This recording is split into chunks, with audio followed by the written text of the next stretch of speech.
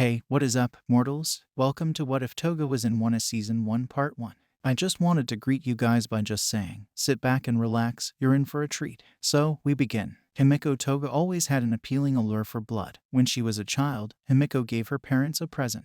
Isn't it pretty? Her mother turned around only to give out a blood-curdling scream at the sight of a lifeless bird, specifically a thrush. Himiko's father came in quickly at the sight of his child holding up a mangled and blood-ridden animal in his living room.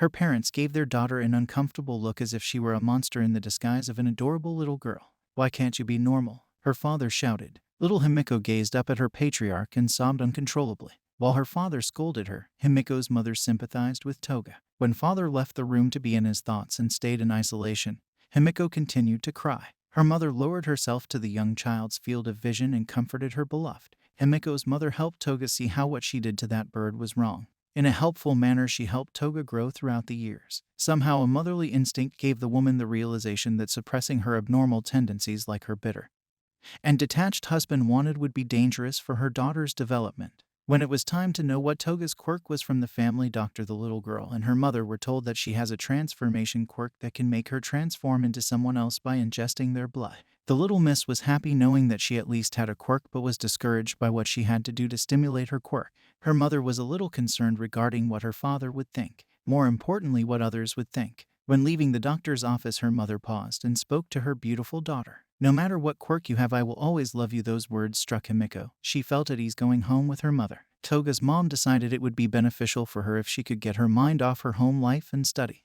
She put her daughter in gymnastics. As soon as lessons started, Himiko fell in love with the sport and continued to go above and beyond. By the time junior high at Esuha Girls Academy came about, Himiko was harassed about how her quirk was more of a villain quirk than a hero quirk. This was not the first time she was tormented by her peers on her quirk. She did everything she could to be proud of what she was. Her mother was by her side. That is all that truly mattered. The energetic yet timid girl bumped into a bubbly round-faced girl. All of Toga's assignments and notes were on the floor, but as she was trying to pick them up, the other girl came down and helped her out. The fair-haired child was shocked at what just happened. No one would ever help her out. "Sorry about that," the quiet girl said as she looked up and saw the face of the person who was helping her. "Achako Uraraka, nice to meet you." Himiko grabbed her paperwork and correctly laid them all in her folder. Their eyes met and Toga spoke as soon as their eyes met. Himiko, Toga Uraraka and Toga normally went to each other's residences to hang out. Sooner or later the question came up. "So Himiko, what's your quirk?" When she heard the question, a sudden chill of anxiousness came.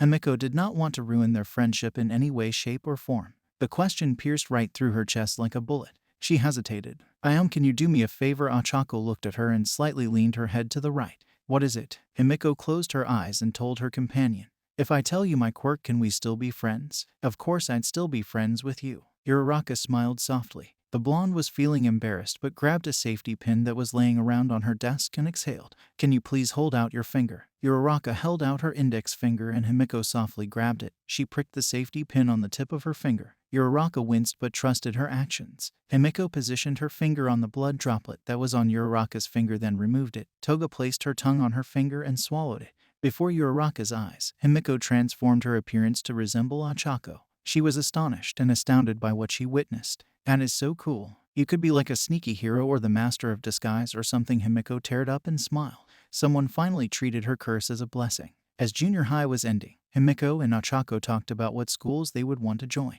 There were so many to choose from in the hero courses in each one. Himiko looked through the catalogs and brochures exhausted.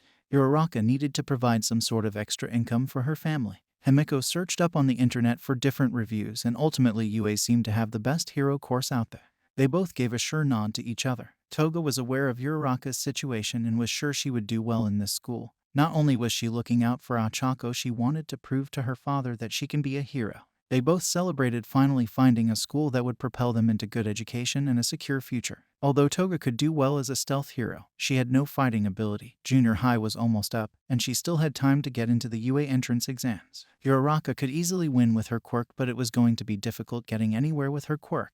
"Never fear, for I am here." Uraraka exploded into the same room as Himiko. She leaped into the air startled, but after that, all she could hear was laughing coming from Achako. "We're about to be high schoolers and you're being juvenile." "Nah, who am I kidding?" That was hilarious. The maturity in the dynamic duo was slowly declining through each passing moment. After the whole fiasco, Himiko informed Uraraka of her predicament. She put on her thinking cap and paraded around in circles. A light bulb turned on and she told Himiko, I know what we can do. Why don't we train together? I mean, you can try fighting without using your quirk and I can throw stuff at you so you can get stronger.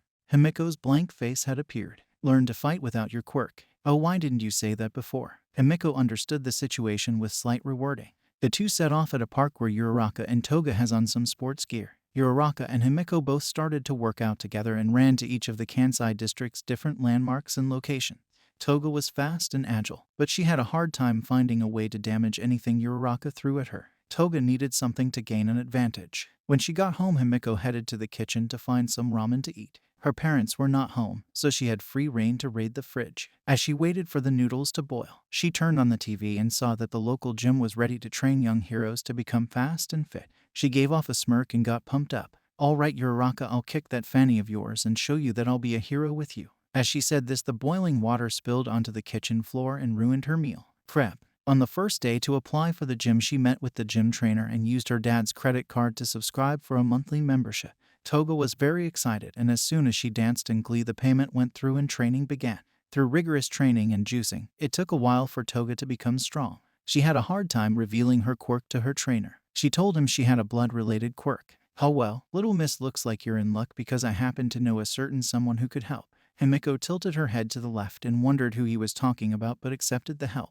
2 months before the entrance exams happened, her trainer tested her fighting skills with a sparring match. She swiftly punched his throat, slid under the man, and kicked his head with her right foot. She realized that she was not supposed to mortally abuse her trainer, but he was proud. Wow, I mean, you can hold back on me in the future, but you did well, Himiko. Also, I talked to a pro hero about your quirk relation and well, he's willing to meet up with you soon. A tall man with white hair barged in and introduced himself. Hello, my name is Sekijiro-kan, but most people call me Vlad King. My friend here said you needed help with your quirk. Himiko's eyes brightened up like a million Christmas lights that turned on one after the other. You have a blood quirk too? She questioned, and he nodded. Yes, I do. My quirk is blood control. Basically, I can shoot blood out of my body and either make it hard so I can use it as a boxing glove or just manipulate it to do whatever I want. He paused for an instant and finally asked, So kid, what's your quirk? She became shy, looked to her trainer and gestured for him to get out of the room. Fine, I'll be out of your way, just come up to the checkout counter when you're ready. After the trainer left the room, Himiko told Vlad King her quirk. I only told a couple of people my quirk since it's considered an evil quirk. My mom and my best friend are the only people who consider me worthy of being a hero. Sekijiro gave her a silent nod showing that he listened. If I ingest someone's blood, I can take on their appearance and features. I never ended up using it because that would mean I need to get blood from someone.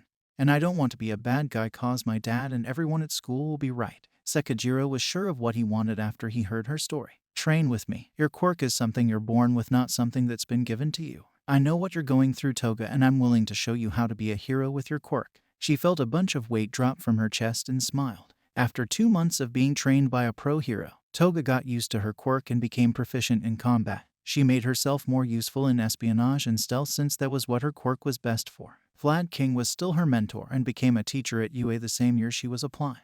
At the gate outside of UA, Himiko stared at the building with a twinkle in her eye. Sekijiro decided to be covert and wears a coat with a hat. Himiko turned to him and laughed. You look like a pervert. Toga laughed loudly and made a commotion. The shrouded pro hero yelled at her. I'm trying to be discreet. At that point, all the future students looked at the grown man arguing with an adolescent girl. He put on a straight face. Kid, I'm proud of you. And with what you learned, I'm sure you can pull this hero thing off. As he said that, he gave his young apprentice a smirk that showed his teeth. Himiko gave off a genuine smile and hugged him. They separate and Achako greets her friend. Himiko, she yelled at a distance, and Toga greeted her as well. They both exchanged a hug and Achako saw the man walking away from Toga and asked her, who's that? Oh yeah, that's my mentor Vlad King. He overheard their conversation in the distance and ran away trying to avoid suspicion. Oh, well, he's a pro hero, right? Toga nodded and made it known that she was correct. I'm going to go tie my shoes and head inside, okay? Achako bowed and smiled. Uraraka then walked into the building, but as she was doing so, she noticed a messy-haired boy fall and caught him with her quirk.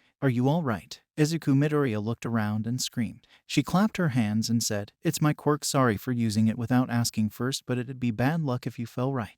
Himiko tied her shoes and got up. She saw the meridian-haired boy and Uraraka as she ran past them, trying not to ruin their chance at getting frisky with each other. After she took the written test, she was more than happy with the results and watched as the instructor, Present Mike, continued to explain about what the mock battle is and what each person must do to pass it.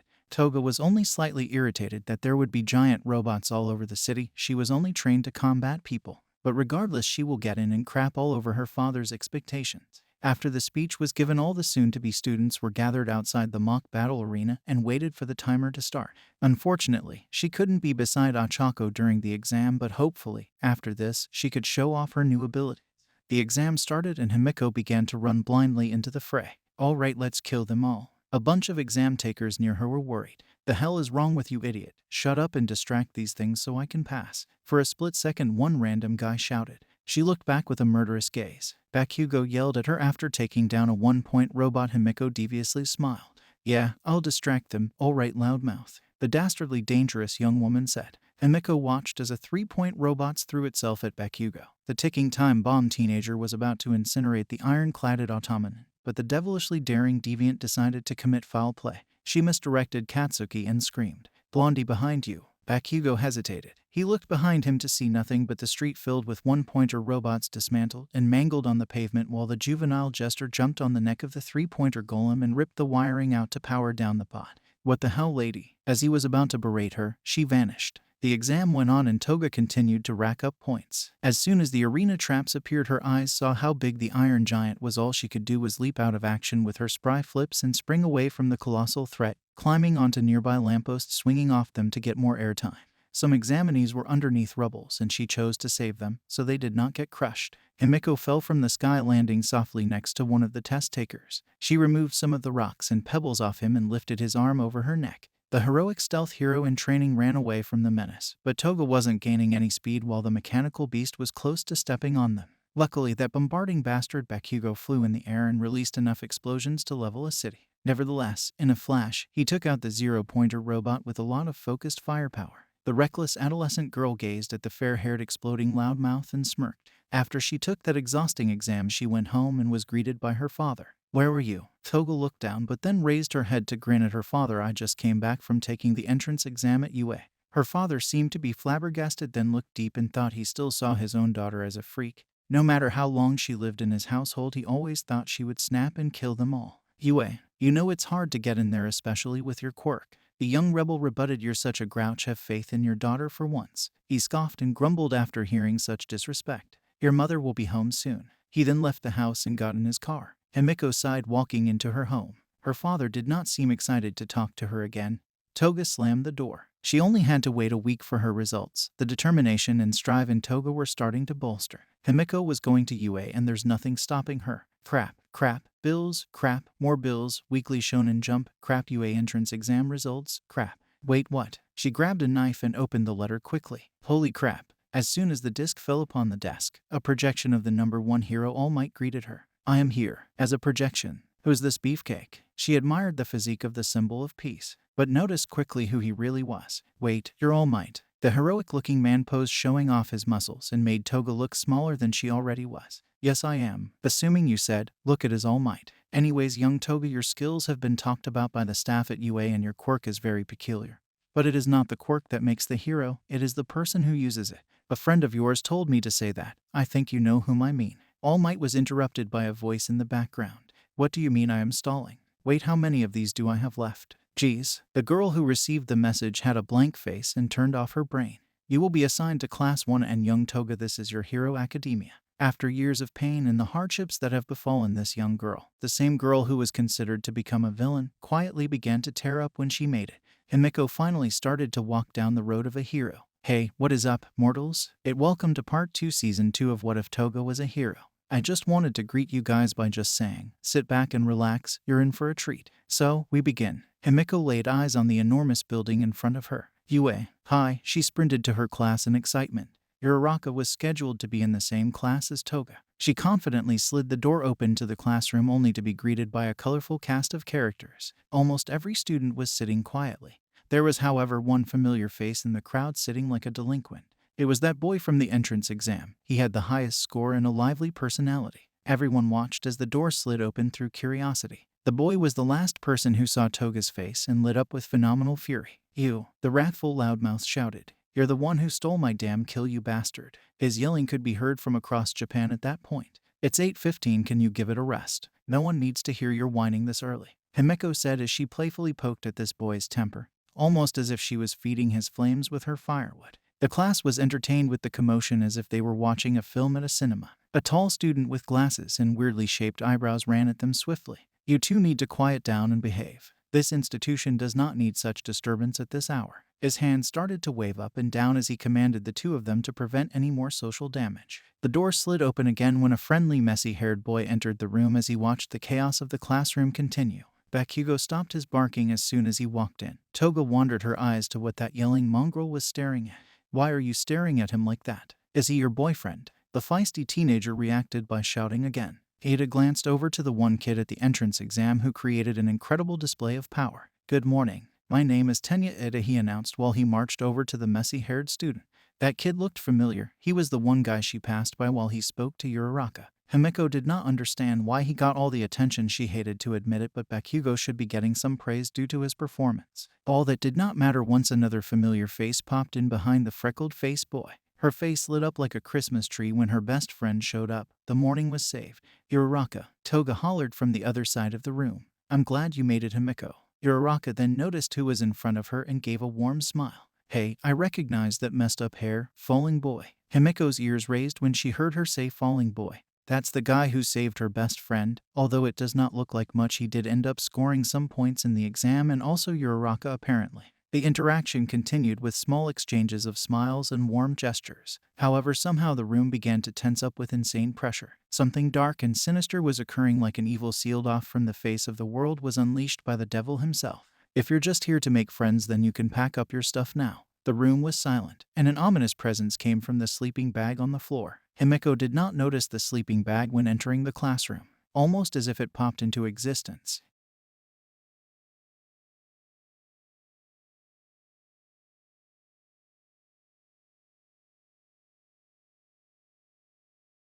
"It took 22 seconds before you all shut up. That isn't going to work. Time is precious." Rational students would understand that. After the chilling introduction, the homeroom teacher gave everyone a seat. He introduced himself as Shota Aizawa. The students received their instructions on how to proceed the rest of the time in class. They were instructed to leave the classroom and change into their official UA gym suits. Everyone was to meet outside at the PE grounds. Himeko tugging at the collar of her jumpsuit, feeling uneasy with how baggy the outfit was. She was the sixth person to arrive inside with boredom. "How long do we have to wait for everyone to show up?" She questioned the punctual classmates. She could hear grumbling from one of the students. "Your voice annoys me, just shut up and wait." The fair-haired irritated boy Bakugo hollers. Everyone stared at him with annoyance. "You're no fun. We aren't here to have fun. We're here to be heroes." The two classmates locked death glares at each other while Midoriya chimed in, trying to ease the conflict. "Hey, catch on. You shouldn't really start a fight with anyone on the first day," he nervously said to his best friend. "Who told you? You can talk to me, Deku,"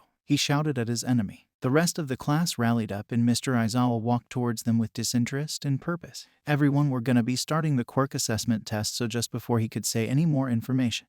"But what about orientation? We're going to miss it. If you really want to make the big leagues, we can't waste time on pointless ceremonies. Here at UA, we're not tethered to traditions. That means running my class the way I see fit." Everyone was shocked that they can't participate in the orientation. Yet Toga didn't really care. If anything, she was excited to skip a boring ritual that everyone has to sit down and listen to.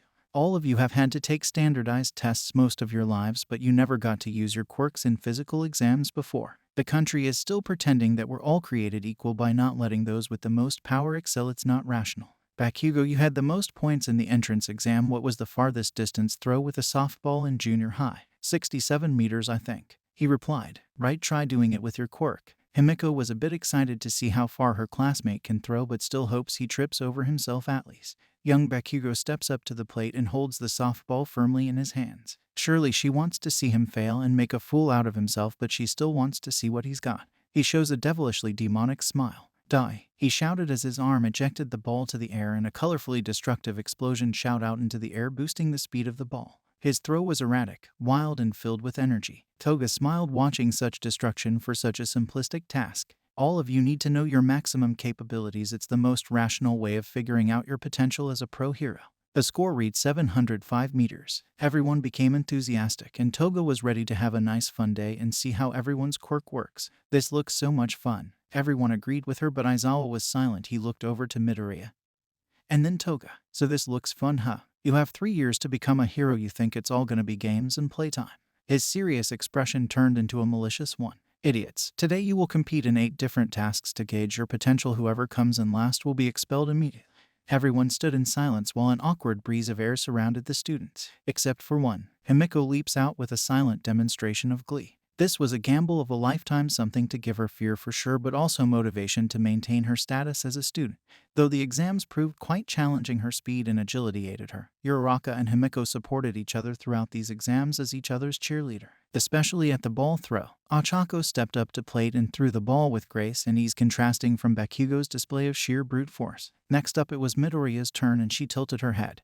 He didn't do much in the other tests, but her best friend said he broke 3 limbs to save her life.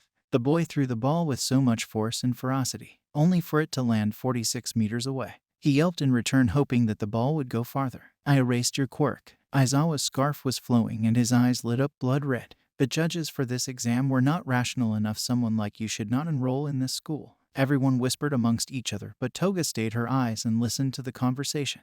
"You're not ready. You don't have control over your power. Were you planning to break your bones again? Counting on someone to save your useless body?" The teacher grabbed Midoriya up close to tell him he's worthless, that he shouldn't become a hero.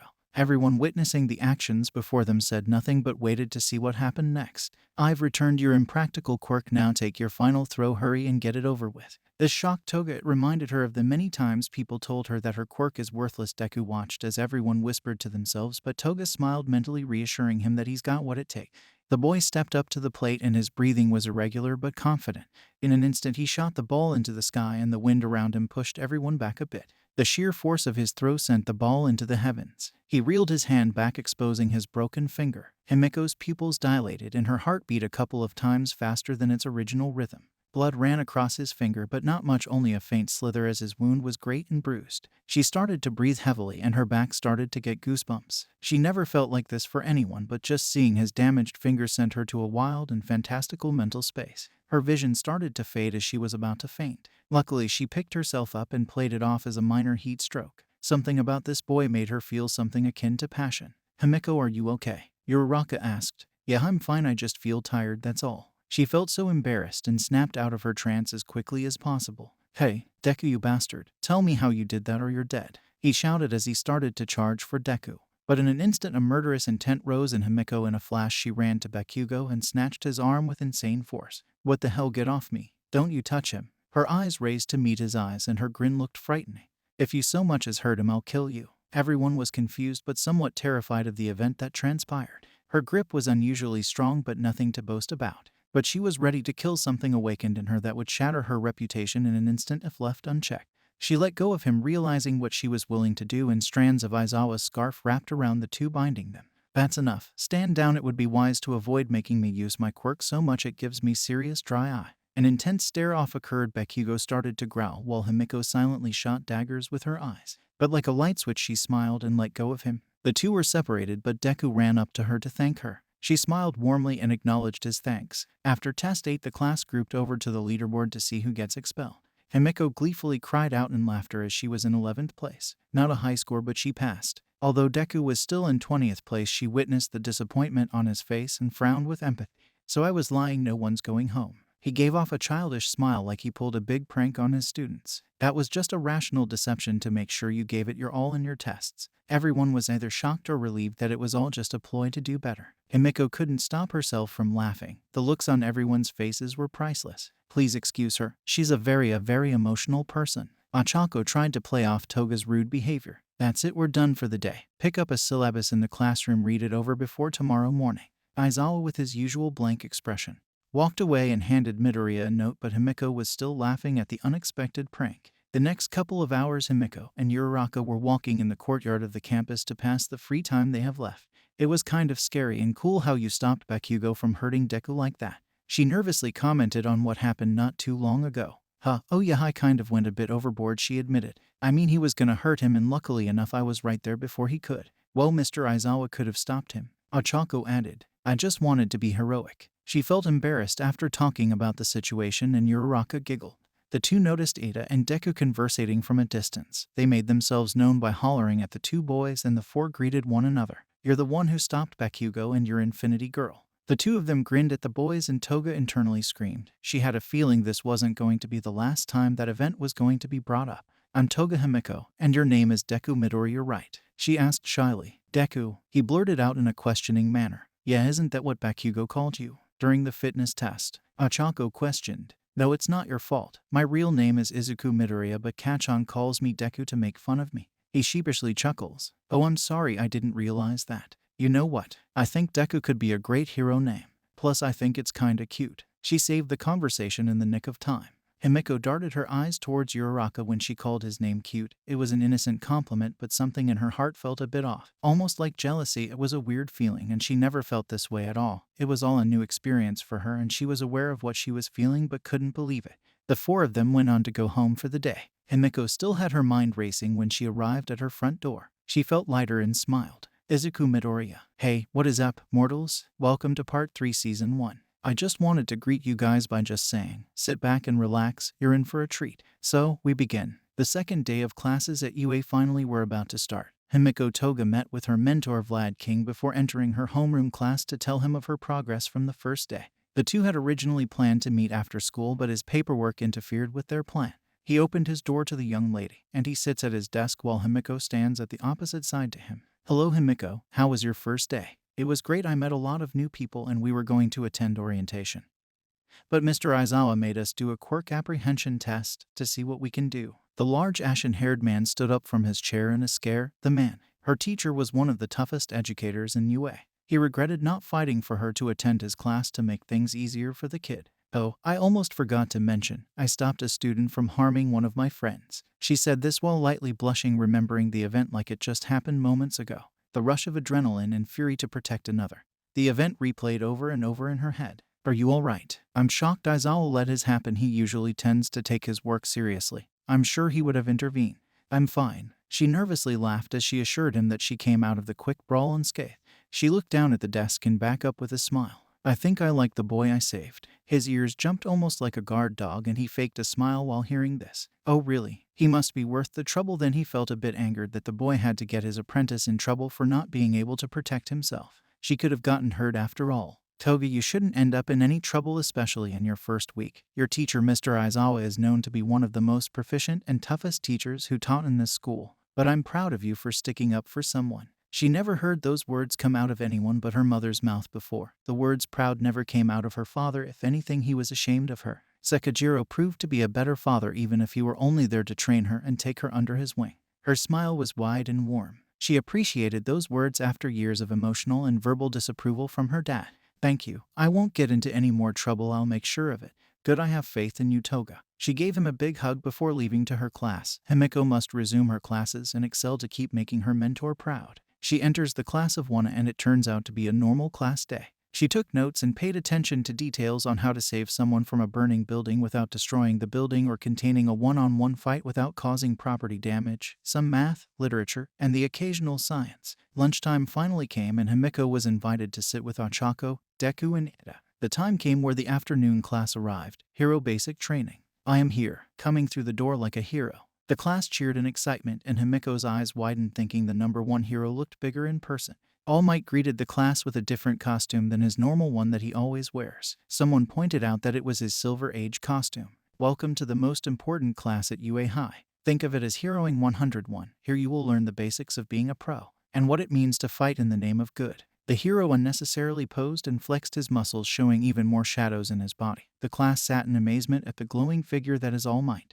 Let us get into it. Today's lesson will pull no punches. Himiko looks over to her friends Uraraka and Midoriya and giggled, seeing how pumped they were. The girl then leered her golden eyes over to Bakugo and noticed how more excited he was than even Izuku. Fight training, real combat. But one of the keys of being a hero is looking good. The walls started to move, and containers appeared with numbers on them. Everyone in the class looked a bit confused, wondering what could be in there. These were based on your quirk registration forms and the requests you sent in before school started. Everyone cheered yet again. The number one hero has that effect on people, especially Toga. In tribute to her number one hero, she dons a red with black accents long-sleeved one piece with spandex fibers to make her flips and rolls more accessible and movement to be more flexible. White boots that can help support her landing when it comes to jumping from high places, and silent soles to sneak. white gloves with silver gauntlets that have minuscule needles, a non-lethal way to acquire blood from the opponent during combat, hardened flex tubes that start from her gauntlets and travel down to the small backpack container that is sleek and will not weigh as much, making her more limber in the heat of combat.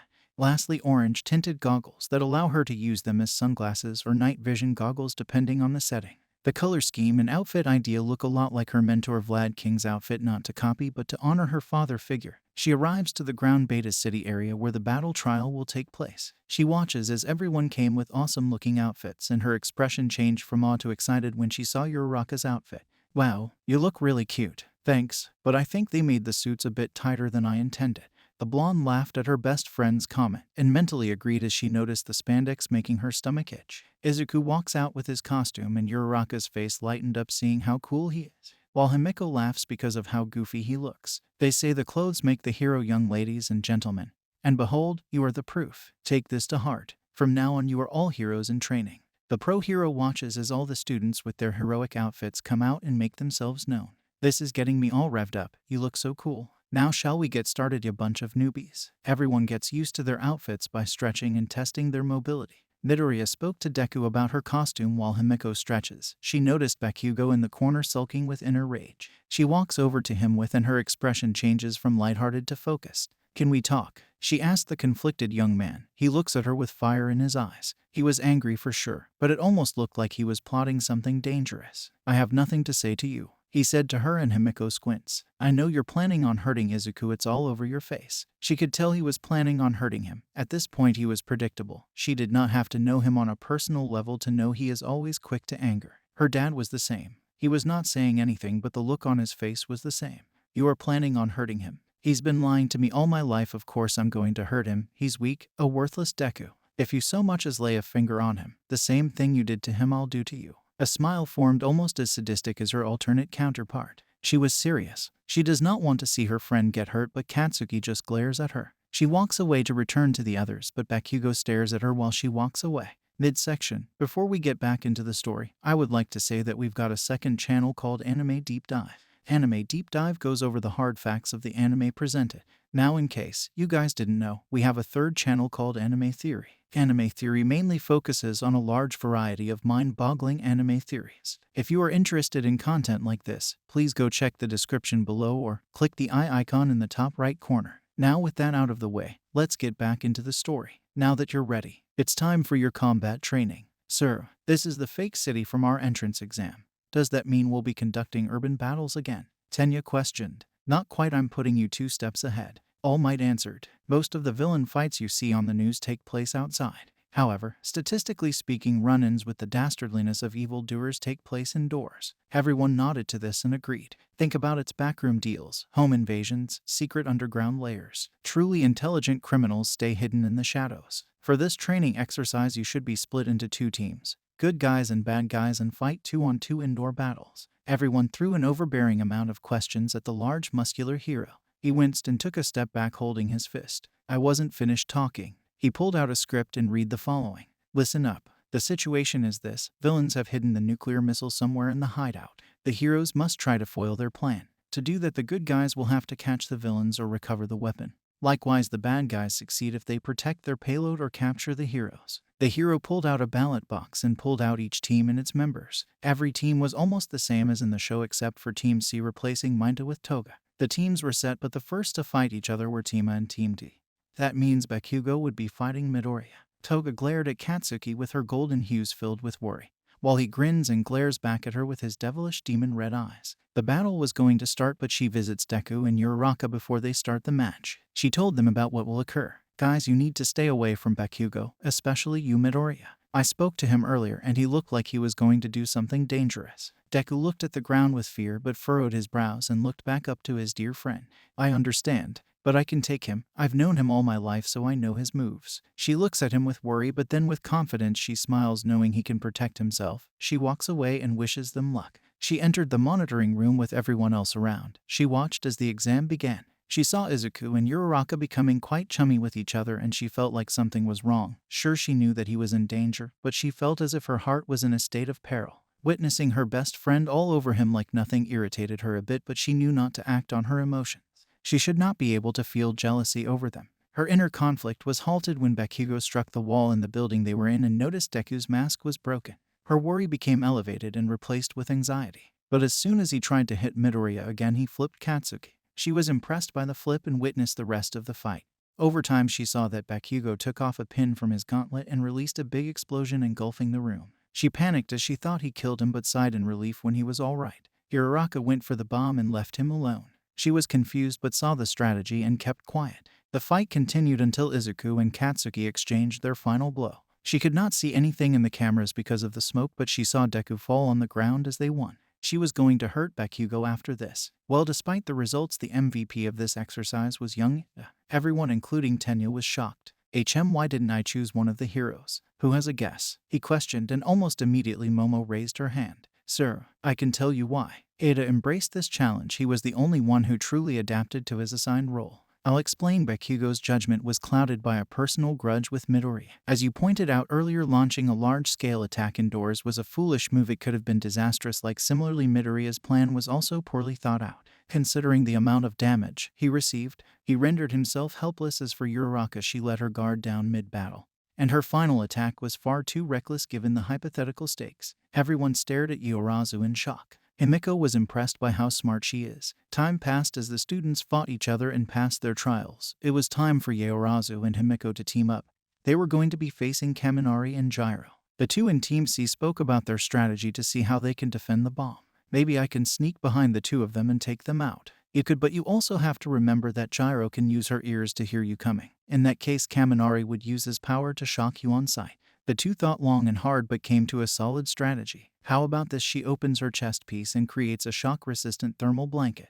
We use this. You sneak as quietly as you possibly can. When the time comes, you wrap him with this, and you knock her out. Himiko holds up the blanket and questions. You want me to put him to bed? No, if you put this on him, he won't be able to shock you with his lighting. She rolls her eyes, but Himiko gleefully grins. Wow, you're super smart. She wraps the blanket around her arm and nods. The trial starts. Momo barricades the door with steel beams she created using her quirk, while Himiko sprints, not making a lot of noise, with her modified silent souls to the entrance where the heroes would arrive at. She followed the floor plan and hit at the first turn in the second floor hallway. She took cover and slid into a crouching position. Toga watched as the two heroes were walking towards her position but stopped. Gyro took her earphone jack and struck the wall with it, attempting to hear any footsteps. Himiko hid herself from detection and smiled as she took the earphone jack out of the wall. They took a couple more steps and Toga surprised the two with the blanket and covered Kaminari with it. She then used the heel of her foot to knock him off his feet. Gyro quickly used her headphone jacks and connected them to her boot, releasing a wave of sound. But Toga was quick. She evaded the attack by hugging the wall next to Gyro and lands a piece of rope on her to tie her up.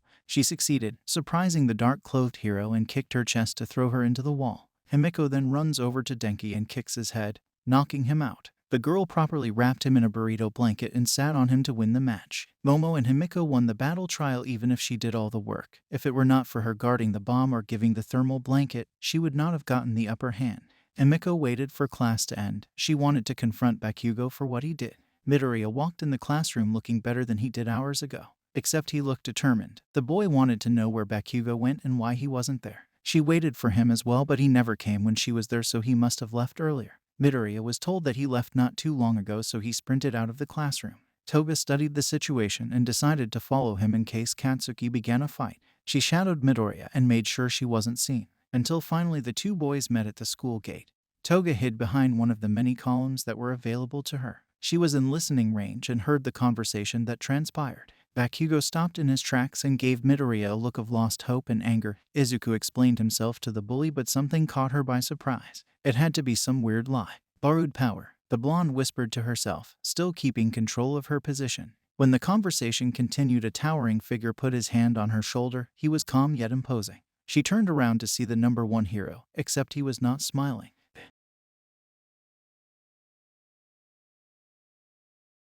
Hey, what is up, mortals? Welcome to Part 4 Season 1. I just wanted to greet you guys by just saying, sit back and relax, you're in for a treat. So, we begin. How much did you hear? All Might asked Himiko. In a conference room, Toga, Vlad King, All Might and Principal Nezu sat down to discuss the secret that's been discovered by Toga. Himiko eavesdropped on Izuku and Bakugo's conversation. It looked bad, but her intentions were far from traitorous. Sekijiro was ready to stick by her and defend her from any accusations. All Might caught her listening to the two speak about his true form. Principal Nezu took it in his own hands to mediate and take the responsibility a principal should. I only heard that he was given power. I didn't know it's possible. She lowered her head in shame. Was that all you heard, young lady? Principal Nezu asked calmly. She nodded her head to signify that was all she heard. He then asked, "What were you doing sneaking around?" "I wanted to protect my friend. He was hurt earlier today and it's not the first time this happened." Embarrassed, she hid her eyes with her bangs to hide her bawling eyes. She felt in trouble. The blonde wondered what would happen next. What were they hiding? Why does All Might look like a skeleton? "You'll have to believe me, I didn't mean do anything bad." "We know you didn't. She's not at fault here. She told me earlier this morning that she had to protect a boy she liked, and I'm sure this is the same boy who was in critical condition during the mock battle, right?"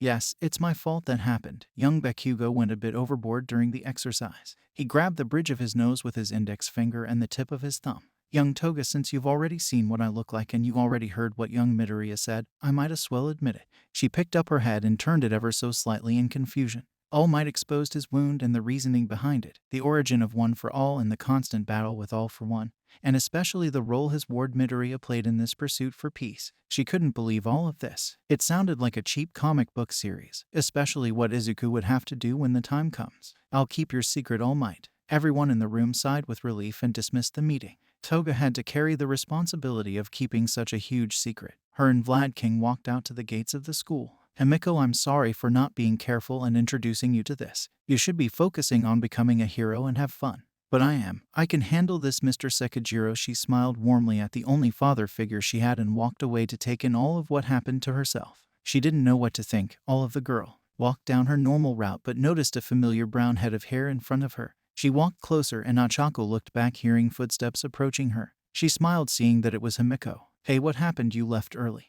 "I went to the bathroom and I got locked," and she lied, and Ochako looked at her with worry. "Are you okay?" "I couldn't imagine the smell being stuck in there for such a long time," she jokingly said, smiling warmly at her friend. The two walked each other home, and the next chapter of Toga's story has begun. Today's training will be a little different. You will have 3 instructors. Me, All Might, and another faculty member will be keeping tabs on you. It'll be a rescue training exercise. You'll be dealing with natural disasters, shipwrecks, stuff like that. Everyone reacted positively, but Aizawa looked irritated. "I'm not finished yet. What you wear in this exercise is up to you. I know you're excited about your costumes, but keep in mind you haven't gotten used to them yet. It might limit your abilities. This special training's at an off-campus facility, so we'll be taking a bus to get there." Everyone gathered outside, and Bakugo's eyes met Himiko's, his looking defeated and angry, but not as angry as the other times he showed that emotion.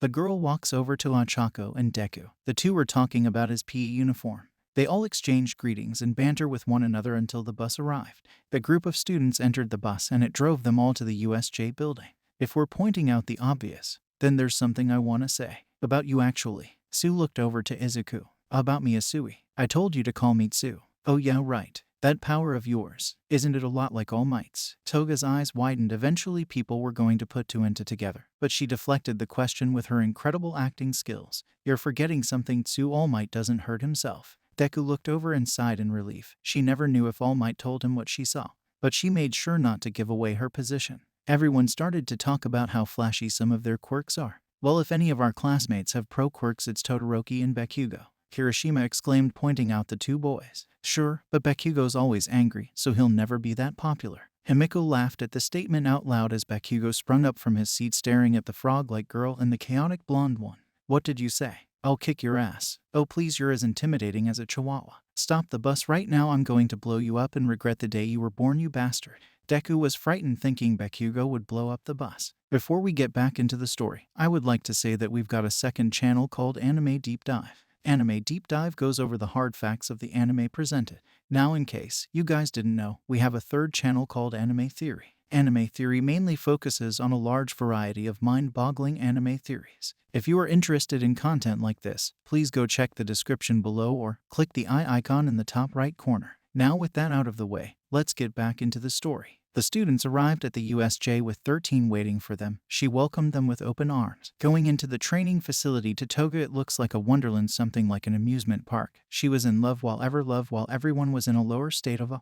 All Might wasn't able to join, mainly due to his schedule being backed up, but Deku and Toga had their suspicion that he used up all his energy. The class of Wano was ready to start their exercises, but then a dark hole emerged from the fountain with a hand reaching out. Aizawa was weary of what happened. Villains started to emerge and surround the fountain. Aizawa cautioned the students to stay back. He put on his glasses and stepped forwards. A man with many hands and a bird-like creature came out, intimidating and scary. Toga smiled. Maybe it was because of how nervous she is. But something made her smile. She eyed each criminal coming out of the portal and clenched her fist. The portal formed into a man of sorts. Eraserhead released the binding of his scarf and it exploded. He jumped into the fray. Landing on the ground, he ran towards three villains using his ability to neutralize their quirks. They were in shock of what had hindered them. Aizawa used his scarves like a whip, cracking them and gabbing the three. He pulled them together forcefully and had them use their body weight against them by smacking right into each other. The rest of the other villains were like fodder for him. It's a pleasure to meet you. We are the League of Villains. I know it's impolite, but we decided to invite ourselves into this haven of justice to say hello.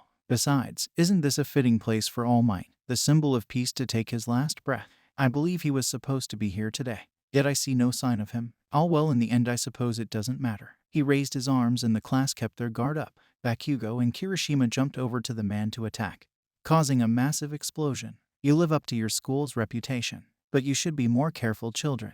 Otherwise someone might get hurt. He emerged, but 13 cautioned the kids to stay away. But a black cloud surrounds them all. The villain opened portals around the place, dropping different students in different places. Toga was tossed onto a cruise ship. She rose up to Setsu and Deku near them. Hey, over here guys. She saw a couple of villains try and surround them, but Asui was quick, grabbing the boy with her tongue and swimming quickly to the boat. Toga ran over and extended an arm to help them get up, but the frog hero Froppy used her tongue to save Deku and drop him on the boat first. Froppy jumped up and grabbed the girl's hand. Himiko pulled her into the boat and they all fell in, separating themselves from the villains. You saved my life, Asui. I told you to call me Tsu. She corrected the boy. This is turning out to be a terrible day of class. This is pretty crazy, but then again this is kind of fun. You're weird. Himiko giggled, but then she looked around to see that they were surrounded. Asui noticed this too, so she put on a defensive stance. But they aren't coming up to the ship yet. Izuku's brain lit like a light bulb.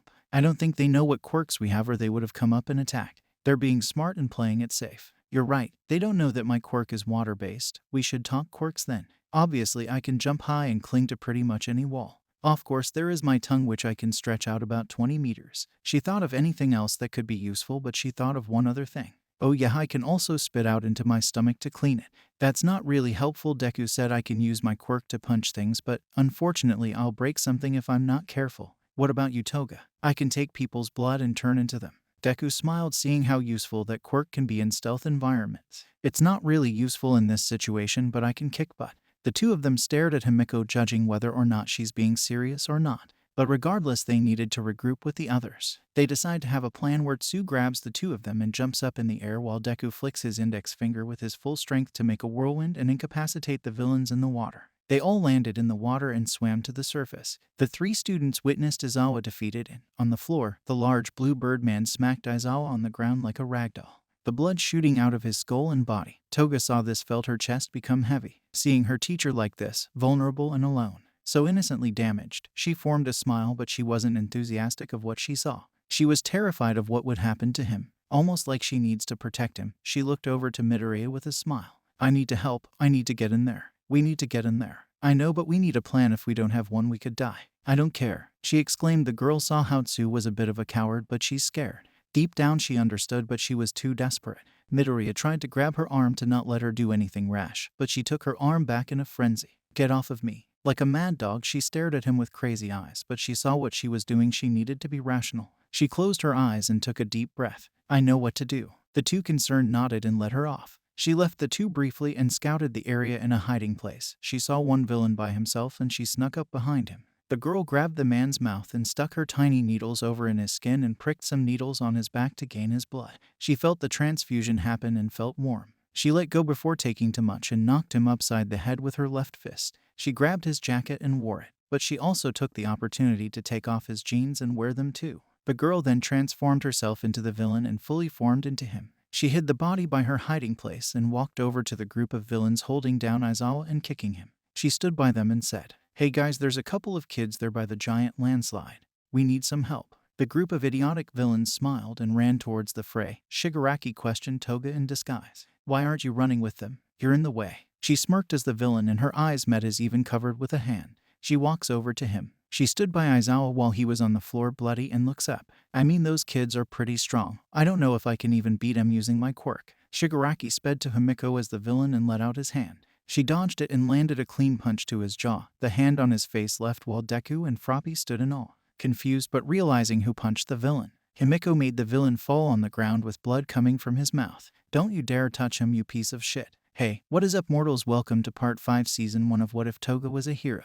Now with that out of the way, let's get into the story. The leader of the operation to attack the USJ site was on the floor. Rage filled his eyes as he stared at the young woman who knocked him down. She looked down on the villain with disdain and an overprotective rage. Her skin melted from the villain's persona, shifting back to her own flesh and blood, revealing her true self. Her bright golden eyes pulsated with furious anger, while Midoriya and Asui paid attention to the scene. Namu, attack. A large deformed beast of villainy sped into the action and reached out its hand towards the woman towering over its master. She witnessed this grotesque demon and fell to her side to dodge such an attack. Her arm was caught by the monster and he flung her towards a boulder near them. She braced for impact, but Midoriya caught her midair as the two hit the rock together, cushioning the impact. The Namu picked up Shigaraki, who scratched his neck and cheek, almost making himself bleed with each scrape. His scream hollered throughout the facility. "What the heck is that thing?" "I don't know, but it looks strong." Asui went to go find help, so we're the only ones here. "It's Sue." Toga grinned as she told her comrade.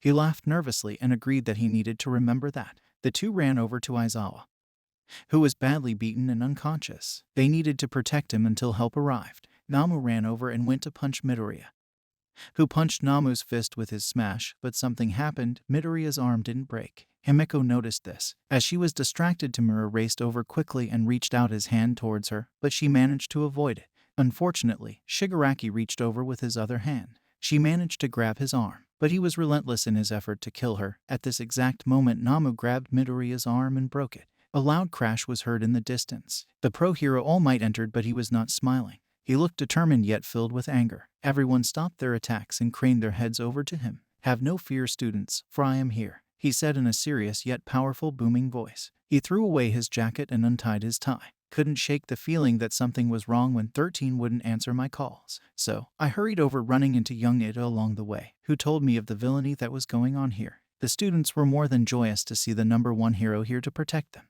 Izuku on the floor after Namu had let him go. He watched as All Might moved over in Namu's direction. He took out any villain in his way and carried Aizawa all in the blink of an eye. At the same time, almost in a second's notice, the pro hero grabbed Himiko and Midoriya and placed them down near Aizawa. Toga was astonished at the feat of incredible speed. She looked over to Midoriya and held his arm in worry. Shigaraki walked over to the hand that was on the floor and placed it on his face like a mask. He stood there in disbelief at what had transpired. He was sure that things were going well, but maybe it still could. He did still have the Namu. All Might, that bird villain took one foe. He looked over to Himiko before letting out his secret. "That thing took one for all. And Izuku didn't break his arm," she interrupted Izuku. He was in shock of what he heard, but it was not the time to overreact.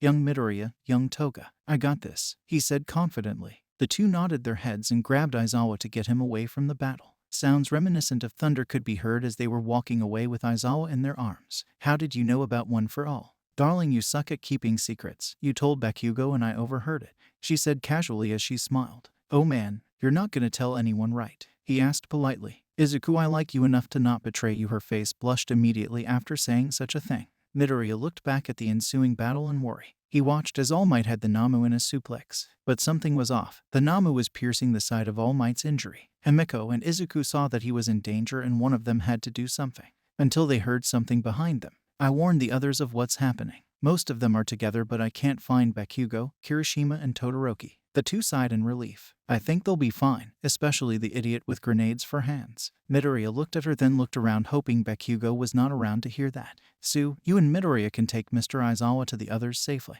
I can go and help All Might out somehow." "No, you're not going. I'm strong enough to help him. I can just take him while you two can figure it out." Ribbit. Sue grabbed the raven-haired instructor and hopped away. The two of them watched as she took him away. They looked to each other for a plan. "It looks like it takes orders from that handy man," she said to herself. The two then figured out the plan quickly. "Wait, what if I can get close enough to the handy man and tell the Namu thing what to do? Then that means I can get to the Namu and break its grasp on All Might." They both nodded at each other and dashed over to the fight.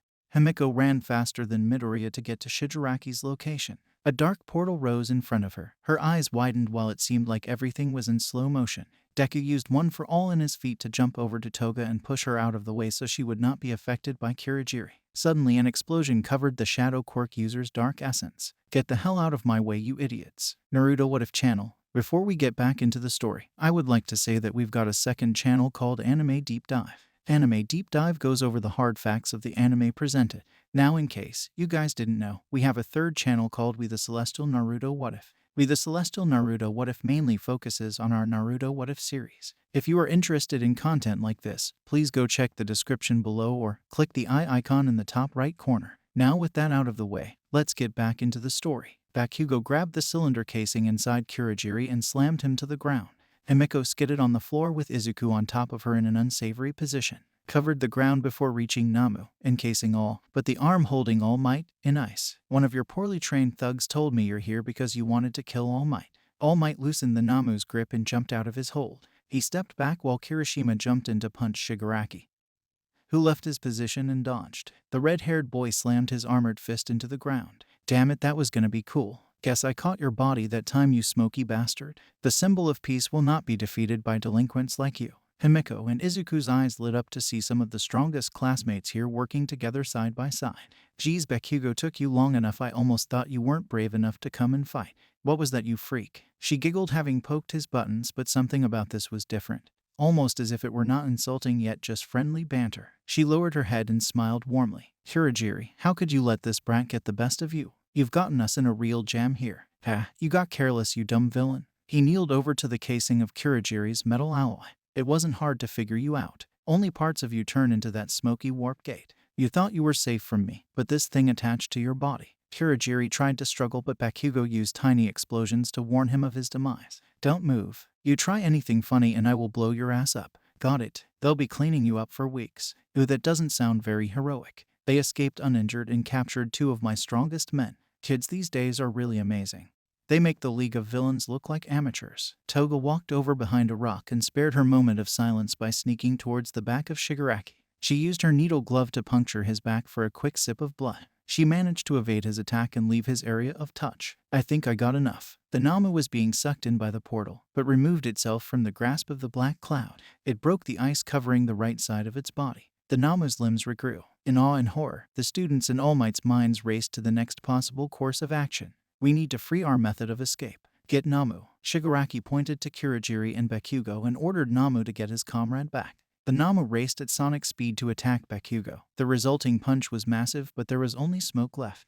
Bakugo. In a sharp instant, Himiko thought something had happened to Bakugo. She dropped to her knees, but as soon as she did, how the hell did I get over here? Well, you dodged it, Kirishima added. No, I didn't, idiot. Bakugo looked over to where he was and back to Toga on her knees, almost mourning him. He furrowed his eyebrows, then looked away. She got back up and looked over to All Might, releasing gas from his body. He was starting to turn back to his weaker state. All Might blocked Namu's punch and saved Bakugo at the same time. These are kids and you didn't hold back. I didn't have much choice. He was threatening my companion. Besides, these kids are not angels. The girl, she tried to kill me while wearing the face of a henchman, then took some of my blood. If a hero does something like that, you think you can get away by being as violent as you want.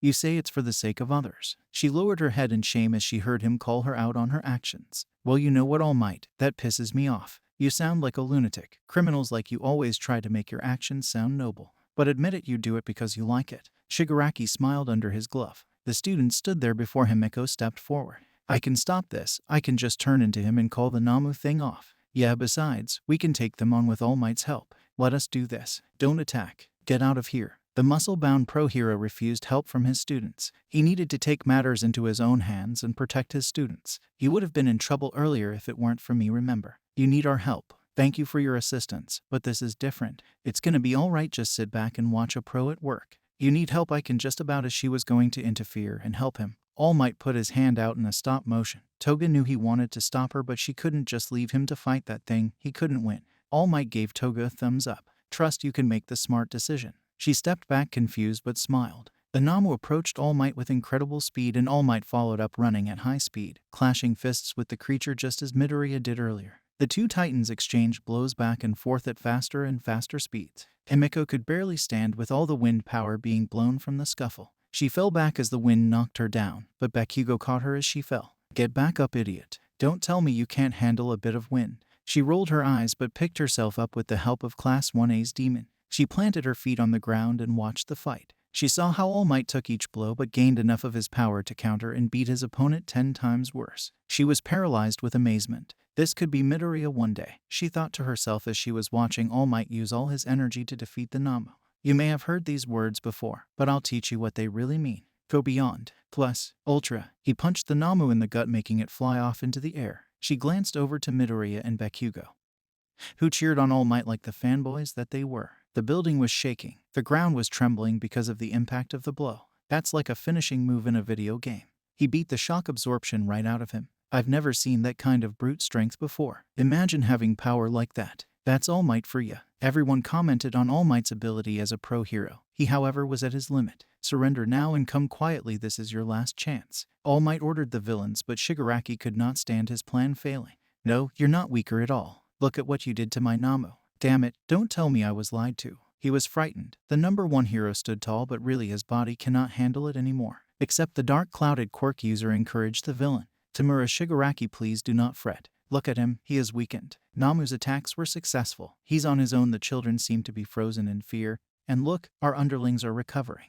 You're right, this is it. We have no choice, we must do it now. The big end boss is right here. He began to run towards All Might while the number 1 hero was stuck in place. In an instant, Deku flew into the air by smashing his legs to reach All Might's location and protect him. Himiko knew what he was doing. He was trying to buy some time. She ran behind him and improvised along the way. Unfortunately, a portal arose in front of Deku as Shigaraki's hand popped out to disintegrate him. A gunshot was heard and the resulting bullet pierced the villain's hand. The pro heroes were here, and they saved the day. Himiko ran to Deku to comfort him while he was on the floor with his legs and arm broken. As everyone was distracted and the two villains made their escape, All Might's form was breaking down and turning back into his original self. He looked deformed, and Toga remembered what he said earlier about making the smart decision. She ran to All Might quickly while everyone was distracted on what was going on. All Might, give me your blood. Hey, what is up, mortals? It is welcome to Season 1 Part 6, What If Toga Was a Hero? Now with that out of the way, let's get into the story. Himiko's hand reached out to All Might and she wished for him to give her his blood. He watched as the Kirishima rushes to Deku. All Might and Toga rushed to their side from afar and he stared at her hand. He let her use his blood by holding her hand and she felt the container on her backpack fill up. The girl let the blood tubes fill with his blood and she consumed it. Her body changed along with her clothes to resemble All Might to the greatest detail. She then carried him away somewhere secure and walked over to where the original All Might was. Yo, are you alright, young hero? She played the part as the number 1 hero and tried to pull off an amazing All Might impression. Wow, you really are amazing, All Might. The girl nodded her head as the heroic muscle head while Toshinori in his skeletal form hid behind a structure witnessing her quirk in action. You should probably check up on your classmates, see if they're injured. She gave Kirishima a thumbs up while posing dramatically. That's not how I look. That's not how I look at all, he said to himself quietly while rolling his eyes upward in disbelief. Kirishima then ran over to where the entrance was to see if any of his classmates were hurt. Himiko sighed in relief and walked over to Midoriya, who was still on the floor. I gotta say, you look pretty cute. She smiled warmly, except she still looked like All Might, so the moment she was trying to have failed immediately while Midoriya was shocked that he heard his idol call him cute. The day was saved, and all is well for now. Himiko played back the whole event in her head while walking home. Her phone was out of battery after not charging it the whole day. The students were dropped off at the campus for medical treatment and they were able to go home when recovered. She opened the door to her house with her key and stepped into her house, taking her shoes off. Himiko's mother ran towards Toga, hugging her. Got a call from the school saying that you were attacked at the USJ. Are you okay? Are you hurt? Her mother was the only one there at the house.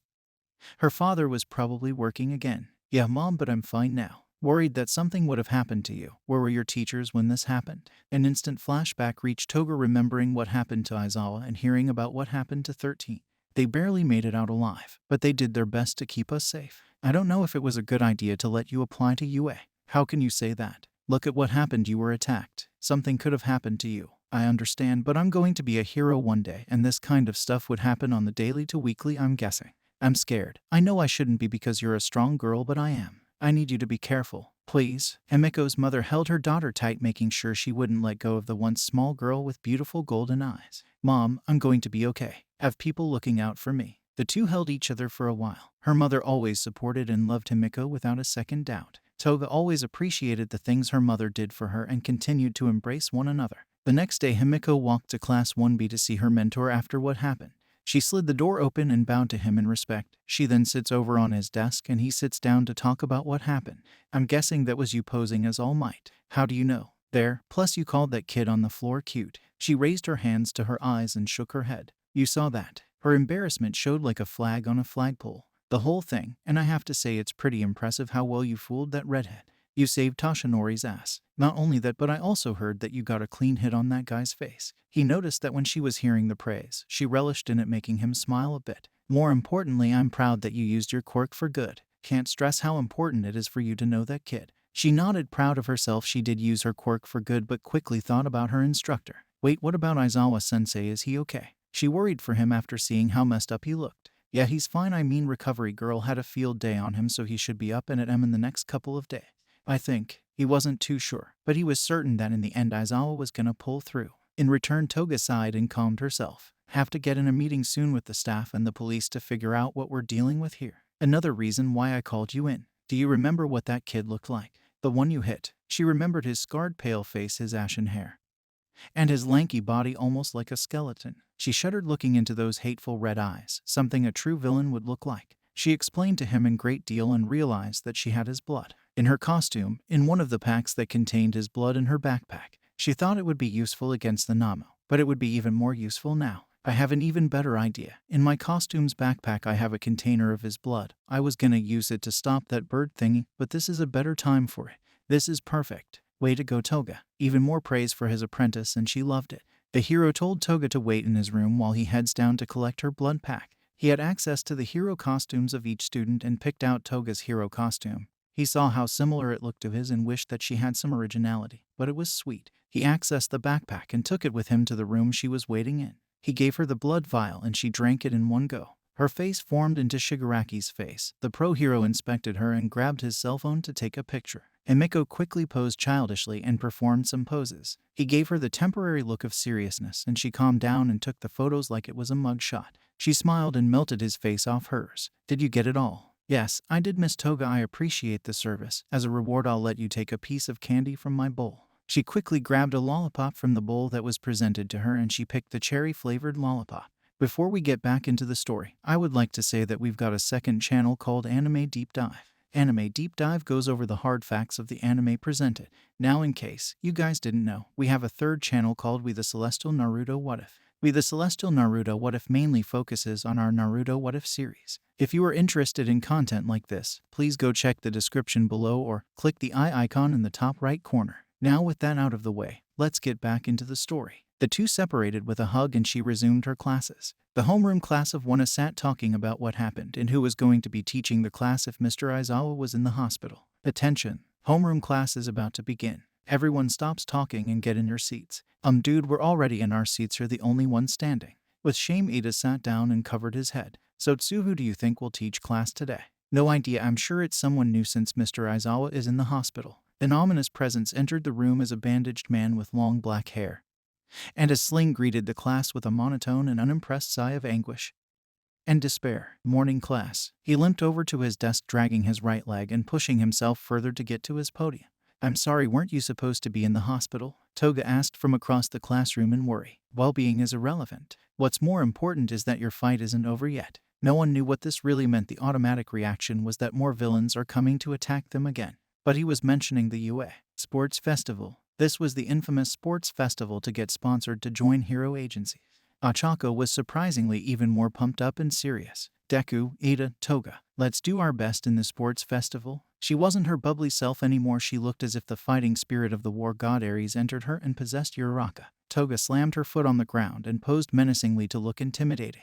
Good grief, it looks like I have a worthy opponent approaching me. I'm gonna do my best, Toga. No, I'm gonna do my best, Ochako. The class just witnessed the two getting even more pumped up than everyone else. The four walked out of the class to head to lunch. They were talking about the sports festival while Uraraka revealed to the two boys what her motivation to win was. Her family always had problems with money, and she wanted to become a pro hero to help pay off their bills and debts. Toga already knew this and remembered a time where she asked her father to help give them a small loan or something. He, however, didn't care and wished that she would leave his presence. He was a cold man. She always wanted to prove him wrong. The next couple of days, everyone in class were excited to compete in the sports festival. Toga made sure to train with Vlad King when possible. She knew it was televised, so she wanted to make her family proud of her. 2 weeks before the sports festival, everyone wanted to leave class to head home. But a horde of UA students blocked the path. They were all looking at the students in Class 1A. Why the heck is you all here? Do you students have some business with our class? They're scouting out the competition idiots. We're the class that survived a real villain attack. They want to see us with their own eyes. Bakugo scoffed. Honestly, I don't think anyone wants to see you with their own eyes. Himiko smirked, trying to poke the bear. Shut the hell up before I kill you. You're all talk. You know how many times you said you were gonna kill me. Can't wait to kick your ass in the sports festival. So, this is Class 1A. Everyone looked to the crowd to see where the voice was coming from. Heard you guys were impressive, but you sound like an ass. Is everyone in the hero course delusional? Or just you? The two blondes angrily stared at the boy who talked them up just now. What was that? How sad to come here and find a bunch of egomaniacs. I wanted to be in the hero course, but like many others here, I had to choose another track. Such is life. Consider this a declaration of war. If you don't give it your all, I'll take your spot from right under you. Bakugo walks away, and in turn so does Himiko. She must take this competition seriously. If not, she will be replaced. Idiot. He barked at Himiko. He turned around as they got away from the students who surrounded them. You think you can win a fight against me? You can barely use your quirk. I don't need a quirk to beat you. You need a hell of a lot of training if you're gonna go against someone like me. He saw how she fights. She is fast, but not fast enough to match his movement. You need to be fast and ruthless. She stayed quiet and walked away from him, but he was right. For once, if she were to survive, she needed to be even faster and merciless. The training that led to the sports festival focused on stretching, sprinting, breathing, and jump rope. It helped her get faster so far, and the gymnastics she took also played a key role. While training with Vlad King, she focused on evading and lunging. She had a hard time getting to him quickly, but he showed her how to dodge more effectively, but using his quirk to make a sword. He lunges at her and uses free hand to attack her when she dodges his attack. At first it was difficult because he was not leaving any room to let her dodge effectively. But through time and repetitive movement, she understood that the opponent will never let her get a chance to breathe. Instead of dodging once to attack, she had to keep her body moving and in turn catch the opponent by surprise and overwhelm them. A day before the sports festival, Himiko's mother walked into Toga's room to check up on her. You should get some rest. The sports festival is tomorrow, and you need to be energized and ready to compete. She smiled. You're gonna watch it tomorrow. Of course, I'm your #1 fan. Is Dad gonna be watching? The room went temporarily silent and Himiko's mother nodded. He will. I'm sure he's not working tomorrow, so we'll watch it together. I'm actually kind of nervous. What if I don't do well? What if I end up screwing myself over and fail the moment I start the competition? Himiko's mother sat down next to her on her bed. I'm sure you'll do well, Himiko. The days I took you to gymnastics and saw you perform all these incredible flips and tumbles, knew you would become something greater, not because of your flips, but because of your strength. You're the one who never gave up in gymnastics. You're the one who never gave up when you applied to UA. And you're the one who never gave up on yourself. I'm proud of you, baby. The two shared a tender moment, almost as if it were a fairy tale. If she never had her mother or anyone in her life that helped her push forward, she wouldn't be here today. Hey, what is up, mortals? Welcome to Season 1, Part 7 of What If Toga Was a Hero. Now with that out of the way, let's get into the story. The sports festival was today, spirits high and the crowd cheering. Toga sat in the locker room with butterflies in her stomach as she was nervous on how things were going to go. She sat down near Momo and Ochako as they were talking about how the sports festival might go. I know there might be a tournament in the end, but I'm sure we can sneak in some food. I hope there's still some left. I'm definitely going to need it by the time this day is over. Momo pouts as she was eating a protein bar to get her strength up. She noticed Himiko sat down next to them and smiled. Are you excited? I'm more nervous than excited. But hey, I'm gonna be on TV. Oh, that's right. Not only that, but we get chosen by a hero agency. Toga's stomach felt even more infested with butterflies and she hides herself. As Ida bursts into the room as usual and informs everyone that they'll be entering the arena soon. Crap, more pressure. It's gonna be okay, Hemi. Besides, it's mostly about having fun. She reassures her best friend as there is commotion happening in the background. Midoriya and Todoroki were speaking as the quiet Shoto declares war on him.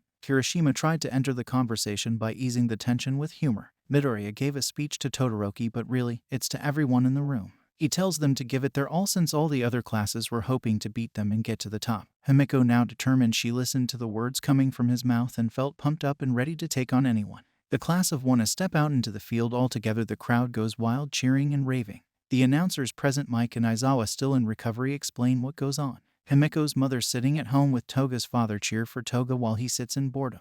Class 1B general classes C, D, and E, and support classes F, G, and H, and finally business classes J and K all set out in groups by the stage. For the student pledge, Bakugo stands on the stage looking carefree and mad as usual. There's never a genuine smile on his face. I just want to say that I'm gonna win. He left the stage as the students in class 1 shouted, knowing he would say something like that, while the crowd of other students booed and hissed at him. The first game of the festival was an obstacle race. Himeko seemed to be the only one who smiled and cheered, thinking this section was going to be fun. The rest stared. The race was about to start and everyone had their game faces on each of the students in the other classes were going to be targeting class 1. Toga didn't mind the competition, but she wanted to prove to her parents. She wanted to prove the world that she can be a hero no matter what it takes. The race started as everyone headed to the doorway. The hallway leading out to the exit of the doorway was crammed with multiple students, but Toga squeezed her way to the shoulders of her classmate.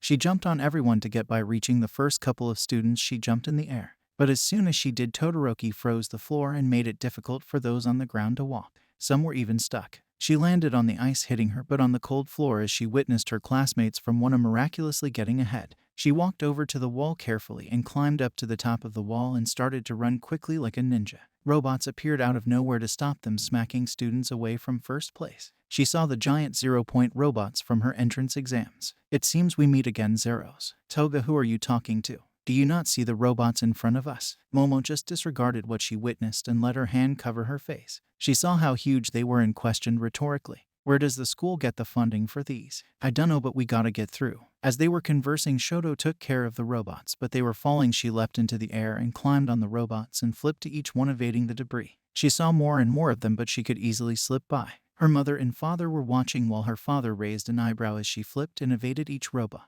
Hush, she's really agile. Doesn't she usually stay in her room to play video games? If you took the time to talk to our daughter, you would know that she trains nearly every day to get faster and stronger. Interesting. Embarrassed, he laid back on the sofa. As she was slipping by and running towards the next obstacle, she heard loud booming and turned her head to witness Bakugo blasting his way through. She picked up the pace by sprinting. Oh crap, he's gaining on me. Who the hell told you that you can outrun me? You annoying little shit. I'm gonna beat you, Bakugo. I don't want to hear it. She kept running, but Bakugo propelled himself to pass her, and she felt quite idiotic to say such a thing. But she won't stop trying. Before she knew it, she entered the next obstacle, stopping before she fell into the caverns. She then saw Ochako and Froppy and Mina behind her, but she couldn't stop to chat. She used her agility and speed to literally run on the tight ropes over the caverns. She also witnessed Bakugo and Todoroki in front of her. Thinking of a way to slow him down, she had a couple of ideas, but most of them would end in her death. Screw it, what's the worst that could happen, she thought. Mid-section, before we get back into the story, I would like to say that we've got a second channel called Anime Deep Dive. Anime Deep Dive goes over the hard facts of the anime presented.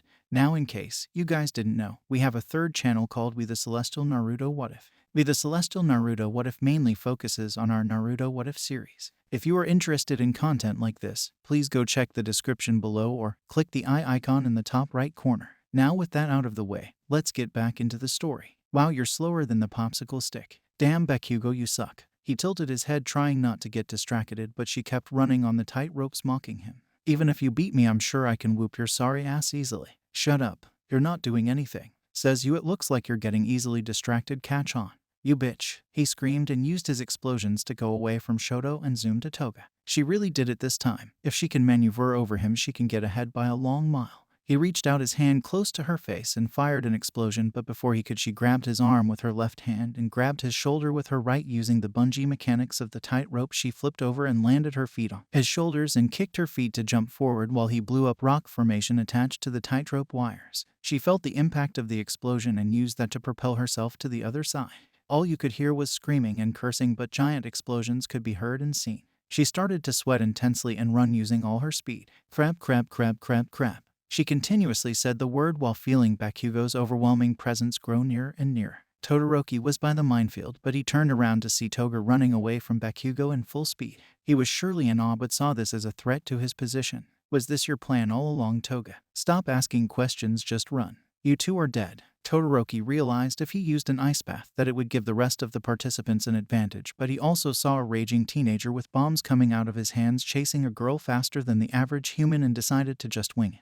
The three were on the minefield and Bakugo throws his right hand and created a projectile explosion to impact the ground in front of Himiko, creating a bigger explosion along with a purple cloud. Toga was in the air screaming and witnessed Bakugo charge after Shoto. She then hit the ground and carefully bolted towards the two in the minefield running behind Todoroki's ice trail. But as soon as they were in the lead, an even louder explosion could be heard behind them. It was Midoriya using one of the robot's parts to rocket across the sky. "Look at how hot he is," she screamed while standing in place, but realized she was going to be left behind if she kept doting on him. She slapped herself, creating a red mark on her face. "Get it together, Hemi." She ran after the three, realizing she's in fourth place. The girl witnessed her future husband propel himself to first place by smashing the ground with that same metal piece. She was placed in fourth due to her thinking and speed. Her parents were shocked, but Himiko's mother was cheering and laughing, knowing her baby girl could advance to the next portion of the festival. Her father smiled but hid it from his wife. He caught himself and continued to act bored out of his mind.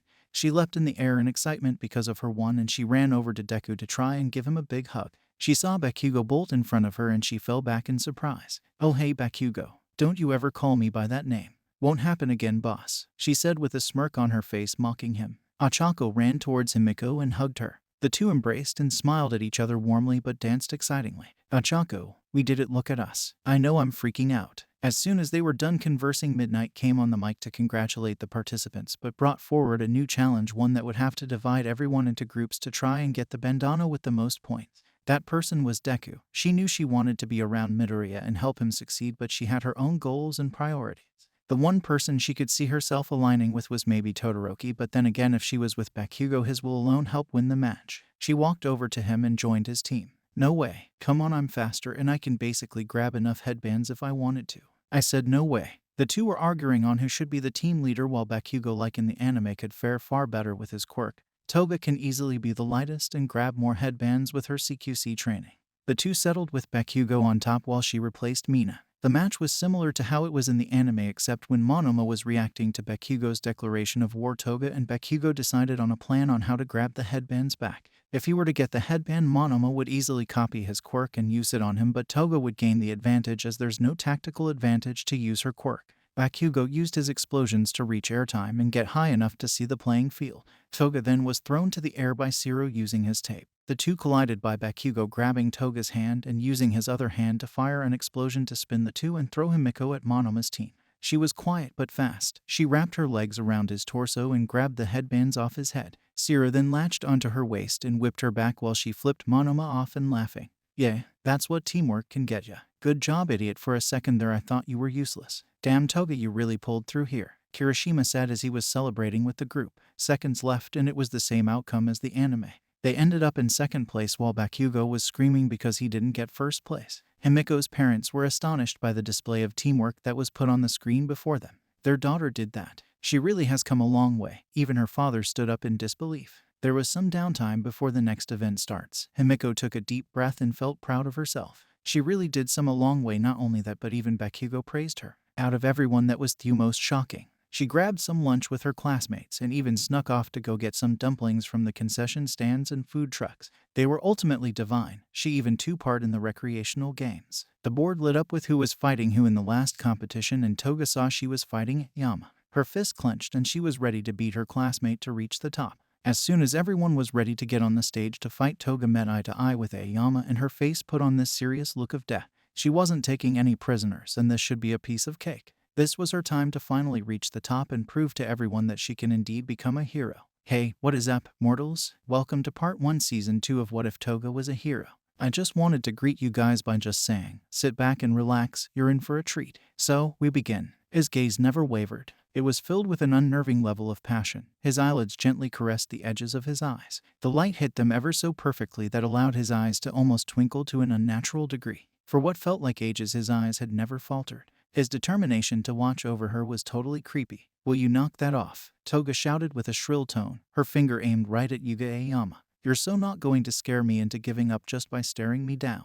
The class awkwardly stared at the two. Ever since it was announced that the two would go against each other, the young woman had seen the boy just staring at her. At this point, the two had to go to their preparation rooms now that the first 3 fights had ended. The 4th battle between Ida and Mei had only just begun. Toga had been able to mostly ignore it up till now. The distraction of Izuku's brilliant, strong-willed victory against Hitoshi had been a major help towards that. The whole thing had gotten her psyched and worked up, in much of a similar way it had when she saw his finger back on their first day.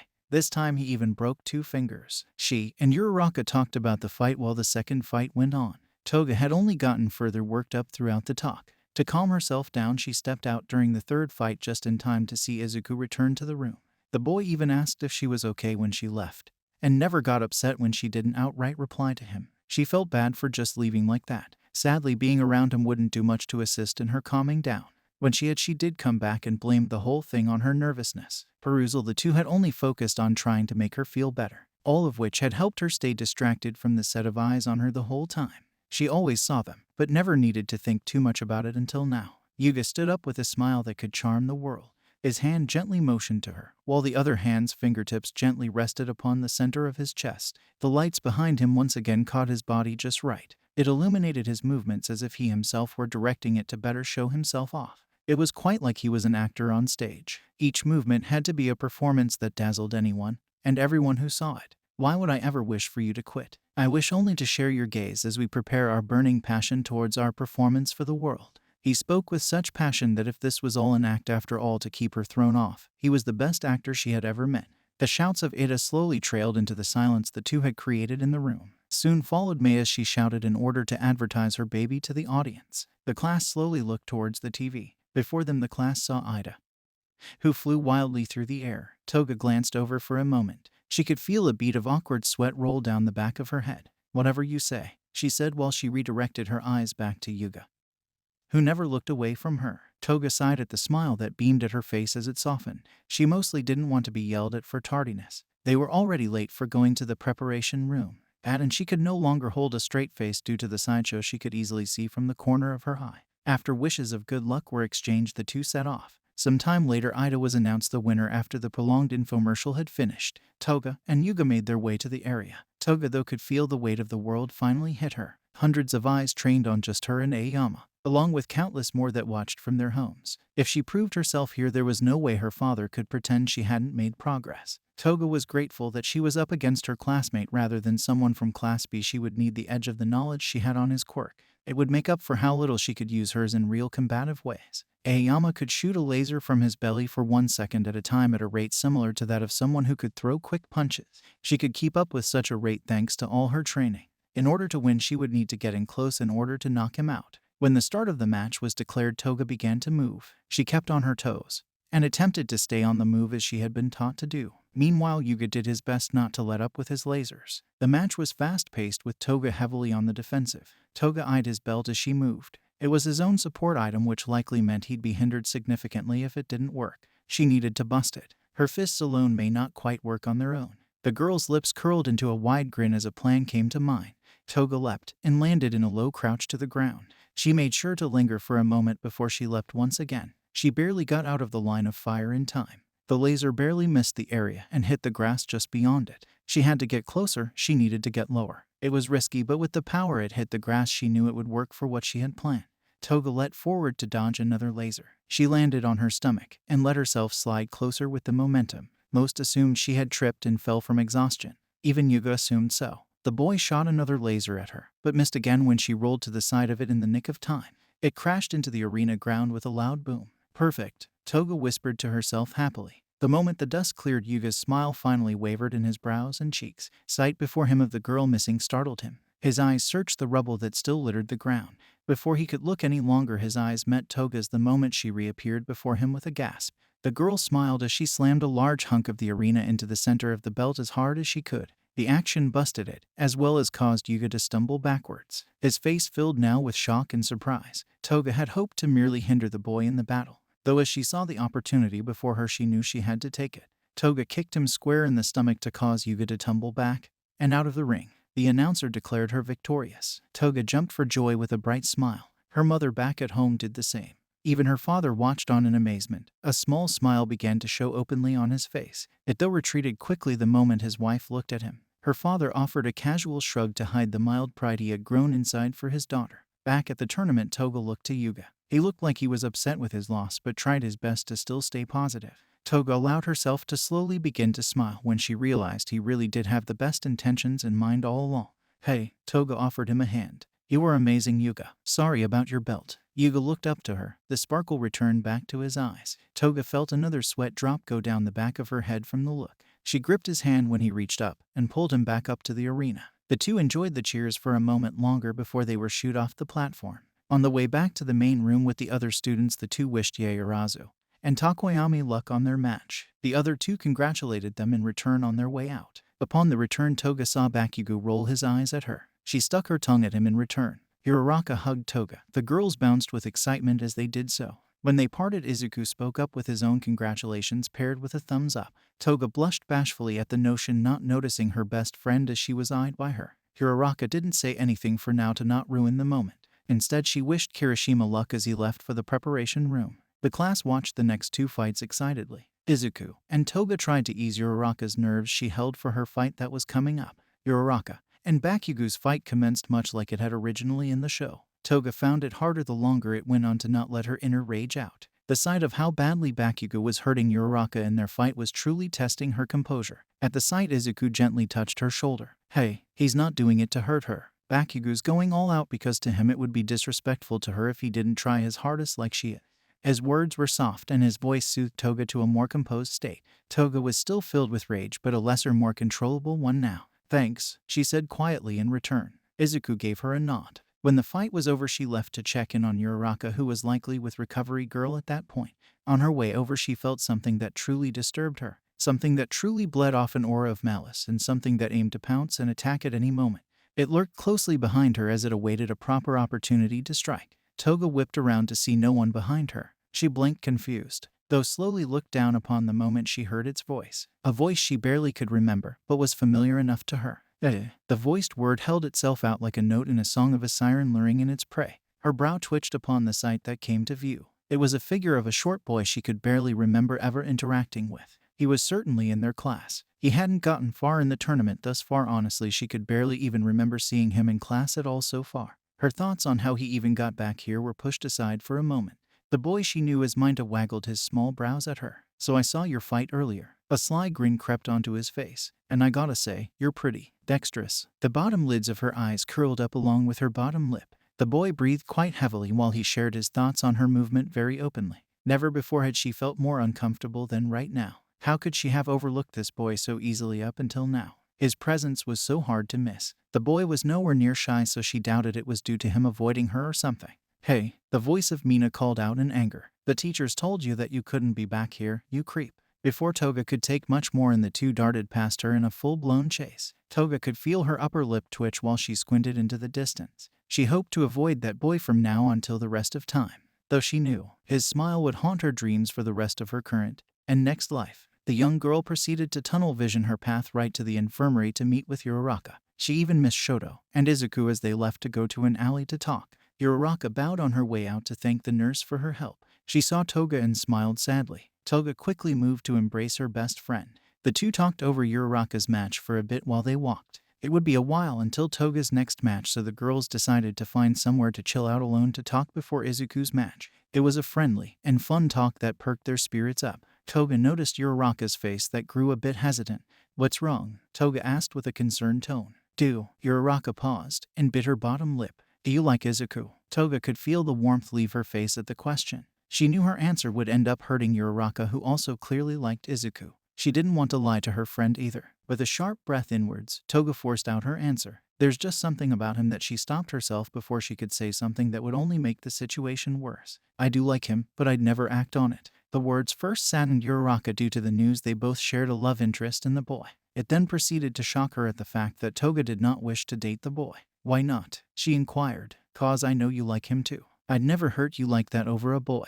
There are plenty of other people I could try to date instead of someone you like. Toga offered with a soft tone. Like Bakugo? Uraraka asked with a teary-eyed soft smile that formed on her face. You know, Toga protested and stuck her tongue out. He is way too obnoxious. That and we have nothing in common. Besides, he totally would never go for me. Toga protested with a blush that quickly formed on her face. Uraraka started to giggle at her reply. She flailed her arms at her friend while Uraraka chose to tease her more about the idea. Toga knew she and him had gotten a bit more friendly, but it wasn't romantic. At least not in her eyes. After a while, the two calmed down from their teasing. Uraraka gently took Toga's hand in hers and smiled softly to her. The smile gifted the warmth back to Toga that she previously lost, and then some further after that. I won't date Izuku either. I don't want to hurt you. Just like you said, our friendship is far more important than a boy. Toga blinked in surprise, but smiled at Uraraka right after the shock passed. She didn't like the idea that her friend had to push off her feelings just for her. The jealousy of even the idea alone of her dating Izuku only proved the point that neither should date him.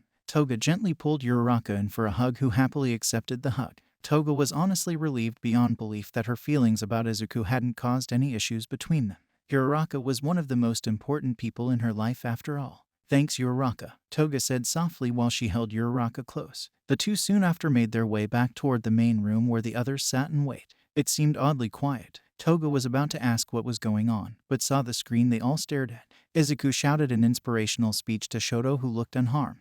Izuku, on the other hand, had broken. His fingers somehow looked even further broken than before. Toga's breathing grew heavy. Her heart rate spiked, and grew only faster with each moment passed. Toga could barely think straight. She rushed out of the room quickly while the others were distracted. All but Bakugo seemed to not notice her flee. The boy said nothing, and decided to just eye her in silence as she left. Toga closed the door quickly. She pressed her back to it as if she'd fall if it wasn't there. The young girl held herself tightly. Her face was flushed red. A wild, insane-looking smile spread over her face. Everything inside her screamed to further injure Izuku in order to make him cuter. I need to break him, he's just too cute, she whispered out. Her smile grew only more haunting. Her lips parted to form an open-mouthed smile that showed off her sharp teeth. Her legs trembled as they slowly shifted directions to permit her to face in the direction she'd need to go to get to the infirmary. She knew after the fight he would be sent there. All she would need to do is wait. Her feet felt heavy. Each step betrayed her. Her body moved on its own. Her breath turned heavier with a pant. The very air felt as though it desired to suffocate her. All her senses attacked her in a vicious war to see which one would be allowed to break her first. The words of her mother from when she was a child sliced through her internal chanting. It silenced the words that told her to hurt one of her friends. The words were then of the day her mother told her about what she did to the small bird, which had been wrong.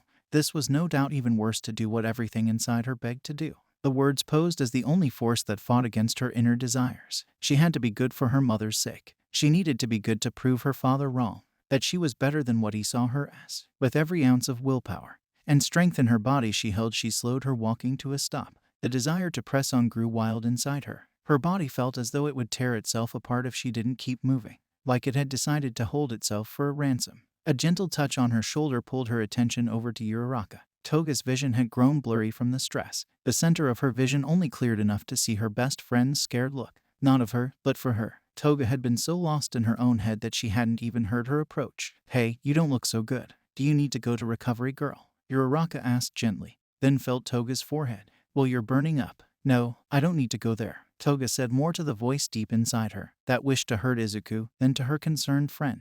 The look Uraraka gave her screamed how she didn't believe Toga. Uraraka chose to respect Toga's wishes though. Instead, she decided to stay with her and talk. The action, unknowingly to Uraraka, helped Toga down from the edge she had danced on only moments before. When the time came that she was called to the prepping room, Uraraka made sure Toga was still good. Toga once again said she didn't need to go to recovery, girl. Uraraka gave her one last hug and left her to go to check on Izuku. Toga leaving for the preparation room. Toga slowly made her way with a far more clear mind than before to the designated room. There she waited until it was time for her battle, and made her way to the arena. She locked eyes with Fumikage, her next opponent. She didn't know a lot about his quirk, but she knew enough. She proceeded to look up to the sky. She squinted at the sun that was directly overhead. In a darker area she'd be screwed against his dark shadow. Though in direct sunlight like they were now, she actually had a chance. From what she had heard from Izuku, the boy's shadow grew smaller with light.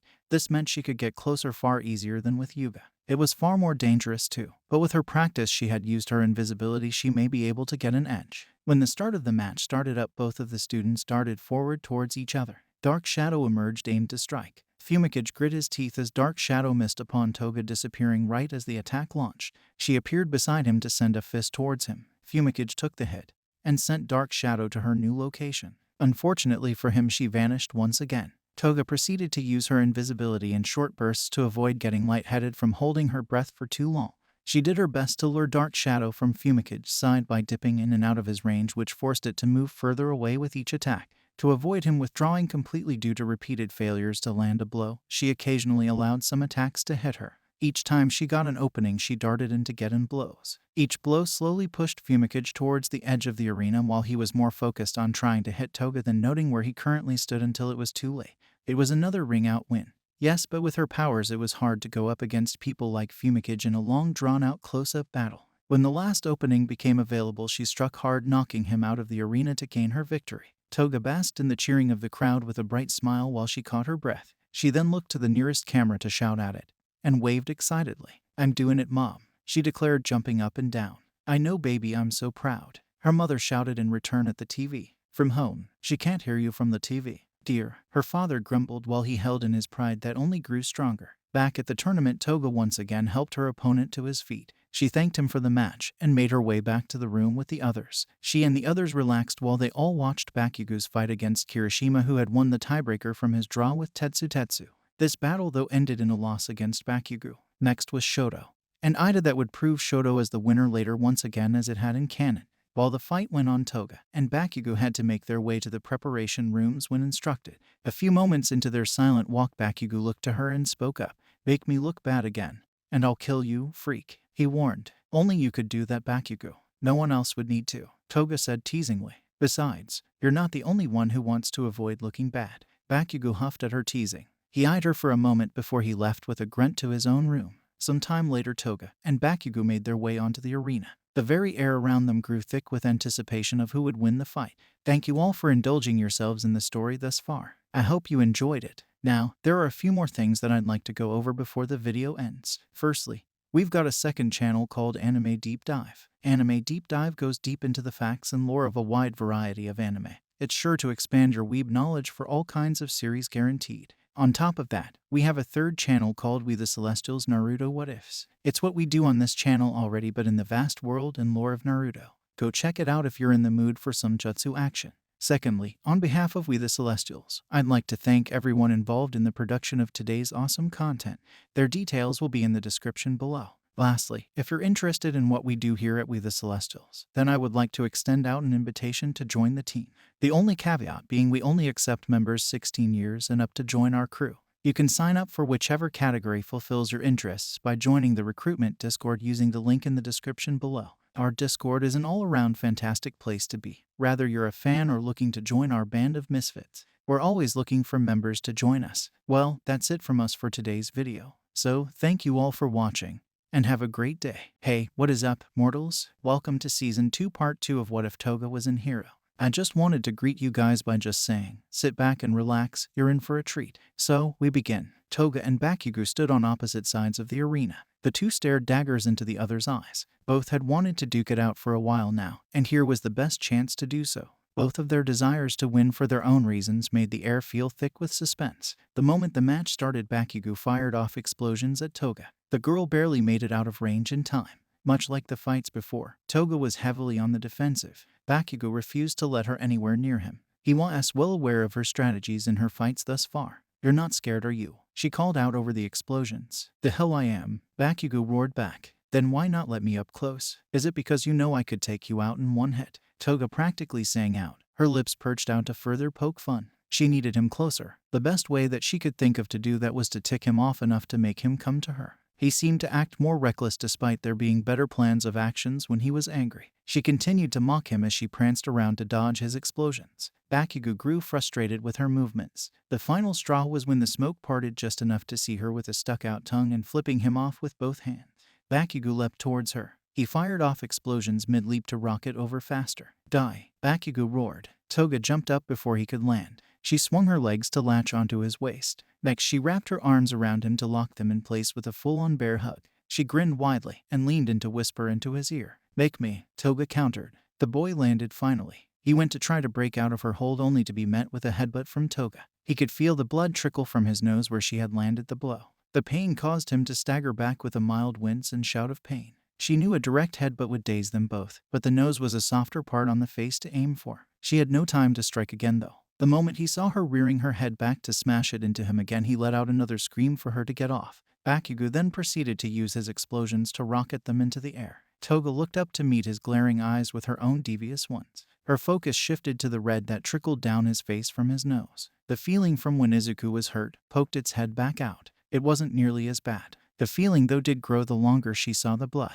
The desire to taste it followed next. It was hard to pinpoint why while she was in her current mental state, but Bakugo suddenly looked cute. She pushed the feeling away the best she could to focus the moment she felt the wind rushing across her back. They were falling, and Toga's back was faced towards the ground. He was trying to crash into the ground to take her down. He even used his blasts to speed up the fall. She needed to think of something fast. Toga gripped his arms tighter with her own. She proceeded to let go of his waist with her legs. She then swung them back up again to wrap them around his arms instead. Bakugo cursed as she moved her arms away from his. She then put her palms on his shoulders and pushed forward. At the same time, she swung her legs back to redirect his body. The direction his hands were facing shifted in the process. The action caused the two to spin around wildly. Bakugo quickly stopped his explosions, slowing their spinning. Much to his displeasure, the damage had already been done. The two kept spinning even without the explosions. The blood from Bakugo's face finally flicked off from the wild rushing wind. It splattered onto Toga's face near her mouth.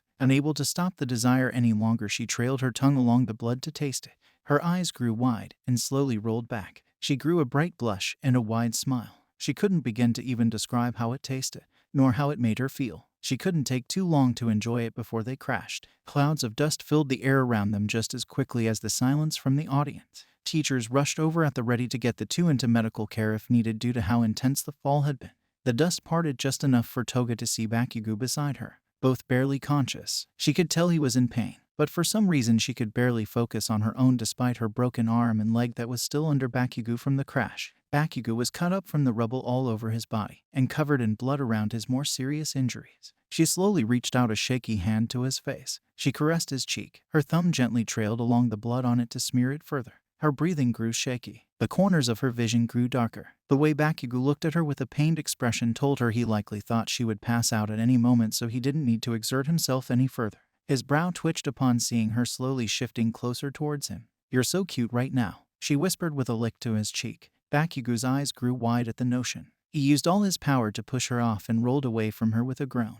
"Man, you really are a freak," he grumbled out. Toga, lost in her own world, now looked to him as he got up to his feet slowly. Toga was less focused on winning the battle at this point. She needed to taste more of his blood. She needed to make him bleed more. She grabbed his shoulder as he got up to use him to help her onto her feet. Bakugo moved to shove her but froze seeing his own face looking back at him. His own arm slowly curling around his neck gently. "Would you prefer if I looked like you instead?" Toga asked the boy. That almost sounded flirtatious. The dust settled the rest of the way slowly just in time for the crowd to see Toga in her new form, an unharmed Bakugo. She placed her broken leg to the ground, still unable to register the pain.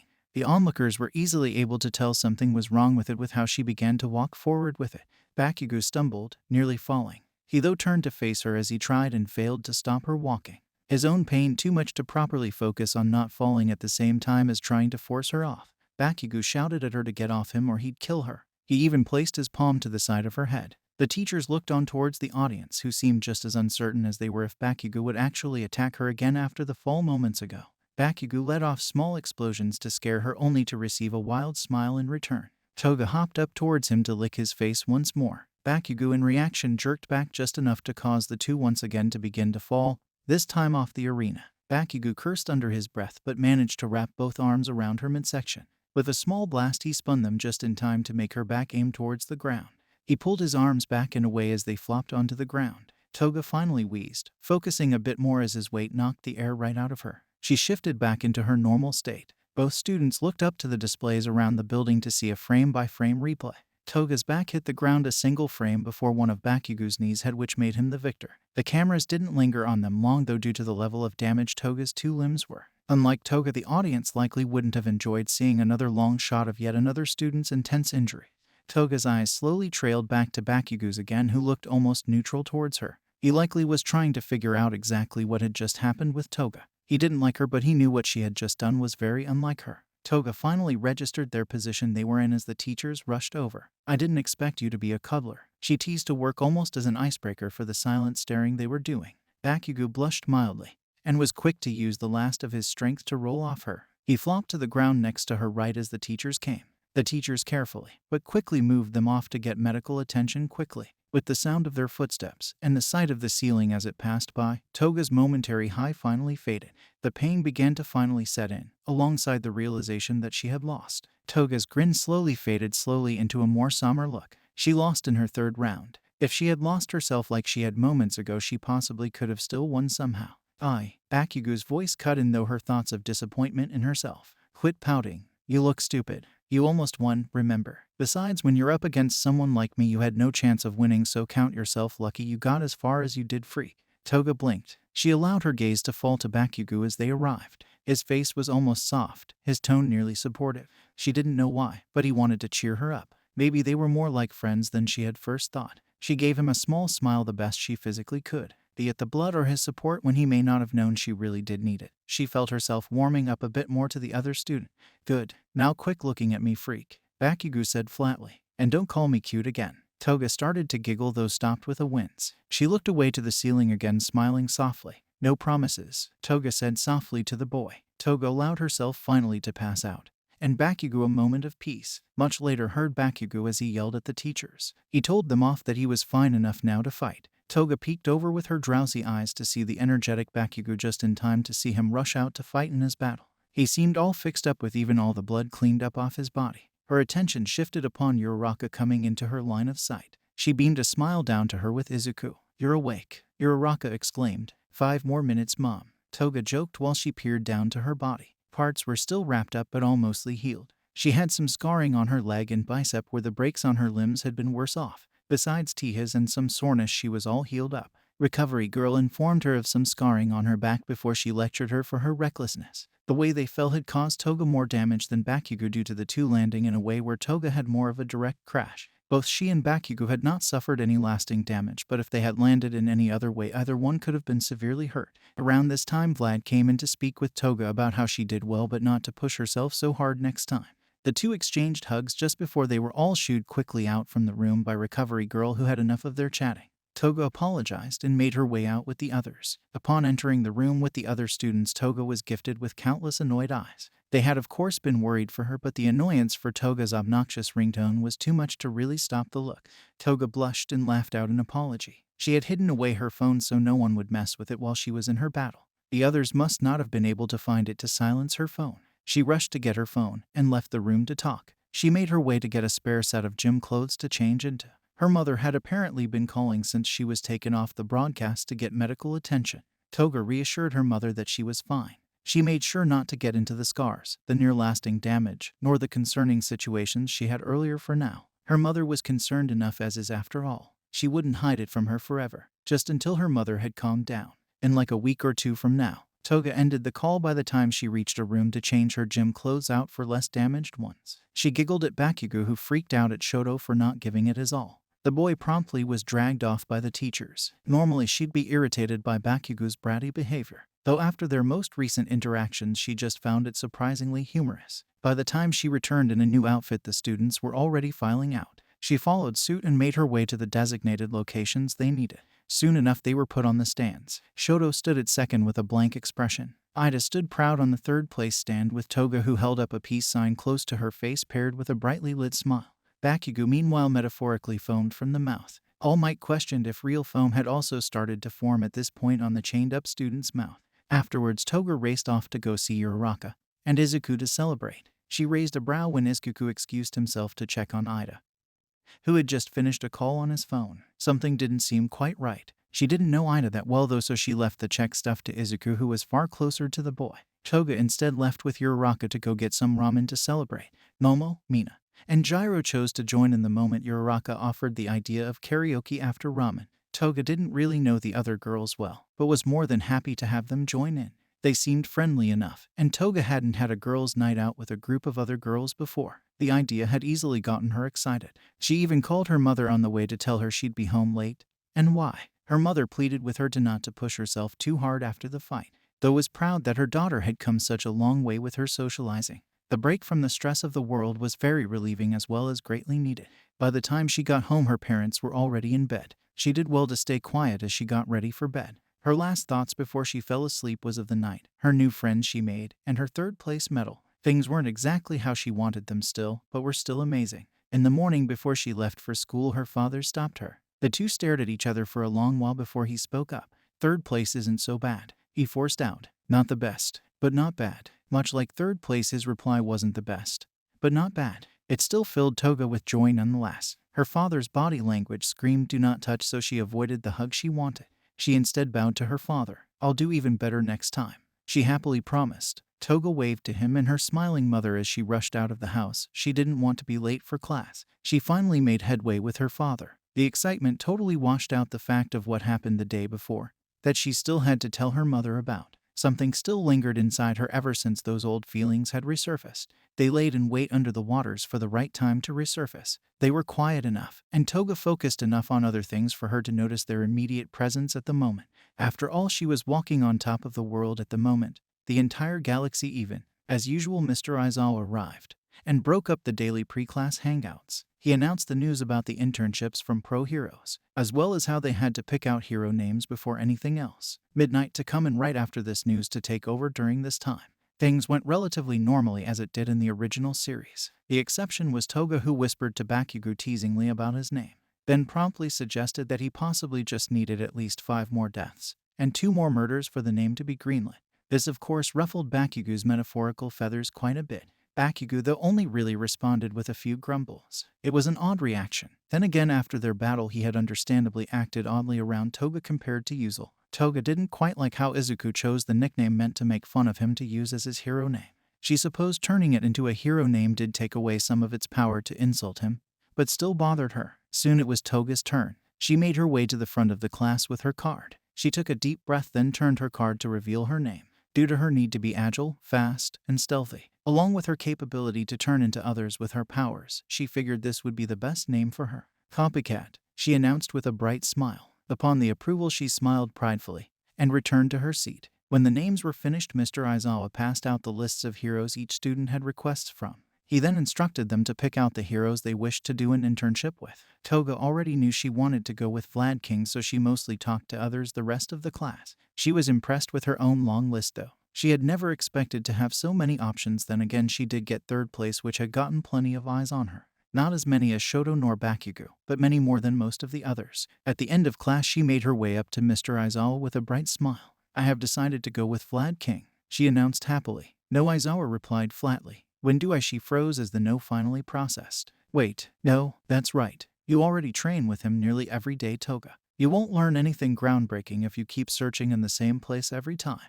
Pick someone else, then come back to me." Toga frowned and begrudgingly left. She had been excited to follow Vlad officially on the streets. She had to admit, though, that Mr. Aizawa had a point. She practically talked to her father figure daily at this point. As much as she wanted to study under him further, she did have to try to widen her horizons, even if it was just a little. She thought about it through the rest of the day. She figured she should look for someone who could help her make her quirk more combative friendly, or at least someone that could widen her range of combative ability. She looked down to the list of names she had clutched closely to her chest. Every name on this list had seen her quirk in action. They all still saw her fit to train under them. She wondered if this was due to them understanding her skill to work around it, or didn't know about the blood aspect of her quirk. For any of them to truly help her with her quirk, she'd need someone who totally understood how her quirk actually worked and its limitations. One hero who knew all this already and had his own limited quirk came to mind. "I got it," Toga explained in realization. He wasn't on the list, but he was still perfect in her mind to go train under. Before she went home that day, she found Mr. Aizawa once again. She smiled confidently up to him. He looked already tired of the conversation, despite the fact she had yet to even say anything yet. "I have decided I want you to be my internship hero person," she declared. "No," he replied just as flatly as before. "Oh, come on. I know you're not on the list, but you could show me how to really fight far more efficiently than what I can," she shouted with a pout. "That, and you know how to use a quirk that isn't directly combative in a combative way effectively. That's exactly what I need to learn more about." Mr. Aizawa sighed a rather tired sigh. He could tell she wouldn't be dissuaded from this pick as easily as she had before. After a long and quiet staring match between the two of them, he finally spoke. "You realize if you train with me, you won't be getting any field training, right? Just the usual off-the-field stuff you normally do in class," he explained. "Yep, but this time it'd be one-on-one," she stated with a confident nod. "More like one-on-two," he muttered tiredly, much to Toga's confusion that displayed itself with a tilt of her head. "Fine, be here tomorrow at 5 a.m. and don't be late. Have your costume with you." Toga's face lit up quickly when he agreed. He waved her off upon seeing her face. He lacked the energy required to watch the girl get all hyper again. Toga gave him her best salute. "Aye aye, Captain," she exclaimed with a giggle. "And none of that either," he practically groaned out. Toga pouted at how much of a stick in the mud he was being, but shoved it off for now. He had given in to her request. That night she ate her food quickly, nearly choking on half of it, after she rushed excitedly to bed. Despite getting up on time with plenty of sleep, the young girl still woke up pretty groggy due to how early she had to wake up in order to make it to her lesson with Mr. Aizawa in time. She changed into her costume in the girls' locker room and made her way to the classroom with all the pep in the world in her step. "I'm ready to go." Toga though blinked at the sight before her. Hitoshi stood there with wraps around his neck that looked like Mr. Aizawa's. So this was what he meant when he had said 1-on-2. Thank you all for indulging yourselves in the story thus far. I hope you enjoyed it. Now, there are a few more things that I'd like to go over before the video ends. Firstly, we've got a second channel called Anime Deep Dive. Anime Deep Dive goes deep into the facts and lore of a wide variety of anime. It's sure to expand your weeb knowledge for all kinds of series guaranteed. On top of that, we have a third channel called We The Celestials Naruto What Ifs. It's what we do on this channel already but in the vast world and lore of Naruto. Go check it out if you're in the mood for some jutsu action. Secondly, on behalf of We The Celestials, I'd like to thank everyone involved in the production of today's awesome content. Their details will be in the description below. Lastly, if you're interested in what we do here at We The Celestials, then I would like to extend out an invitation to join the team.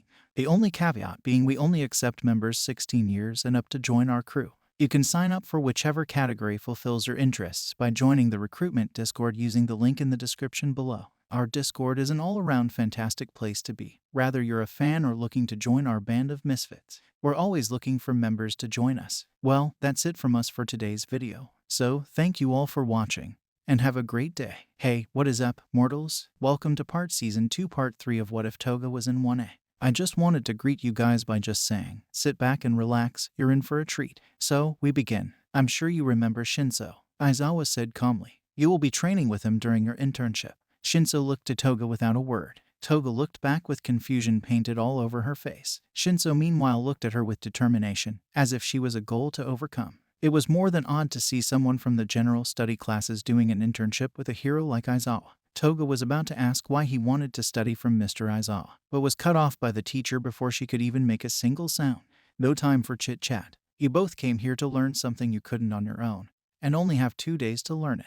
So you're not going to waste time socializing. Do I make myself clear? The two students didn't dare to question the serious tone Aizawa had taken on. Instead, they simply bowed their heads to the intimidating force before them. Good. Now to start things off, we need to get you both to a better area for your training. Aizawa requested their phone numbers, sending them both a picture. Toga and Shinso both checked the phones to see a map with a marker at a forest that was miles away from the school. Toga looked up in confusion, while Shinso spoke up. We're training all the way out there, he inquired. Yep. You got 1 hour starting now to get there, Aizawa said flatly, which triggered the student's eyes to grow wide. No way, that's like 45 minutes away by car alone. Toga spoke up in disbelief. Well then you better hurry. If you want to learn how to do things you can't already do to become true heroes, you need to learn how to do what you perceive as the impossible. Find a way to get there. You have 59 minutes left, so stop wasting time, he stated with a serious tone. Toga and Shinso bolted out of the room as quickly as possible. The two ran through the school as fast as they could.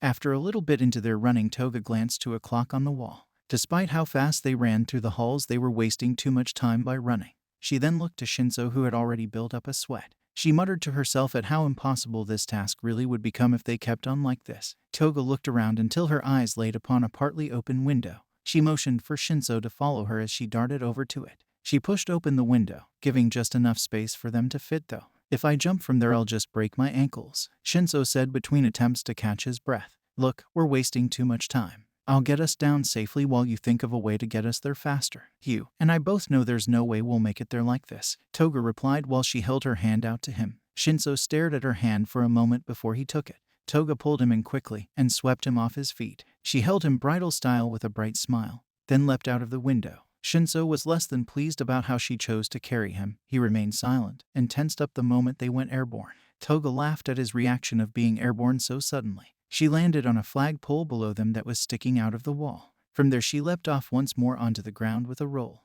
The two tumbled apart from each other, picking up dust from the ground. Told ya I'd get us down, Toga said with a big grin. Shinso was less than pleased at the method, but was glad at how much time they saved just now. He got up without complaint, and with a motion for her to follow him towards the streets. Once there he quickly attempted to wave down a taxi. With Toga's help, a taxi arrived. The two rushed into the taxi, while Shinso pulled out his phone. He requested they be taken to the exact location on the map. The driver explained he couldn't go that far out of the city. Shinso got him to agree to get them as far as the driver could. Things went well for about 30 minutes before they looked up to see a villain and hero fight.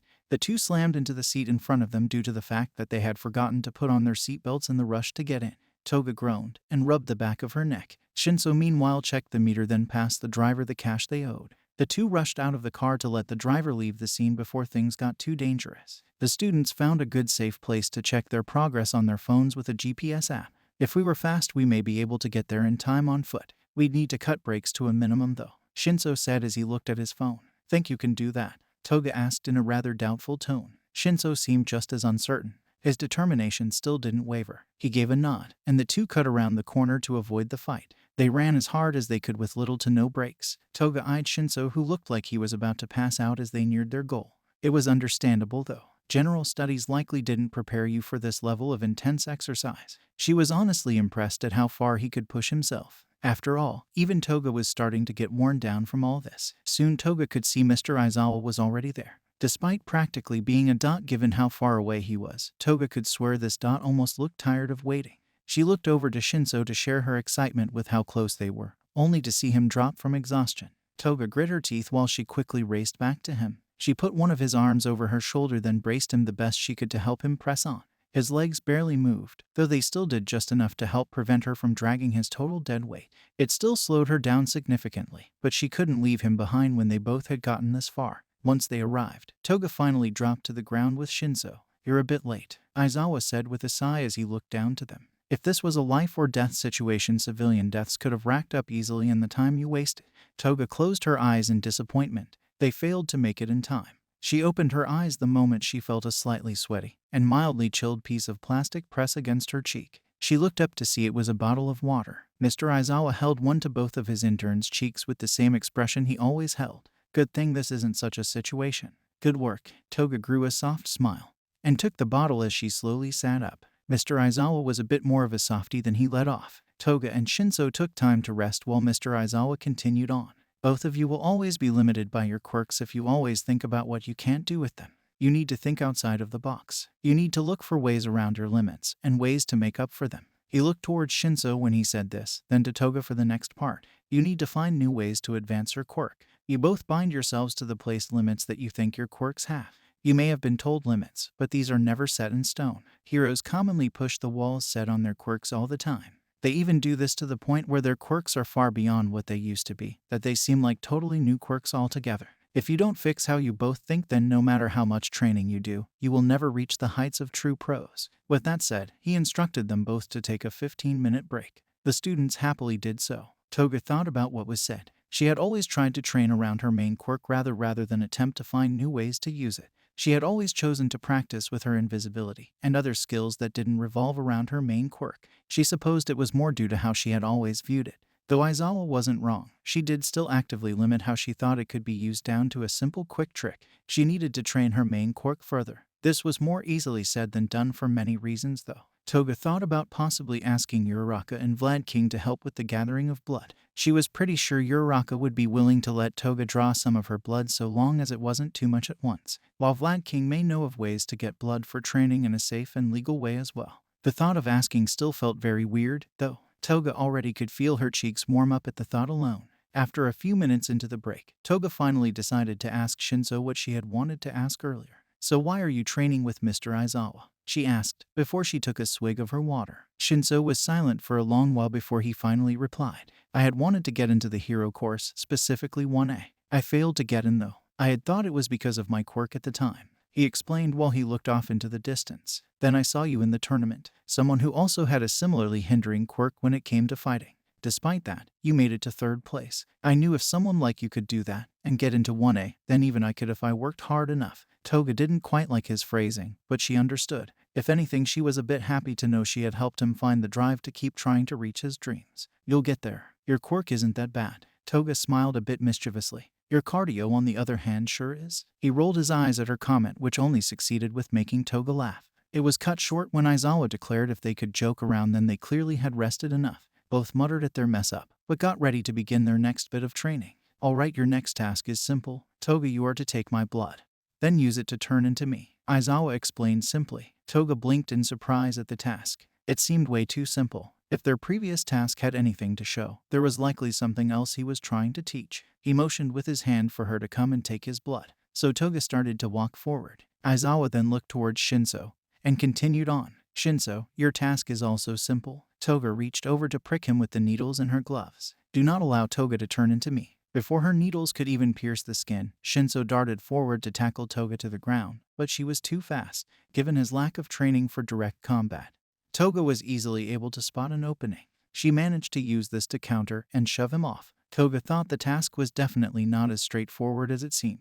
Both Toga and Shinso watched each other carefully for a moment before she took a deep breath in. Toga vanished before Shinso's eyes, but he reacted quickly, wasting no time. He knew her goal, so he could guess her planned routes would be limited given the little time she had to think. Shinso darted forward while he scooped up some dirt. He threw it forward to scatter around Mr. Aizawa. The dirt was displaced to reveal Toga's form. The girl was mid-leap with needles once again primed for the teacher's arm. Before the needles could meet his flesh, she was stopped. Mr. Aizawa moved quickly. He gripped her wrist with one hand, then pressed the palm of his other hand to her collarbone.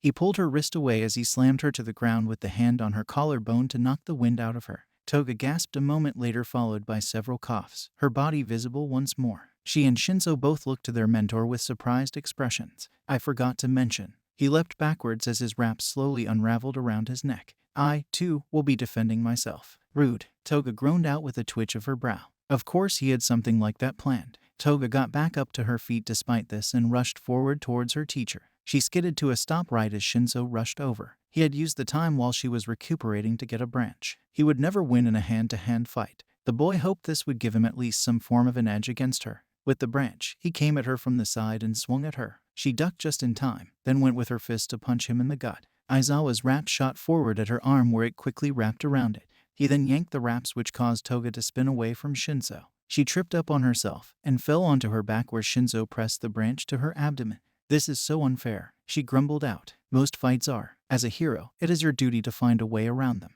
Aizawa stated simply. Shinso stepped away to let Toga back up. The three returned to their original starting positions upon Aizawa's signal. Round 2 starts now, their teacher said casually. For hours the three sparred. Toga was never able to use any blood that she had drawn. Mr. Aizawa was always certain to block her quirk with his own before she ever had the chance. Shinso was never really able to stop her on his own either. On the other hand, he did get the work out of his life, while Toga was forced to think of new ways to combat the same situation multiple times, in hopes to advance. In the end, both never fully completed their tasks. Aizawa never seemed upset. Instead, he seemed as if he expected things to always go the way they did.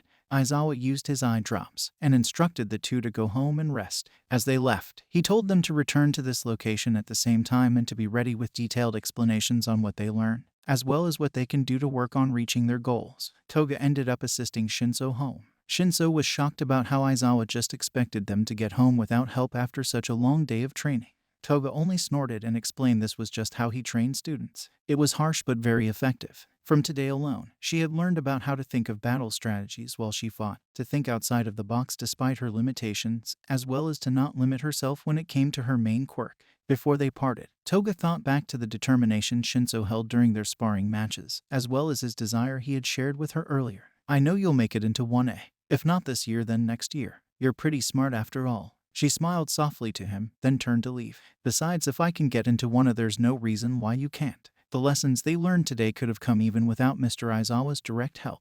It certainly would have taken much longer, and in situations that may have been too dangerous to learn said lessons. Even before today, she had managed to overcome the limits set for her by learning to fight without her quirk, then later with the secondary part of her quirk. With her determination, she had managed to even get into UA despite her villainous quirk. Now there was no doubt in her mind that she would one day surpass her main quirk's limits to make it something unbelievably cool. She just needed to think of what way she could further her quirk, and how. These very thoughts filled her mind that night. She thought strategically about how her quirk functioned to help her think of a way that she could begin working to push her current limits. The next day back at the forest, Aizawa waited patiently for them to share what he had instructed them to think about. Toga explained the conclusions she had come to during and after their training from the day before, along with her plan to figure out a way to surpass the current limits of her main quirk. She smiled brightly, adding in one point she almost forgot. And I also need to practice strategizing faster while I fight to avoid future situations that would lead to my teacher suplexing me.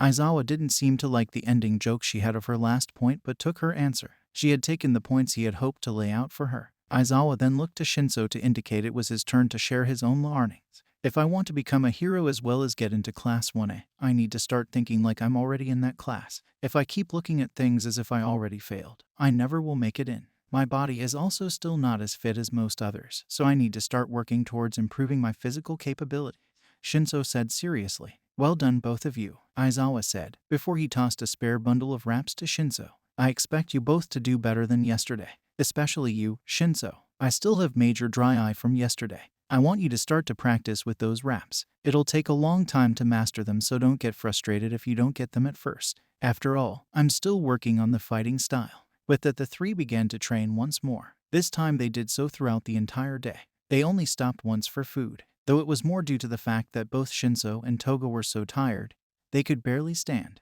When it got later into the night, Aizawa stopped the sparring early. He had gotten a call that seemed rather important given how quickly Aizawa instructed the two to return their hero gear to the school and go straight home, only to then rush off himself. The two were a bit confused. Right as they shared similar looks of confusion, their phones went off with emergency alarms. The notifications instructed them to evacuate and or stay away from Hasu City. There were several monsters that were attacking everyone. If that wasn't bad enough, the hero killer that had been in the news lately was spotted in the area. Both students rushed to their feet. Despite their exhaustion, they began moving quickly. This situation was beyond serious. As they ran, Toga began to call up Uraraka. Once she confirmed she was safe and informed her best friend she too was okay, she called up her mother to tell her she was okay and would be home once she dropped off her costume. After that, as they arrived at the school, Toga changed her clothes. She and Shinso checked the situation in the city on their phones. It seemed the hero killer had been captured with the help of 3 UA students. Toga thought about it for a moment while Shinso wondered aloud which of their fellow students could have done that.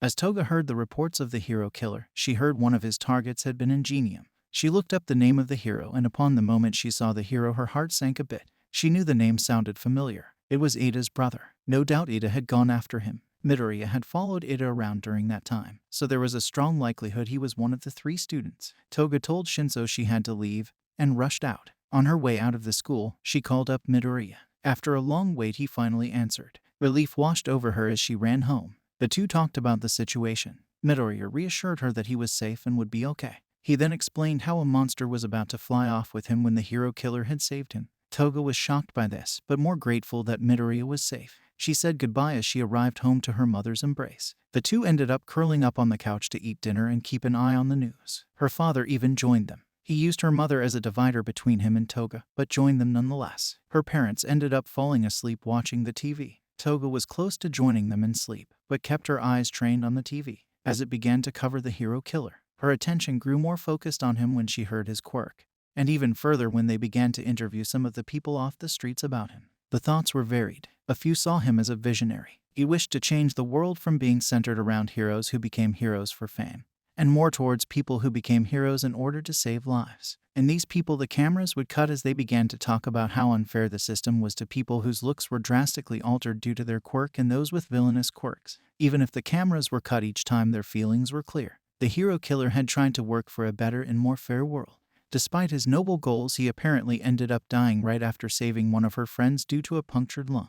His methods were harsh, but Toga couldn't help but wonder if he was truly such a bad person at the core. Could bad people do what they did with goals like his? She didn't think so. She could only think about if she would have ended up like him if her mother hadn't cared for her. The thought was followed by a minor fear. If she told her mother the truth of what happened the other day on multiple occasions, would all the progress she made be reverted? Thank you all for indulging yourselves in the story thus far. I hope you enjoyed it. Now, there are a few more things that I'd like to go over before the video ends. Firstly, we've got a second channel called Anime Deep Dive. Anime Deep Dive goes deep into the facts and lore of a wide variety of anime. It's sure to expand your weeb knowledge for all kinds of series guaranteed. On top of that, we have a third channel called We The Celestials Naruto What Ifs. It's what we do on this channel already, but in the vast world and lore of Naruto. Go check it out if you're in the mood for some jutsu action. Secondly, on behalf of We The Celestials, I'd like to thank everyone involved in the production of today's awesome content.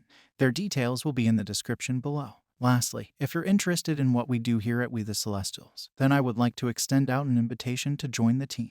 The only caveat being we only accept members 16 years and up to join our crew. You can sign up for whichever category fulfills your interests by joining the recruitment Discord using the link in the description below. Our Discord is an all-around fantastic place to be. Whether you're a fan or looking to join our band of misfits, we're always looking for members to join us. Well, that's it from us for today's video. So, thank you all for watching, and have a great day. Hey, what is up, mortals? Welcome to Season 2 Part 3 of What If Toga Was in 1A. I just wanted to greet you guys by just saying, sit back and relax, you're in for a treat. So, we begin. I'm sure you remember Shinso. Aizawa said calmly. You will be training with him during your internship. Shinso looked to Toga without a word. Toga looked back with confusion painted all over her face. Shinso meanwhile looked at her with determination, as if she was a goal to overcome. It was more than odd to see someone from the general study classes doing an internship with a hero like Aizawa. Toga was about to ask why he wanted to study from Mr. Aizawa, but was cut off by the teacher before she could even make a single sound.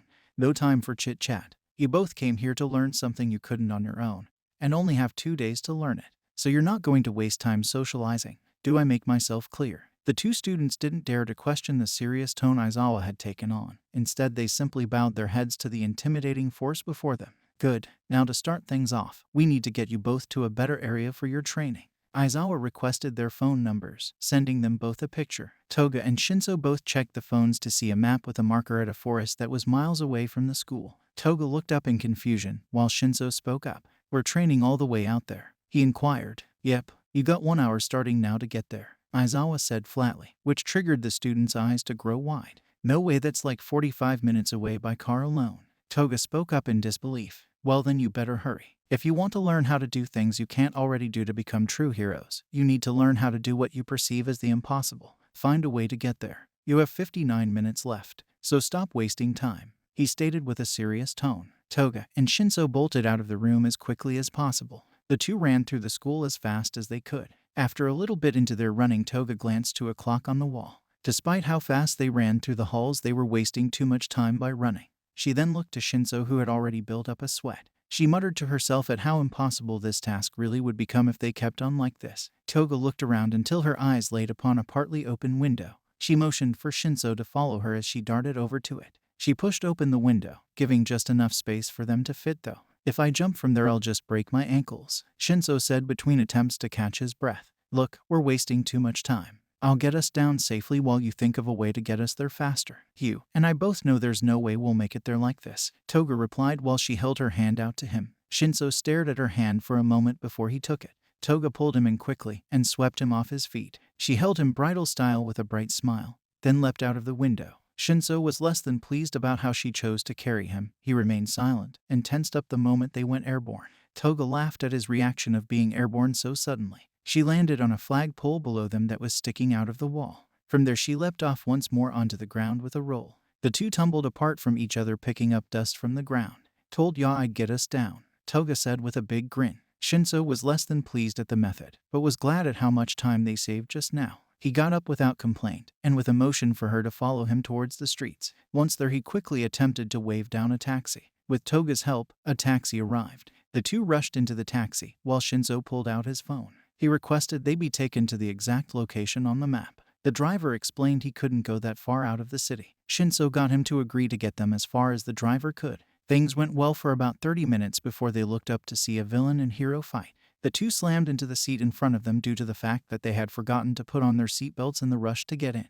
Toga groaned and rubbed the back of her neck. Shinso meanwhile checked the meter, then passed the driver the cash they owed. The two rushed out of the car to let the driver leave the scene before things got too dangerous. The students found a good safe place to check their progress on their phones with a GPS app. If we were fast we may be able to get there in time on foot. We'd need to cut brakes to a minimum though, Shinso said as he looked at his phone. Think you can do that? Toga asked in a rather doubtful tone. Shinso seemed just as uncertain. His determination still didn't waver. He gave a nod, and the two cut around the corner to avoid the fight. They ran as hard as they could with little to no brakes. Toga eyed Shinso, who looked like he was about to pass out as they neared their goal. It was understandable though. General studies likely didn't prepare you for this level of intense exercise. She was honestly impressed at how far he could push himself. After all, even Toga was starting to get worn down from all this. Soon Toga could see Mr. Aizawa was already there. Despite practically being a dot given how far away he was, Toga could swear this dot almost looked tired of waiting. She looked over to Shinso to share her excitement with how close they were, only to see him drop from exhaustion.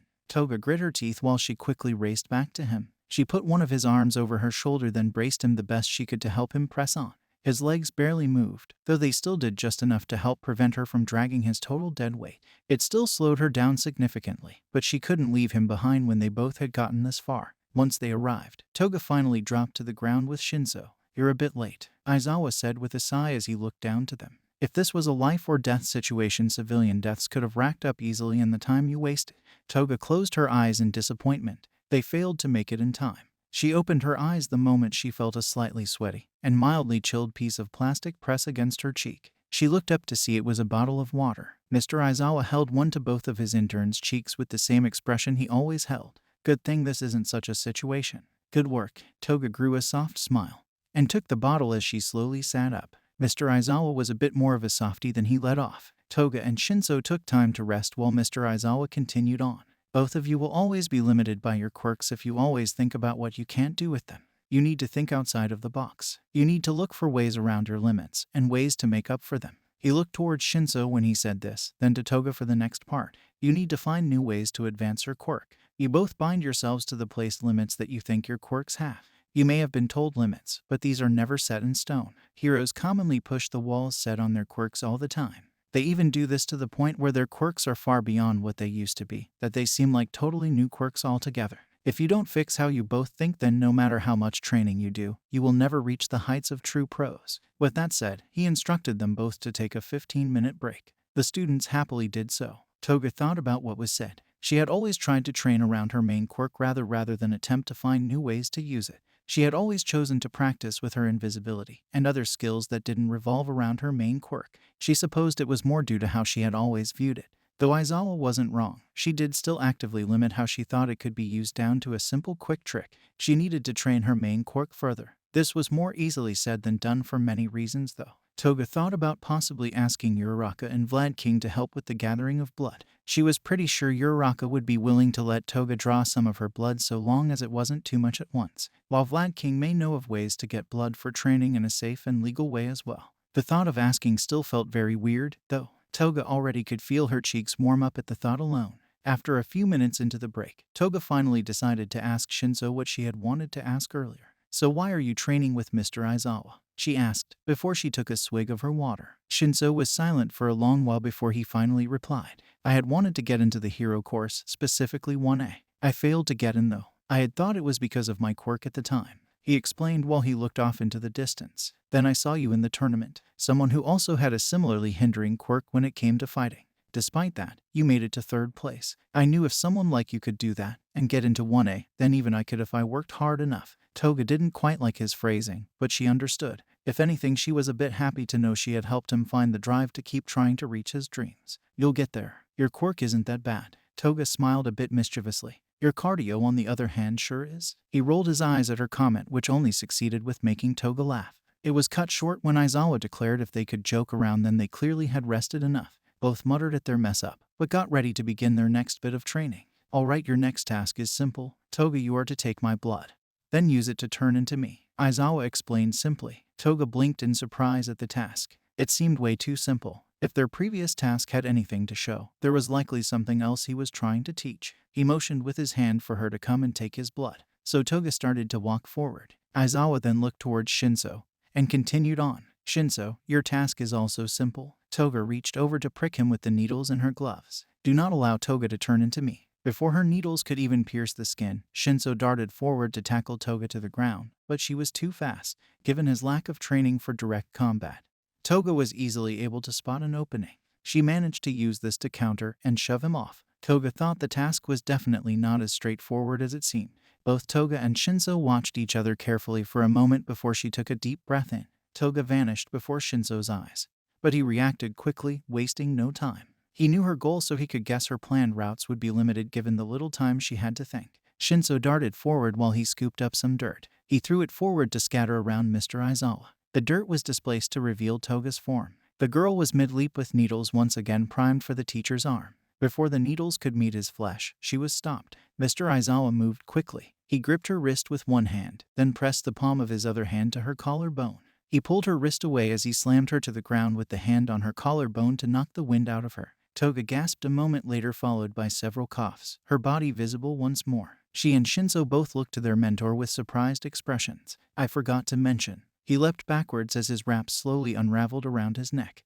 I, too, will be defending myself. Rude, Toga groaned out with a twitch of her brow. Of course he had something like that planned. Toga got back up to her feet despite this and rushed forward towards her teacher. She skidded to a stop right as Shinso rushed over. He had used the time while she was recuperating to get a branch. He would never win in a hand-to-hand fight. The boy hoped this would give him at least some form of an edge against her. With the branch, he came at her from the side and swung at her. She ducked just in time, then went with her fist to punch him in the gut. Aizawa's wrap shot forward at her arm where it quickly wrapped around it. He then yanked the wraps which caused Toga to spin away from Shinso. She tripped up on herself and fell onto her back where Shinso pressed the branch to her abdomen. This is so unfair, she grumbled out. Most fights are. As a hero, it is your duty to find a way around them. Aizawa stated simply. Shinso stepped away to let Toga back up. The three returned to their original starting positions upon Aizawa's signal. Round 2 starts now, their teacher said casually. For hours the three sparred. Toga was never able to use any blood that she had drawn. Mr. Aizawa was always certain to block her quirk with his own before she ever had the chance. Shinso was never really able to stop her on his own either. On the other hand, he did get the work out of his life, while Toga was forced to think of new ways to combat the same situation multiple times, in hopes to advance. In the end, both never fully completed their tasks. Aizawa never seemed upset. Instead, he seemed as if he expected things to always go the way they did. Aizawa used his eye drops and instructed the two to go home and rest. As they left, he told them to return to this location at the same time and to be ready with detailed explanations on what they learned, as well as what they can do to work on reaching their goals. Toga ended up assisting Shinso home. Shinso was shocked about how Aizawa just expected them to get home without help after such a long day of training. Toga only snorted and explained this was just how he trained students. It was harsh but very effective. From today alone, she had learned about how to think of battle strategies while she fought, to think outside of the box despite her limitations, as well as to not limit herself when it came to her main quirk. Before they parted, Toga thought back to the determination Shinso held during their sparring matches, as well as his desire he had shared with her earlier. I know you'll make it into 1A. If not this year, then next year. You're pretty smart after all. She smiled softly to him, then turned to leave. Besides, if I can get into 1A, there's no reason why you can't. The lessons they learned today could have come even without Mr. Aizawa's direct help. It certainly would have taken much longer, and in situations that may have been too dangerous to learn said lessons. Even before today, she had managed to overcome the limits set for her by learning to fight without her quirk, then later with the secondary part of her quirk. With her determination, she had managed to even get into UA despite her villainous quirk. Now there was no doubt in her mind that she would one day surpass her main quirk's limits to make it something unbelievably cool. She just needed to think of what way she could further her quirk, and how. These very thoughts filled her mind that night. She thought strategically about how her quirk functioned to help her think of a way that she could begin working to push her current limits. The next day back at the forest, Aizawa waited patiently for them to share what he had instructed them to think about. Toga explained the conclusions she had come to during and after their training from the day before, along with her plan to figure out a way to surpass the current limits of her main quirk. She smiled brightly, adding in one point she almost forgot. Oh, and I also need to practice strategizing faster while I fight to avoid future situations that would lead to my teacher suplexing me. Aizawa didn't seem to like the ending joke she had of her last point but took her answer. She had taken the points he had hoped to lay out for her. Aizawa then looked to Shinso to indicate it was his turn to share his own learnings. If I want to become a hero as well as get into Class 1A, I need to start thinking like I'm already in that class. If I keep looking at things as if I already failed, I never will make it in. My body is also still not as fit as most others, so I need to start working towards improving my physical capabilities.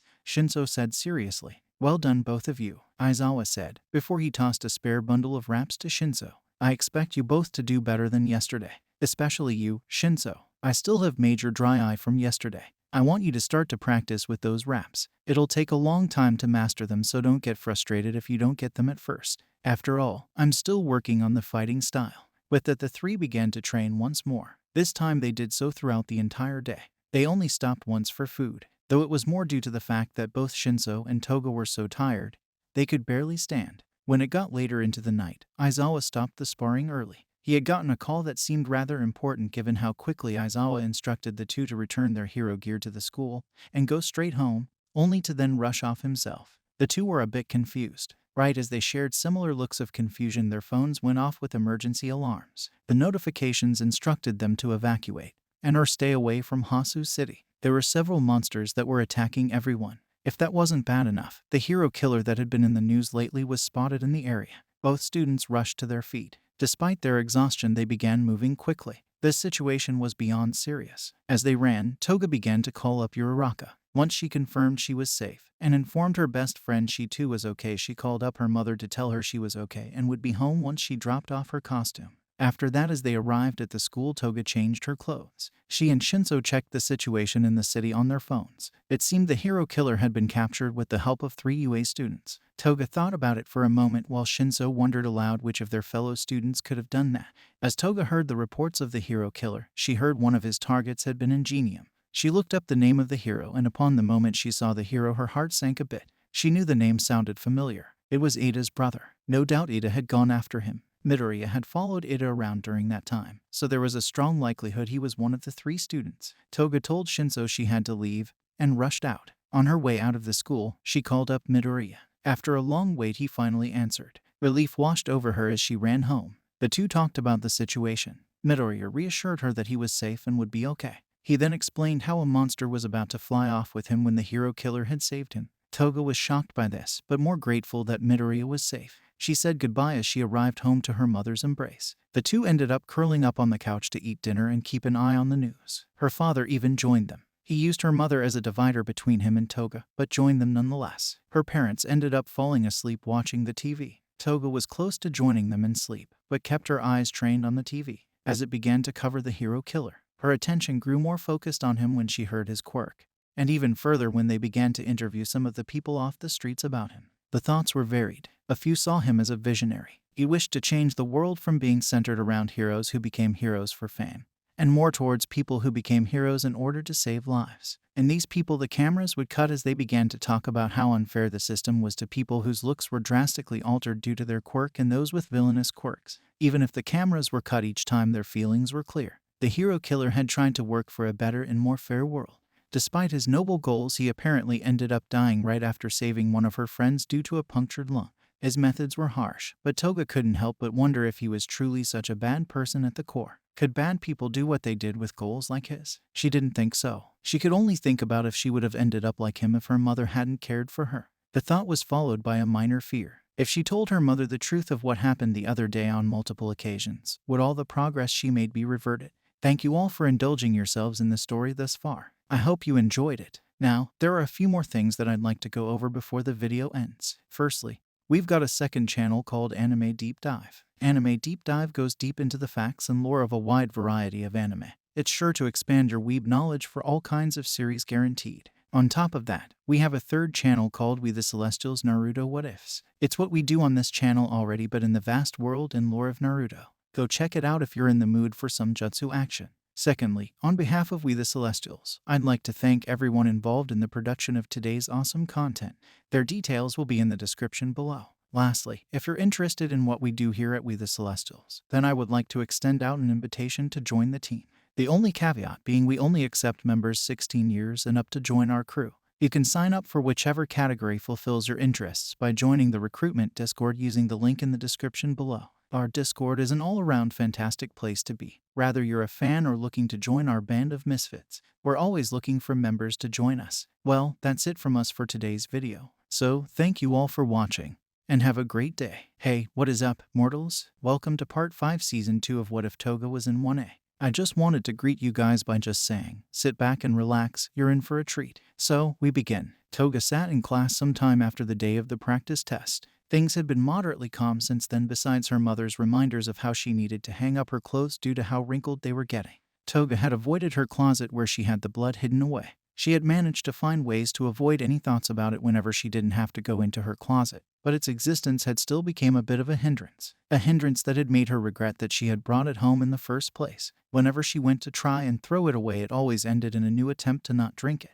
The blood by this point had grown thicker due to its improper storage, though not too greatly so. The change did make it a bit easier for her to resist her urges further, but not by much, not to mention her new need to avoid straws. Toga ended up spending most of her time on the stain forums, or hung out with some of the girls from her class one way or another to help her stay distracted from her wandering thoughts. Luckily for her, a major distraction came that week in class with the announcement of the finals. Everyone had seemed pretty confident until Aizawa reminded them of the knowledge part of the test. Many were pretty nervous about the written test, but Momo offered the others a group study session at her house. She even asked Toga if she wished to join her. Toga glanced from her to Uraraka, who seemed to have joined Izuku, and Ida to form their own group. She thought about joining them to hang out with Izuku again after so long of their time apart, as well as to study with her best friend like they usually did for tests. Her eyes though locked with Bakugo's, who looked off the moment their eyes met. It seemed he was all by himself again. Toga politely told Momo thank you for her offer, but she had other plans. Momo understood and left her to it. As Toga stood up to go to Bakugo, the lunch bell rang.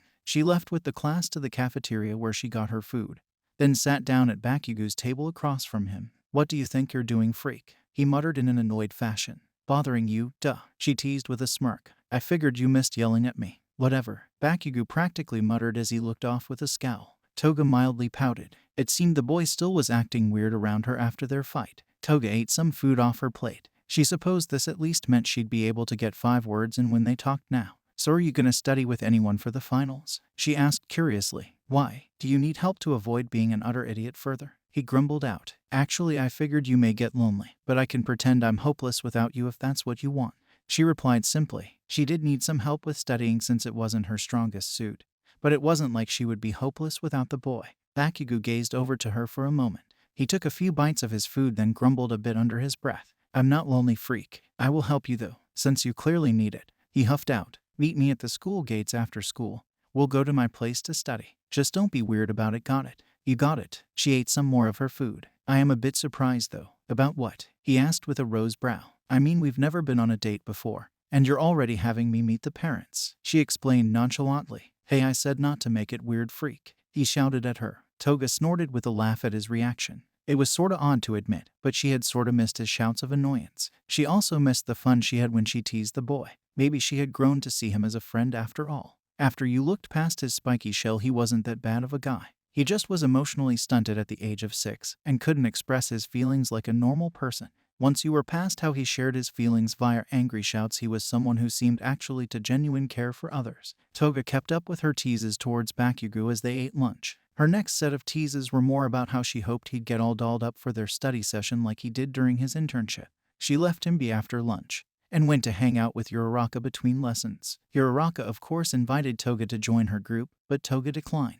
She told Uraraka about her plans with Bakugo. This resulted in her friend teasing her about the possibility of Toga liking the boy, an idea of which was promptly rejected by Toga in a similar manner that the boy had rejected her teasing earlier. Unlike Toga, Uraraka did stop soon after Toga pouted with puffed-up cheeks. At the end of the day, she said her goodbyes to the other girls, then joined the impatient Bakugo, who muttered about how long it took her to get to him. Toga followed him back to his house, where she stood in shock. She watched a shouting match between Bakugo and his mother start relatively quickly, all while his father stood passively between them like a scared child. The father tried to calm the two down, but failed with each attempt. Then came the explosions. Then the property damage. Toga's eye twitched a bit, then whispered, "Everything makes too much sense now." After the two finally stopped fighting over whose method of folding laundry was superior, Bakugo introduced Toga to his parents. "This is Himiko," he said with a lazy motion to the stunned Toga. "You actually learned my name?" she asked, dumbfounded. "Of course I did, freak," Bakugo grunted out in reply. His reply seemed to trigger another mini-fight between him and his mother for how Bakugo addressed Toga with an insult. While they fought, his father introduced himself. He stated he was pleased to meet her, then informed her that Bakugo talked about her often ever since the tournament. He didn't clarify exactly in what way he talked about her though, be it good or bad. After the second shout match ended, Bakugo explained Toga was there to study and would be coming over for the rest of that week to do so. After his mother insisted she stay for dinner, Bakugo led her over to the living room. On the way, Toga texted her mother to tell her she'd be at a friend's house for dinner. The two started to study together for a while, and much to Toga's surprise, the boy was really smart. He even helped her with a few subjects she didn't understand. She brought up how surprised she was, as well as told him about the issue she was having with the furtherment of her quirk. As they made their way to the table to eat dinner with his parents, Bakugo shook his head while he spoke. "You really are mentally hopeless without me," he said with a scoff. "Did you just call me stupid?" Toga asked with her brows frowned. "No, freak, just hopeless, but you are apparently deaf too. Listen up, cause I won't say this twice. Your quirk needs blood to allow you to shift into others' right," he explained as he waved off Toga's surprised face. "It was obvious after our fight that's how it worked. Stop giving me that stupid look, freak. Now it's clear that you need the DNA the blood provides to turn into others. Your quirk probably converts the DNA into your own or replicate it with the flesh it makes around you to change your physical form or something similar. which means it picks out just a few parts of someone's DNA to replicate their looks and voice. You could start working on figuring out how it does this, then expand what all it copies. Since there's a lot of stuff that you could get from DNA, you should have plenty to work with. Toga stared dumbfounded at the boy as they sat down. Bakugo's brow twitched at her in return. "What, freak?" he asked. "It's just that. Wow, you're actually some kind of a genius," she exclaimed with a smile that formed slowly on her face. "Why are you acting like that's so shocking?" He replied, clearly aggravated that she thought he was anything less. "'Cause you act like you never think about anything before you do anything, hothead," she explained, giving him his own tease of a name. He waved her off as his parents came over with the food. The four of them ate together while they talked about their days. Toga was pretty excited from the advice Bakugo had given her as well as from their overall hangout. She went home happily, her thoughts filled with all their studies and her plans to further her own quirk. The next day while she was at school, she picked up some books about DNA, then once again left Bakugo's to study the next few days. On the last one, they decided to go to Toga's house. Things went normally as usual, with the added occasional tease from Toga's mother. She suggested the possibility of them dating at this point, after how often they had been studying together, which both of them promptly rejected the idea just as soon as it was brought up.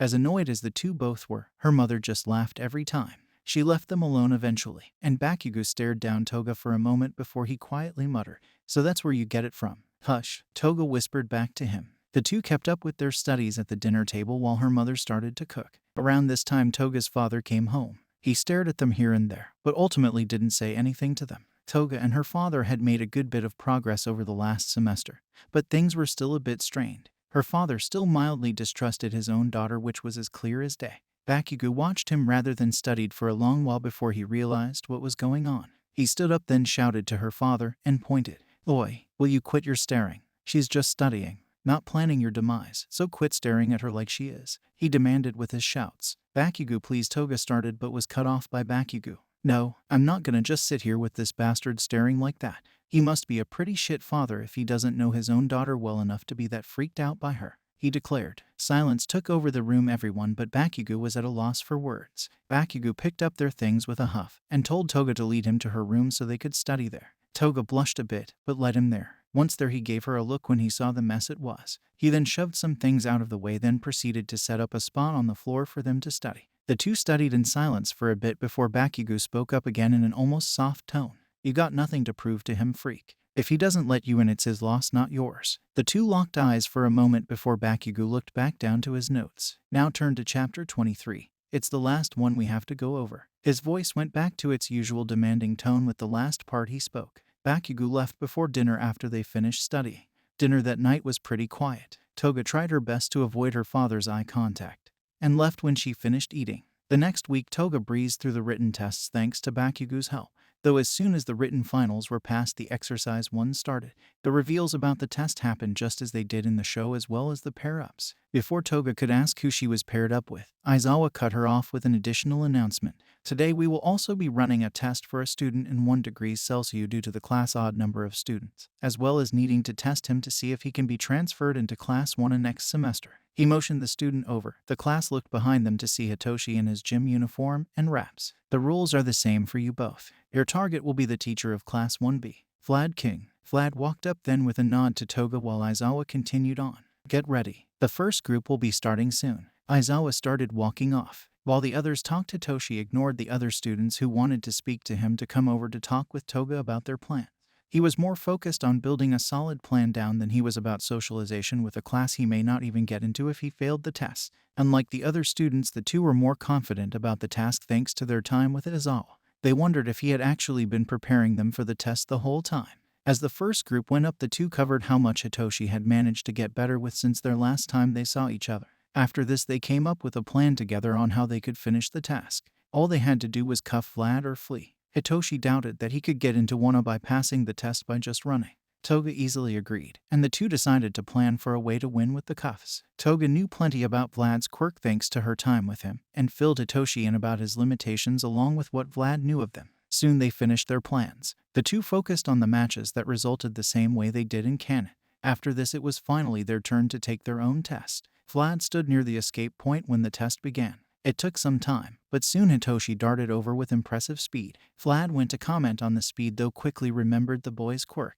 The boy leapt up to kick Vlad in the face, which was blocked by Vlad's forearms. The boy back-flipped off Vlad's arms with a stumble-filled landing that felt as though he hadn't expected to hit the ground so soon. Hitoshi ran at Vlad to waste no time after he composed himself. The boy reared back a fist as he grew closer to Vlad.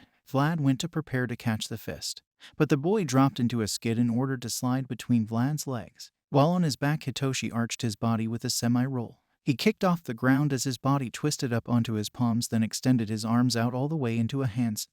Hitoshi finished the twist of his body to face Vlad as he brought down all his weight with his feet into the pits of Vlad's knees. Vlad fell forward as Hitoshi used the momentum of the attack to bring himself up to a standing position. Hitoshi quickly moved to grab Vlad's arm, but Vlad was too fast. Vlad spun around to grab the boy first. Vlad then pinned him to the ground quickly. The boy sighed with a wince from Vlad's weight, who started to eject his own blood to bind the boy with. The boy grew a bright blush upon the thought of the blood that would soon exit the man's hero gear. You know, I tried to warn you that the height difference may throw me off, but I guess you were right about it not being too drastic, that it'd be a big issue. The boy's voice altered to that of Toga's as the flesh on his body melted away to reveal Toga underneath. Vlad's eyes went wide. His eyes shot down to realize the lack of wraps around the girl's neck. He had been more focused on the attack to notice the very weapon Hitoshi should have been using. Before he could fully react, Hitoshi's wraps shot around him quickly to bind him. You're resourceful, but you don't give yourself enough credit. I figured you'd figure something out. The real Hitoshi called out as he swung in with another end of the wraps in just his boxers. The boy skid across the ground towards the two and cuffed Vlad quickly. Once the match was declared over, he helped Vlad out of the wraps. Toga rubbed her arms where she had been pinned. Hitoshi explained how despite his training he still hadn't had enough time to perfect how to fight up close as well as Toga. He did though figure Vlad would think otherwise after he and Toga caught up. Originally he planned to go in with Toga to fight together, but if Vlad knew he was around he'd know to expect his attacks too. They had considered Toga moving in while she was invisible to use the wraps, but since she didn't know how to use them correctly, that too would likely result in failure. In addition to that, Hitoshi definitely wouldn't have been able to distract Vlad on his own long enough to give her an opening to even try. Given all this, they both figured if Toga went in to distract him as Hitoshi and keep him on the defensive to not notice the lack of wraps, Vlad wouldn't think to expect a surprise attack by the wraps. The plan mostly relied on the hopes Vlad would be too distracted to react, but thankfully it had worked. Aizawa agreed that their plan relied a bit too much on the right possibilities of hopes working in their favor. He also agreed that their use of knowledge of knowing what their opponent's strengths were, what they already knew and would expect, alongside knowing their own weak points, still was great thinking on their parts for making a plan. Aizawa declared Toga passed and Hitoshi did well enough to join 1A. Toga smiled brightly at Hitoshi and gave him a thumbs up. Congrats, Hitoshi. I knew you could do it. Toga excitedly congratulated. Thanks. Can I have my clothes back now? Hitoshi asked, and pointed to the uniform she still had on.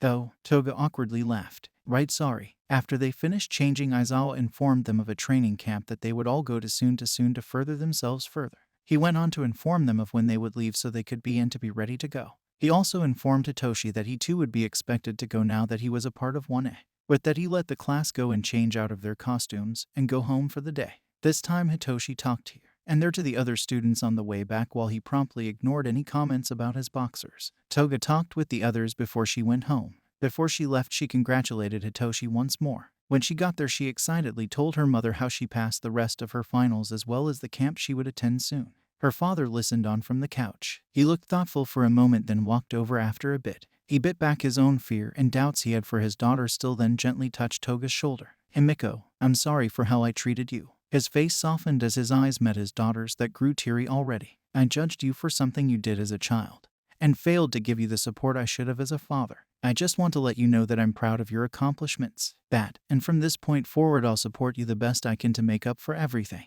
Toga looked up to her father as she began to happily cry. She lunged forward to hug him tightly. Everything she had wanted for so long finally had happened between her and her father. She knew Bakugo said she didn't need his approval, but to have it just made her world feel finally complete at home. She honestly figured it might have been how Bakugo had stood up for her the other day that had helped push her father to this point. She'd have to thank him for it later. For now she just enjoyed the hug her father permitted her to give him. Her mother teared up and joined in on the hug. Toga's father groaned a bit from the air that was squeezed out of him. Despite this, he finally allowed himself a soft smile as he wrapped his arms around them both to hold them gently. The hug lasted a long while, by not nearly long enough to make up for what would soon come to pass. Thank you all for indulging yourselves in the story thus far. I hope you enjoyed it. Now, there are a few more things that I'd like to go over before the video ends. Firstly, we've got a second channel called Anime Deep Dive. Anime Deep Dive goes deep into the facts and lore of a wide variety of anime. It's sure to expand your weeb knowledge for all kinds of series guaranteed. On top of that, we have a third channel called We The Celestials Naruto What Ifs. It's what we do on this channel already but in the vast world and lore of Naruto. Go check it out if you're in the mood for some jutsu action. Secondly, on behalf of We The Celestials, I'd like to thank everyone involved in the production of today's awesome content. Their details will be in the description below. Lastly, if you're interested in what we do here at We The Celestials, then I would like to extend out an invitation to join the team. The only caveat being we only accept members 16 years and up to join our crew. You can sign up for whichever category fulfills your interests by joining the recruitment Discord using the link in the description below. Our Discord is an all-around fantastic place to be. Whether you're a fan or looking to join our band of misfits, we're always looking for members to join us. Well, that's it from us for today's video. So, thank you all for watching, and have a great day. Hey, what is up, mortals? Welcome to Season 2 Part 3 of What If Toga Was in 1A. I just wanted to greet you guys by just saying, sit back and relax, you're in for a treat. So, we begin. There were a few days until the students would leave for the training camp. They all were mostly ready to go, though they did need a few more things first, so a few of them decided to go together to the mall. On the way, the girls talked about getting some new clothes, only for Minda to pop into the conversation. I could help you pick some out if you lovely ladies need the assistance, he offered with a waggle of his eyebrows. Who even invited you? Toga replied in an aggravated tone. Sorry, I didn't want to make him feel left out when he heard we were going. Izuku apologized. Lucky you, am I right? Minda added in at the end of Izuku's apology. Minda, you have 5 seconds before I put you through a window, Mina warned with a twitch of her brow. My door is always open, he stated as he held up 2 finger guns and slinked away. I think I just lose 5 years of my life every time I talk to him, Toga muttered. The others laughed as they made their way into the mall. After they entered, the students all went their own ways to look for the things they needed. All but Toga, Izuku, and Uraraka. The three made their way around the mall together as they shopped for clothes and caught up. The three hadn't been able to catch up as a group in quite a while given how busy they all had been with their own separate studies. Occasionally Izuku looked off as if he saw something,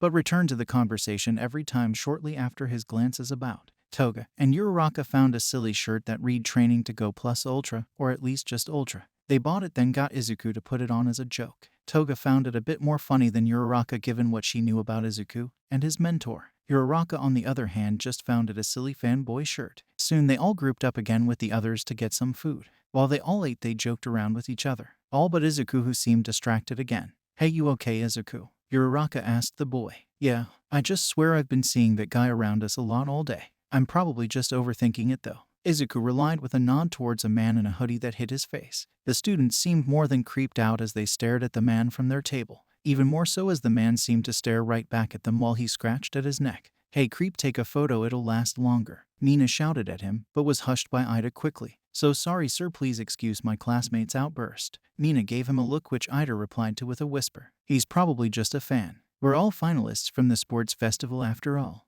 All but Minda, Fumikage said calmly. So uncool man, Minda stated with a mild death glare. Toga watched the man carefully as he walked off. Something just seemed way too familiar about him for her liking. Toga refocused on the group conversation after the man left that now had gone back to its previous light-hearted tone. At the end of the day, they all walked home as a group, though after a bit they split up and parted ways. The next day, Toga started to pack for the trip. She listened to some music and hummed happily. She grew lost in the music until she went to her closet to get some more clothes. Her eyes fell to one thing she had momentarily forgotten was there. The bottle of blood. She blushed wildly the moment her eyes rested upon it. Without her permission, her body once again moved on its own. Toga kneeled down slowly to pick it up. The tips of her fingers glided along the plastic slowly and steadily. Her fingers then gently came to grip the base of the bottle with both hands. Her eyes danced along the ridges of the bottle to the liquid that coated each wall of the bottle it brushed across. The liquid that was just a bit colder than the room itself welcomed her back to its side as if no time had passed since their last encounter. Its thickness had increased since the last time she had seen it, but it was still able to move freely inside its protective shell. A layer of sweat slowly built in her palms as her heart fluttered to increase its pace. The voice in her head spoke up once more after its once long silence. If she waited much longer, the blood would no doubt go bad, and all of what her best friend had given her would go to waste. Toga's breaths grew heavier then. Her mind raced to fill her thoughts of her current situation. She had been so good lately, but she didn't want it to go to waste. If she drank it now, she wouldn't have to worry about it anymore like she had up until now. She was even home alone right now. She bit her bottom lip so tightly it nearly drew its own blood. There was just one thing left to do that would eliminate all her reasons to not drink the blood. She set the bottle down gently like one would a baby, then left to get a straw. Once she returned to the room, she closed the door, then sat down with the bottle on her bed. Each time she tried to talk herself out of what she was about to do, she would find herself only capable of one thought. The thought of how thirsty she was. All her concerns melted away the moment she unscrewed the lid to smell the blood. Her face flushed red as a wide, twisted smile formed upon her face. She slowly put the straw into the bottle, then her lips to the straw. With a single sip she sealed her fate. Toga's eyes rolled back with streams of tears rolling along flushed red cheeks. She felt so free, intoxicatingly so. The blood wasn't fresh by any means, but the quantity was far more than she had ever had before. It filled her mouth then throat with pure delight. Her mind trailed to that of wonder of what it would be like if she could do this directly from the source, from her lovely giving best friend. Surely she would understand if she explained, and asked, wouldn't she? She had agreed once before to give her blood. She had even held her hand while she did it. What would be so different if it was just more directly with a bite or straw? She wondered how she could have ever lived up until now without knowing this feeling. It was like she could finally breathe for the first time, and it was all thanks to Uraraka. She loved Uraraka for what she had given her. All her worries, nervousness, concerns of how others saw her, just felt like they washed away with each gulp of the blood she took in. In their place came the warmth of joy, excitement, comfort, and love. As the blood ran out, she withdrew the straw out to lick it clean. Her hazed eyes shifted to her phone next to her when its ringtone went off. Uraraka was calling her. It was as if she knew Toga needed her. Toga couldn't help but smile a wicked smile as she held her cheek with one hand and picked up the phone with the other. Hey, a bunch of us girls are going to the school's pool to play some beach ball. Wanna come? Uraraka happily asked. I'd love to, Toga replied in a gleeful tone. Sweet, we're about a minute from your house, we'll wait outside for you, okay? Uraraka explained, her warm smile that could be easily heard through her voice alone. Yeah, of course. See you soon, Toga replied, then hopped up from her bed. Bye, Uraraka replied happily. Love you, bye. Before her friend could register her friend's final reply, the call ended as Toga giggled. Toga jumped about her room in delight. Already she would be able to hang out with her best friend. Normally she'd feel guilty about seeing her so soon after what she had just done, but right now she felt none of it.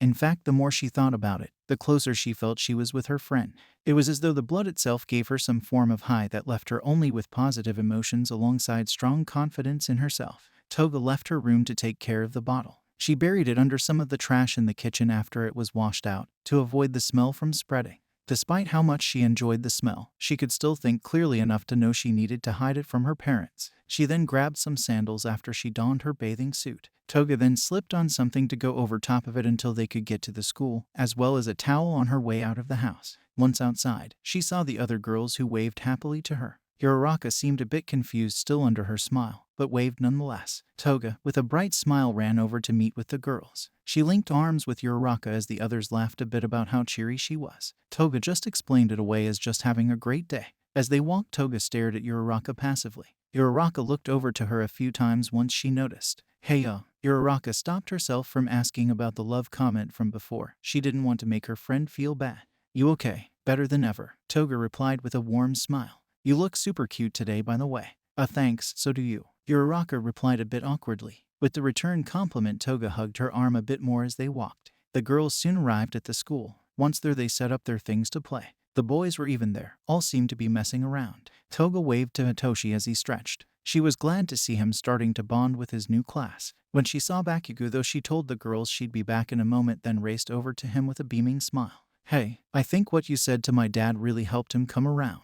So I just wanted to say thanks for standing up for me, Toga exclaimed happily. I just said what the moron needed to hear, he explained while he looked over her face a bit with squinted eyes. Well, I gotta head back over to hang with the girls. You have fun too, okay? Toga said with a giggle. Toga turned to leave, but paused when Bakugo grabbed her by the arm just tightly enough to get her attention. Toga looked back to him confused. His brows and lips turned to frown as he reached over to place a hand to her forehead. You okay, freak? The other day you wouldn't say a damn thing about what I said to your father. If anything, you avoided the subject, and now you're just giggling like an idiot about it, he asked firmly. I'm fine, just in a good mood is all, she explained happily to him as she gently removed his hand. So don't worry about it, cutie. Toga then ran off happily to join the girls. Bakugo's eyes grew wide for just a moment before they grew a suspicious stare. She hadn't called him cutie since their match. Before he could think much more on the subject, the other boys hollered over to him to hurry up so they could have their race. He then shouted back at them to shut up as he joined them. At the end of the day, Toga left with the girls with a wave to the boys. The girls all soon parted ways except for Uraraka, who chose to walk Toga home. On their way back, Uraraka looked to Toga before she finally spoke up. "Hey Toga," she asked in a nervous tone. "Yeah, Uraraka," Toga asked with a twirl to walk backwards so she could better see her friend. "Earlier today when you said goodbye, you've never said love you before you hung up before. Sorry if I'm reading too much into it or anything, but what exactly did you mean?" she asked carefully to not upset or make her friend feel bad. "That I love you, duh," Toga offered with a shrug and smile. Uraraka came to a stop and gave Toga an uncertain look. Toga stopped as well, then tilted her head to one side. "What is it?" Toga asked, confused. "What do you mean by love, Himiko?" Uraraka asked quietly. Toga grinned widely. She walked up to Uraraka, who slightly shifted back upon Toga's hand, gently grabbing her shoulders. Toga beamed with a blush and smile that felt slightly off. Toga leaned in closely to Uraraka, who blushed at someone coming so close to her. The blood that rushed to her cheeks reminded Toga of the girl's blood, how it felt to drink it, and its taste. She locked eyes with Uraraka, who seemed mildly startled by the look in her friend's eyes. It felt almost predatory. "That I love you, I think I always had, but only recently realized fully how much I do." Toga leaned in closer with a twisted smile and whisper, "You, Izuku, and Bakugo, I think I really do love you all. But you've always been there for me. You freed me of something I never knew I needed to fully break free from. Bakugo helped me a lot too. So it's hard to tell who I love more between you two, but I don't think it fully matters, you know. Not yet, at least. Himiko, I." Uraraka blushed brighter as Toga's lips grew so close to her own that they nearly touched. "I think I need you to back up a bit, okay? I don't want to make you feel bad, but I don't know how I feel about all of this yet." "It's okay." Toga pulled away from her. "I can wait. After all, we'll be best friends no matter what, right?" Uraraka took in a breath finally, as if she had been holding it the entire time. With the weight on her shoulders finally lifted, Uraraka smiled softly to Toga. She was glad Toga understood and wasn't upset with her. "Of course, I was worried you'd get upset for me asking for some time to think," Uraraka admitted as they went back to walking. "Of course I wouldn't. I mean, it's not like you insulted me when you did or anything. That, and you've always been so understanding to me. It'd be bad if I wasn't the same to you," Toga replied with a giggle. The two walked to Toga's house where they parted ways. Toga stopped at her door to look back at Uraraka while her friend walked away. She was starting to come down from the high of the blood finally a bit, but not too much. It was just enough for her to feel only slightly bad about what she wanted to do now. She so badly wanted to bite Uraraka to show her just how much she had come to love her. The next day, Toga said goodbye to her parents before she left for the bus. Toga happily raced her way there with a brightly lit smile. She had calmed down quite a bit from yesterday, but she just couldn't shake the free feeling she still had. Honestly, she knew that she should feel worse about everything from the day before. She couldn't fully bring herself to feel any further guilt. This didn't mean she didn't have some semblance of regret, however. She mostly just felt bad about how she made Uraraka feel uncomfortable. Upon arrival, she spotted Uraraka. Toga almost immediately blushed upon the sight of her friend. She hurried over to help Uraraka with her bag. After she helped, she apologized for the day before. Uraraka reassured her that it was okay and forgave her. It seemed as though the two were mostly back to the way they were before the entire situation Toga had caused the other day. She wished she could be more like Uraraka, given how her friend was always so willing to move past things. Not to mention, the girl just made everyone feel better all the time. As Toga put her things into the bus, she caught Bakugo staring at her. The girl decided to make a teasingly moody face back at him like he made towards her. The boy huffed and looked off from her teasing notion. On the bus, Toga and the others all chatted. Hitoshi explained to the others about his time with Toga and Aizawa. Aizawa eyed Toga the moment Hitoshi began to explain how Toga had spent most of her time teaching him how to fight. The other students asked him plenty about the training while Aizawa let off a slight, silent laugh. He looked back out the window, amused with the realization as to why Toga hadn't gotten significantly better after her internship compared to usual. The students continued to socialize before they all ended up falling asleep. Around 9 a.m. the next day, the bus came to a sudden stop. Most of the students fell from their seats. Uraraka nearly fell as well from where she laid, but was stopped by Toga. The girl instinctively held Uraraka tighter with one arm while the other pressed against the seat in front of them to brace them from the sudden stop. The two slowly looked at the other upon the realization of their positions. Toga blushed at the fact Uraraka had fallen asleep on her, while Uraraka tried to move past the fact her best friend was still holding her as if she was a teddy bear. Toga let go while Uraraka moved away to get up. Before either could say a word to the other, Aizawa called them all outside. Aizawa explained to the students, just as he did in canon, of their task to go through the forest to the camp in a timely manner or forfeit their breakfast. The students started to complain about the task while Hitoshi and Toga looked at each other for a moment. Toga smirked while Hitoshi let out a TCH sound. Toga, I thought you said your class did stuff like this all the time. If they can't handle such a warm-up, I'll start to think that you were lying. He said flatly. What did you say, loser? Bakugo shouted from the back. He said this should be easy for us. Toga shouted back. Whatever. Bakugo grumbled out after a moment's pause. The blonde bombshell then rocketed off towards the camp, followed by Toga, who grabbed Hitoshi by the arm to help him down the slope into the forest. The boy was getting better at his mobility, but still needed some help without his wraps. They're right, we've dealt with way worse. We got this if we work together, Izuku declared. The rest of the class cheered in agreement, then followed the other class members down the slope towards the camp. The class arrived just in time, just before their deadline. Most seemed overly exhausted, while a few others, including Toga and Hitoshi, seemed relatively fine. Once again, like canon, the wild pussycats revealed themselves before one began to flirt with some of the boy. You know, they're like half your age, and that's creepy, right? Toga asked with a scrunch of her face. The pro seemed a bit upset at her point, but left the boys be. After their instructions to start their training and to get changed, they left to get some food. Per usual, things go as they normally do in canon, besides the addition of Toga talking with Vlad for their usual quick catch-up. Toga did her best to train by using her hero gear the teachers had brought for the kids. She did her best to try to expand upon her quirk based on some of her theories on how she could do so. Sadly, not much came of it. She spent her time while they ate each day to also go over her notes of theories. She was down to the final option, quirk mimicking. Before she could get the chance to start testing her theory, there was an announcement of a trial to test all the students without makeup work would be taking. A test of courage. This announcement was made as it normally is in canon. Once they were left to find partners, Toga quickly made her way to Uraraka to team up with her. Hitoshi looked between the remaining two people he could pick from, Mainta and Izuku. Before Mainta could say anything, Hitoshi paired up with Izuku. This left Mainta on his own. The student complained that it was as if a mysterious force actively chose to push him to the side constantly for convenience and or comedic effect. With the pairs decided, the teams set forward into the forest. Things went relatively normally until the attack broke out. Hitoshi ended up racing with Izuku to Kota. Upon their arrival, they saw Muscular about to strike Kota, but was stopped upon Izuku's shout that gained the large man's attention. The man grinned upon his eyes, laying upon Izuku's form. I know you. You're on the kill list, he said happily, then looked to Hitoshi. You don't look like anyone on the capture list, so I'll assume it's fine to kill you too. Izuku tensed as he prepared to attack. Before he could, he was stopped by Hitoshi, who narrowed his eyes. Who's on your capture list? He asked flatly. Like I'd tell a brat like you, Muscular stated, amused, before he froze in place. Oh well, Hitoshi shrugged as he activated his quirk. Now go jump off that cliff. Hitoshi, Izuku shouted at the boy when he realized his plan. Fine, stop. Muscular stopped his steps right before he stepped off upon Hitoshi's order. Go attack your allies instead. With the new order, Muscular raced off. Hitoshi looked to Izuku, who nodded in approval to his newest classmate.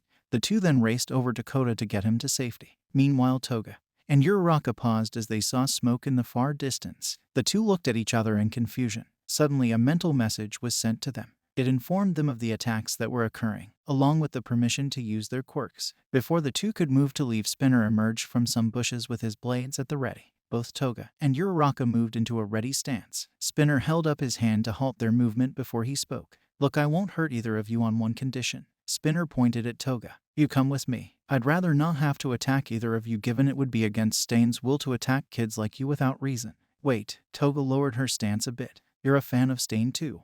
Spinner held a look of confusion before he smiled. I see. So his will has even made its way to the youth. That's wonderful to see. Please join us. We're fighting for Stain's will in a way the heroes can't. He offered a hand to her with hopeful eyes. Toga frowned a bit. Of course, the moment she found another fan of Stain showed up, he had to be a part of a villain group. She looked back to Uraraka, who shook her head to Toga. If she left with the man, Uraraka would be safe. Toga moved to take a step forward, only for Uraraka to grab her hand. Toga blushed at the notion, but did her best to stay focused. She closed her eyes, then looked at Spinner. I'm sorry, I can't go with you, she said with a serious look. I understand, Spinner replied, then readied his blade once more. This does mean we must fight now, though. Without another word to her, Spinner darted forward. Before Toga could move in reaction, Uraraka moved first to intercept. She grabbed his arm that held his sword and twisted it to force him to drop it. As she moved to knock him over, he reversed the grip she had on him. He then spun her out of the way. He then pulled out his knife to slash Uraraka's back. Her blood from the blade flicked backwards as he finished his swing.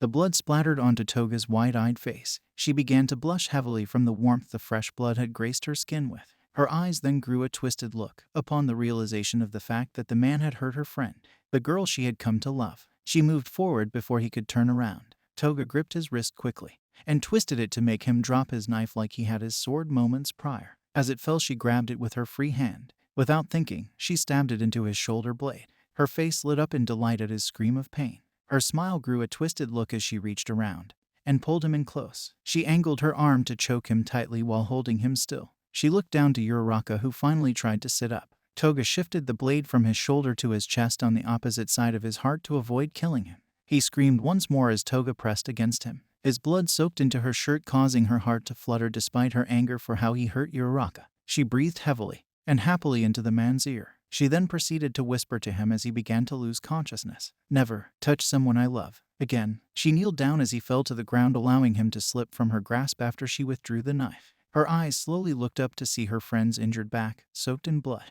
Her heart beated harder and harder the longer she stared. Her desires fully hit after the act of violence she had just done, mixed with all the blood she was now covered in. Uraraka looked to Toga. Her eyes grew wide in shock. She froze at the sight of her friend's eyes and smiled. It reminded her of the day before, which only shook her to her core in realization what the look had been that her friend gave her that day. "Toga, are you okay?" she asked, slowly getting up to her feet despite the pain in her back along with her fear. "Just thirsty," Toga said with a giggle as she began to walk over to her friend, knife still in hand, "and totally in love with that face of yours. Thank you all for indulging yourselves in the story thus far. I hope you enjoyed it. Now, there are a few more things that I'd like to go over before the video ends. Firstly, we've got a second channel called Anime Deep Dive. Anime Deep Dive goes deep into the facts and lore of a wide variety of anime. It's sure to expand your weeb knowledge for all kinds of series, guaranteed. On top of that, we have a third channel called We The Celestials Naruto What Ifs. It's what we do on this channel already, but in the vast world and lore of Naruto. Go check it out if you're in the mood for some jutsu action. Secondly, on behalf of We The Celestials, I'd like to thank everyone involved in the production of today's awesome content. Their details will be in the description below. Lastly, if you're interested in what we do here at We The Celestials, then I would like to extend out an invitation to join the team. The only caveat being we only accept members 16 years and up to join our crew. You can sign up for whichever category fulfills your interests by joining the recruitment Discord using the link in the description below. Our Discord is an all-around fantastic place to be. Whether you're a fan or looking to join our band of misfits, we're always looking for members to join us. Well, that's it from us for today's video. So, thank you all for watching, and have a great day. Hey, what is up, mortals? Welcome to Season 2 Part 7 of What If Toga Was in 1A. I just wanted to greet you guys by just saying, sit back and relax, you're in for a treat. So, we begin. Uraraka backed up into a tree as she winced from her injury that pressed against the tree. She looked towards her friend as Toga closed in on her. Toga looked at Uraraka's eyes that shifted down to the knife she had attacked Spinner with. Toga giggled and gently caressed Uraraka's face. "Don't be scared," Toga said with a wide smile. "I would never kill you. I love you after all." Uraraka let out a cry of pain as Toga bit into Uraraka's neck to get her blood. It wasn't nearly as much as last time, but the warmth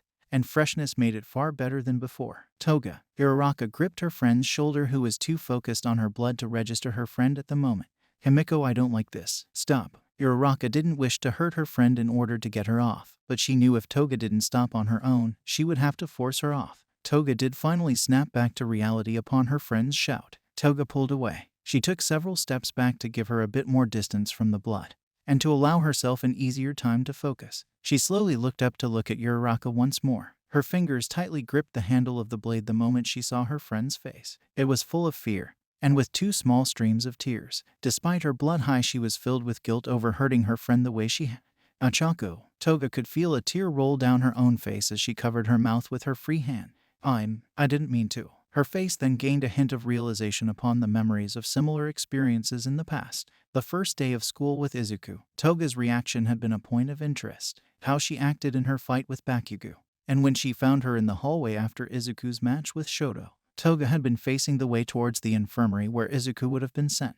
She had that same look on her face from that day, which meant Toga had likely been trying to stop herself from hurting Izuku. So many memories came back that just made so much sense now to Uraraka. It had always been small ones until they had started UA. The bigger times had been after she started working directly with her main quirk as well. Uraraka's eyes then grew wide. The day at the pool Toga had acted on that day too. Uraraka feared for her friend the more she thought about it. They had been constantly working on their quirks recently as well. Uraraka could only imagine how badly this had all been a strain on her friend, as well as only explain to her further why Toga had been so dead set on proving her father wrong, along with why her father had been afraid of Toga in the first place. Before either could speak further, a man's voice called out, "I spinner, that scream better have been you getting that Toga girl, cause we're running out of time." "We got plenty of time," Twice called over as he rushed into the clearing. "Whoa, boring." He looked at the scene before him, then more directly to Toga, who never broke her eye contact with Uraraka. Uraraka shifted the best she could to a defensive stance when she saw the new arrival. "So any chance you come with me willingly?" he asked as a mild joke, slowly inching towards Spinner to pick him up. Toga finally closed her eyes and loosened her grip on the knife she still held. She nodded softly at the man's question. "Well, that was easy." "No, it wasn't," Twice replied in surprise, as the man picked up his friend. Uraraka shifted towards Toga with wide, pleading eyes. She reached weakly out to Toga, who looked back at her with teary eyes. "Toga, it's not too late, please," Uraraka pleaded as Toga slowly walked back over to Uraraka. "You can go to quirk therapy. Things don't have to be this way. You don't belong with them." Toga gently grabbed Uraraka's hand she had outstretched. Uraraka smiled weakly for a moment, only for it to slowly fade away at Toga's sad expression. "I could breathe for the first time a few days ago. I felt so free. My fears and uncertainties were gone. I felt like I could be who I am for the first time without fear. If I stay, I would be suffocating myself all over again." Toga glanced to where she had hurt Uraraka, then back into her friend's eyes. "I don't belong here. Heroes don't hurt their friends, Achako." Uraraka started to shake her head, but before she could speak, Toga cut in. "But at least I know one thing. My feelings of love may be swayed with blood, but they're still real. Please don't follow me." With a single strike to Uraraka's head, Toga knocked Uraraka out. She gently laid her down in the grass with a kiss to her forehead. Toga then wrapped up her friend's neck with her handkerchief she normally kept on her person. She then stood up and looked at Twice. "Let's go." She wiped the tears from her face and followed him away. Meanwhile, back with the other students, Bakugo fell backwards, narrowly avoiding a touch from Mr. Compress. Suddenly, Muscular raced over from the forest to strike his ally. Mr. Compress fell to the ground out cold. Bakugo watched with the other students as they stared dumbfounded at the large man who raced over to attack Moonfish. As the fight began, Izuku and Hitoshi arrived on the scene. "Bakugo, Shoto, come on, let's go while they're distracted," Izuku pleaded as he raced over. "I ain't running, nerd," Bakugo shouted back. "Neither will I, they still have fumigage," Shoto calmly stated before he darted towards the knocked-out Mr. Compress. Izuku then shouted out at Bakugo as he raced into the heat of the battle between Moonfish and Muscular. Izuku focused himself before he raced over to join the fight as well to back Bakugo up. Hitoshi sighed a tired sigh before he raced over to Shoto to help him out. "I swear the longer I spend time with your class, the more I realize how stupid you all surprisingly are," Hitoshi muttered. Shoto refused to comment on the matter. Instead, he explained what the villain had done to Fumikage. With the new information, Hitoshi began to pat him down with Shoto. After they found no results with a general search, Hitoshi paused and thought about the situation a bit more. After another moment of looking the man over, Hitoshi then removed the villain's mask. When he saw the open part for his mouth, he decided to try his luck. Hitoshi then reached into the man's mouth where he found and pulled out the small marble-like orb. "We need to leave now," Hitoshi said just in time for Moonfish to land several strikes on Muscular. The hit took Muscular down swiftly. As it hit, though, Bakugo and Izuku both landed a hit at the same time on Moonfish. The villain was taken down just as swiftly as his ally. The students looked to each other as they regrouped, their eyes laid upon the marble that Hitoshi held. After much debate, they decided to head back with Mr. Compress in tow to figure out how to free their classmate. With that, they raced off. Toga and Twice then emerged from some bushes near the clearing once the others were gone. Twice hadn't liked allowing the kids to attack his allies, but given the situation and a quiet request to stay back from Toga, he agreed. He also seemed to love the idea at the same time, or at least said he did. He was hard to read. The two of them entered the clearing as Twice explained that this was supposed to be the evacuation point, as well as the fact that they still had a few minutes before the portals would open. Toga nodded in understanding while she avoided looking at Spinner. She then told Twice that he should try to wrap up the man's injuries with Spinner's scarf and wraps while they waited. Twice agreed and started to do so. He wanted to ask the girl for help, but by now could figure out what her whole deal was. Given that fact, as well as the one that she still was carrying around a knife, the man decided not to ask her to help tend to blood-related injury. As Twice worked, Toga's eyes shifted over to the sound of shifting grass. Her eyes met with a stunned Izuku, who looked over her form that easily painted the picture of recent events.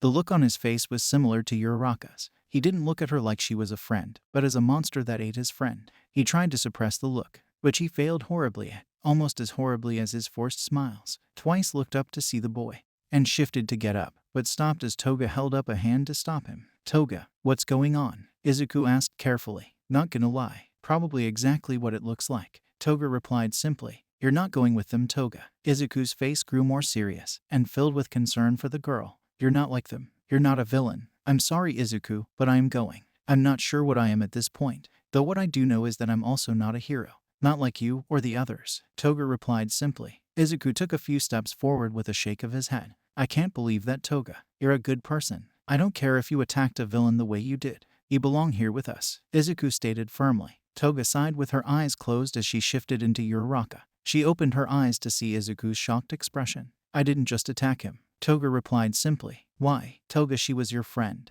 Izuku frowned his brows then. Exactly my point, Izuku. Toga smiled a sad smile. She's not too far from here. Go save her, someone who actually needs saving. Izuku then shifted into a battle-ready stance. Lighting began to crackle around him. Uraraka is more than capable of handling herself. I have faith in her. I came back this way to make sure that the villains wouldn't get away, while the others got the teachers. Which means I can't let you go either, Toga. He said seriously. No, like she actually probably could use some help. Before Toga could finish, she let out an eep as Izuku rocketed towards her. You're fast. I forgot. Crap. Izuku grabbed the collar of her sweater as Toga thanked the fact that it wasn't a punch, as well as the fact that Izuku seemed still determined not to seriously hurt her. Toga twisted her body to let the boy pass. As she did so, she used the knife to cut her sweater to free herself from his grip. The boy skidded away from her before he tossed the piece of sweater away. The boy darted back towards her once again. Twice called over to her while he pointed to a familiar-looking shadowy portal. She needed to get past Izuku, while also needed to avoid him following her as well. An idea came to mind then. If her last theory was correct, then she had a way to get by him. She had watched Uraraka use her quirk countless times. Toga then reached forward to grab the wrist Izuku had outstretched toward her. Toga could feel her stomach turn as Izuku suddenly floated into the air. Due to the momentum built up from his previous speed and assisted redirection from Toga, he proceeded to rocket over Toga's head towards the forest. Toga then bolted for the portal with twice as she bit back the nausea that came from Uraraka's power. Once they neared the portal, Toga put the handle of the knife into her mouth to hold with her teeth. She then leapt towards the portal, looked back towards Izuku, then placed her fingertips together to make him fall into a tree below that broke his fall. She popped through the darkness of the portal and fell to the bar's floor. Toga pulled the knife from her mouth as she groaned, gripping her stomach. I'm gonna heave, she said before she covered her mouth. Someone get her a bucket. I just finished mopping that floor, Kurogiri said with a sigh. Twice, that's not one of the designated three, Shigaraki said with an annoyed tone. Yes it is. It's Toga. No it's not, Twice replied as he started to carry Spinner off to get proper medical treatment. That looks nothing like Toga. Stop lying to me, Shigaraki replied as he scratched at his throat. Magni brought over a bucket for Toga. Toga let the flesh finally fall off her form to reveal her true form. She then looked up to see who was before her. Her eyes grew wide upon the sight of the man. She remembered him well from the attack at USJ, as well as the mall given his similar scratching mannerism. She gripped the knife in her hand tightly. Magni gently touched her hand to get her attention. Hi, you can call me Big Sis Mag. I'm going to take this off you, okay? Magni informed the younger girl. Toga stared at her for a moment before she loosened her grip to allow her to take the knife. No doubt that they wanted to avoid her lashing out with it. Toga let herself sigh as she stuck her head into the bucket. Of course, she ran off with the villains that happened to work for the guy who had attacked and stalked her friends. Okay, so maybe the others were sorta right that she didn't belong with these specific villains. The next day, Uraraka woke up in the hospital. She shot forward as she called out to her friend to not go. Izuku gently gripped her arm to calm her down. The girl looked about the room filled with concerned friends and two of her teachers. She though failed to spot Toga. As she looked about, her eyes met Toga's mother's. Toga's mother from the hallway peeked in from the hospital room's window. Next to the mother was Toga's father, who also looked genuinely concerned for the news that they likely were waiting on about their daughter. Then the question hit that crushed Uraraka's heart into a million pieces. What happened? Aizawa asked straight to the point. Uraraka knew if she told the truth, most would see Toga as a traitor, a villain, and potential murderer. She by now knew the struggle Toga had to prove she was a good person to her father. If she told the truth, all the work would go down the drain. Her friend had stopped at her request and managed to control herself. She knew that her friend likely was struggling with her quirk. Even if Toga had hurt her, she couldn't hold something her friend was actively trying to control against her. She was pretty upset she had just knocked her out as well. but the situation wasn't really the best one, so Toga had likely thought that was the best plan of action. Uraraka sighed and began to explain. A villain attacked us. They tried to get Toga to go with them, but she refused to, so he attacked. I moved to intercept, but he got me in the back. Toga took him down the best she could. I let her bite me for my blood in case she would need it for some reason.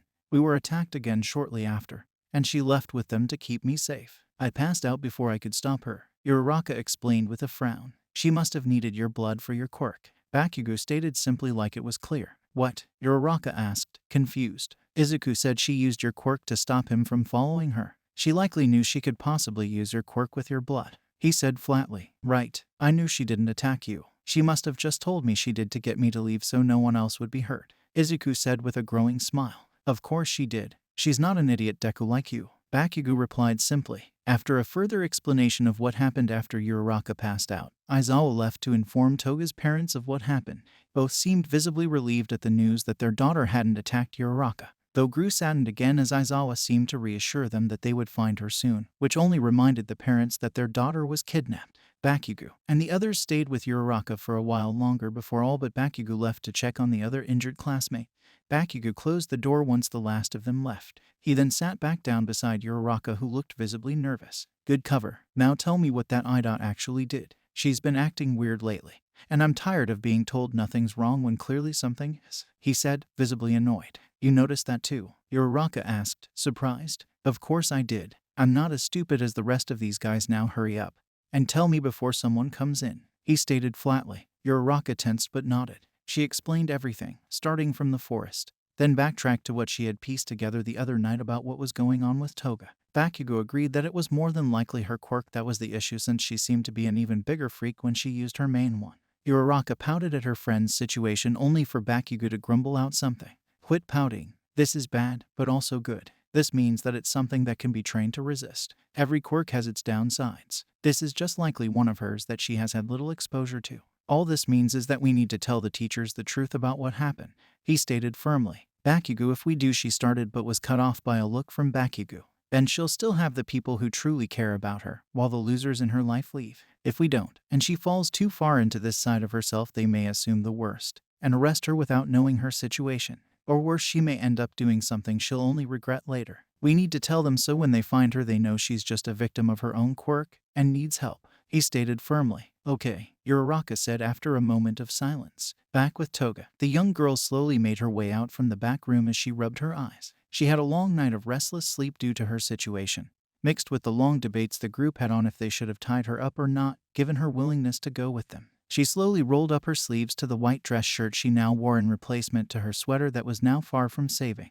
Thankfully, the bar had a shirt that actually was in her size. Mostly, the sleeves and torso were a bit too long for her liking. Thankfully, rolled-up sleeves and tucked shirts were a thing, which quickly fixed that issue. Good to see you didn't run off at night, Spinner said as he ate at the counter. Good to see I didn't accidentally kill you, Toga said softly with an apologetic look. You were protecting a friend. It's all right, Spinner replied as Toga sat down. Right, Toga replied, a bit less certain of how all right the situation actually was. Hirajiri grabbed her some cereal and slid it over towards her. Toga nodded in thanks and began to eat in silence, a silence that taunted her for what she had done the night before, by replying to her friends' words along with all of their faces when they had seen her. Thankfully, that silence didn't last too long as Dabai walked in, followed closely behind by Twice, who seemed to be thoroughly annoying the man. Toga couldn't help but smile a bit at how they bickered. It reminded her of the silly chatter of her classes at UA. Even the silence that ensued from Shigaraki ordering them to stay silent reminded her of her classes in a way. A twisted one, but still in a way. You've had the night to rest. I need to know, are you joining us? At our side you can help us take down the society that has been holding you back all your life, telling you what you can and can't be based on your quirk alone. All the while heroes obsessed with fame and glory allow others to suffer when they can save them. Shigaraki restated his proposal from the night before, that Toga had requested more time to think on after it was offered. We've seen you with those heroes, especially after last night. It's very clear you have to hide who you are all the time.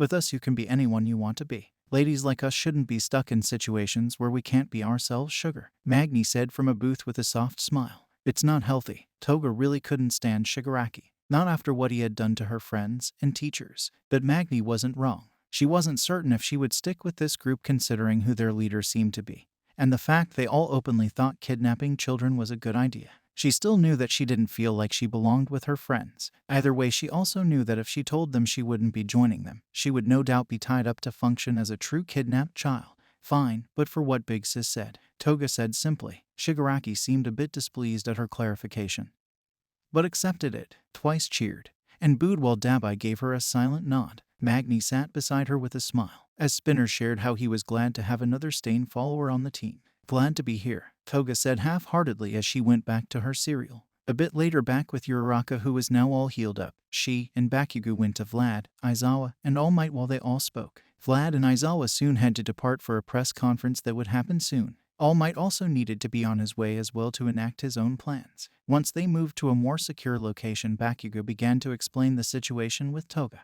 At the news, All Might looked serious, while Aizawa held a look of guilt, and Vlad punched the wall. I should have known there was a risk of that. Vlad shouted at himself. It's not your fault, Vlad. I encouraged her to use her main quirk more. If I hadn't, she wouldn't likely be in this situation, Aizawa said as he rubbed his temple. Stop it, both of you, All Might demanded. Yes, this could have been handled better if we had better knowledge of the situation beforehand. We didn't, though, due to the girl hiding it. Based on what the students have explained, it's no doubt that she was scared to do so. Sadly, we have moved past the point of correcting past failures. What we can do now is provide her the support she needs now, before she goes too far and can no longer be saved. She left because she felt she didn't belong here. So now all we must do is prove her wrong, that she has a family and home here with us, that no matter her flaws, she is loved and cared about. That, I believe, is something we can all do. After all, we're heroes. Saving people and instilling hope in others is exactly what heroes do. All Might started with a beaming smile that easily lifted the mood in the room. All Might told them to not spread Toga's state and situation for now in case there was a spy in UA that could use the knowledge to push Toga too far into villainy. He explained the suspicions of possibly there being a spy at UA after the villains had found the hidden camp to attack. He then explained that there were already a few leads on the villain's main base location, so the students wouldn't try to run off on their own yet. He explained that the current situation was a very tricky one, but if handled correctly, they may have her home by tonight. She'll have to go to quirk therapy, right? Uraraka asked, to which All Might confirmed with a nod. That means we'll have to tell her parents. If we do, her father may just cast her away all over again. If he does, then he will have a strong word with me, and Toga will have a safe place to go where no one will judge her upon her quirk alone. Vlad stated firmly. I will not allow a situation where that child has to fear asking for help again. Well said, Vlad. Now, let's get our student back, All Might declared with a confident smile. Thank you all for indulging yourselves in the story thus far. I hope you enjoyed it. Now, there are a few more things that I'd like to go over before the video ends. Firstly, we've got a second channel called Anime Deep Dive. Anime Deep Dive goes deep into the facts and lore of a wide variety of anime. It's sure to expand your weeb knowledge for all kinds of series, guaranteed. On top of that, we have a third channel called We The Celestials Naruto What Ifs. It's what we do on this channel already, but in the vast world and lore of Naruto.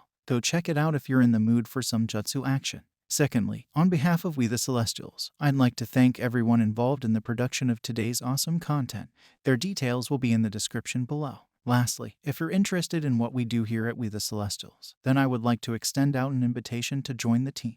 The only caveat being we only accept members 16 years and up to join our crew. You can sign up for whichever category fulfills your interests by joining the recruitment Discord using the link in the description below. Our Discord is an all-around fantastic place to be. Whether you're a fan or looking to join our band of misfits, we're always looking for members to join us. Well, that's it from us for today's video. So, thank you all for watching, and have a great day. Hey, what is up, mortals? Season 3 Part 1 of What If Toga Was in 1A. I just wanted to greet you guys by just saying, sit back and relax, you're in for a treat. So, we begin. Bakugo watched as Uraraka was picked up by her parents, and the teachers left to prepare for their plans. The boy started to make his way from the hospital with his hands in his pockets. Before Bakugo could leave, Izuku called out to him. A few others followed the green-haired boy out close behind. Izuku explained their plan to use Momo's tracker to follow the signal from Anamu to the villain's hideout. Izuku held a small confident smile as he invited his friend to join them, even if it wasn't a plan that fit Bakugo's usual style. Bakugo looked from Izuku to the others behind him with a serious stare. He couldn't risk telling them All Might's plan after All Might himself told him not to. He still couldn't just let them go. The group had many of Toga's friends from class. If things went poorly, and Toga was spotted in a bad condition in front of all of her friends, it would only push her further away. Bakugo grumbled before he took out his phone. He then pulled up his call screen with All Might's number at the ready and his thumb over the call button. He had been given the number along with Uraraka in case an emergency came up regarding Toga. He hated to pull this card, but it was the only one he could without a major risk coming to his teacher's plans or the instructions to keep things quiet. He then held up his phone for the others to see. You'll only get yourselves killed like a bunch of idiots. If you go, I'll call All Might right here and now, he said as he locked eyes with the stunned Izuku. I hate that I can't attack those creeps too, but real heroes are on the case, Deku. We'll only get hurt and get in their way. Toga went willingly with them. They wouldn't hurt her if she pretends to work with them, and she knows that. It's only been one day. Give the pros a chance to do their actual jobs. Go home. The others looked a bit discouraged, but Izuku still held a strong, determined look. I can't do that, Kaken. She's there because I couldn't stop her, but we can get her back now together. He offered, certain that his words were facts. And what if you tick off the villains and get her killed on accident? Bakugo asked in a serious tone. Izuku's face fell a bit in positivity. Well, be careful, Kaken. Please, Izuku started, but stopped as Bakugo hit call. What is it, young Bakugo? All Might's voice inquired from the phone's speaker. You're on speaker, Deku. And his friends are trying to go after Toga, he said flatly. I see. There was a silent moment before All Might spoke again. Young Midoriya, please stand down. I promise you I will explain tomorrow. For now, please stand down for me. He then agreed to stand down. He seemed like a puppy that had been yelled at despite his mentor's kind demeanor. The others looked far less likely to run into battle now as well, after all their plan had been ratted out and shot down. With a final look from Bakugo, he hung up and walked away. He hated how he had to handle the situation, but after everything he knew, following his idol's lead was the best idea. About an hour later, Toga sat in a booth with Magni brushing out her hair. Toga tried to focus on Magna's words over the broadcast that had been playing for the past while. You have very nice hair, Sugar, but if you leave your hair in tight buns all the time, you're going to seriously damage it from constantly putting a tight strain on it. It already looks worn out from you sleeping in them, Magni advised their newest member. It was pretty apparent that Toga didn't really like hearing the interviewers berating her teachers about how badly the students have been attacked thus far, especially not when they kept bringing up Uraraka's condition before her recovery. Shigaraki was determined to keep watching, so Magni had decided to go full big sister to their new member to help distract her. I know. I used to wear my hair down before I went to UA. I liked the twin buns, so I started to wear my hair up. That, and I found them cuter, Toga replied half-heartedly. She was clearly distracted. There's plenty of cute styles out there, Sugar. You should try some loose ones here and there too. Trust me, your hairline will love you for it too. She started to restyle Toga's hair. If you still want a bun, you could have a half down, half up with a loose bun on the back. Toga tried to listen to Magni but failed to, as she kept hearing the broadcast. She practically winced upon the reporters announcing how heavily people were calling for the school to shut down.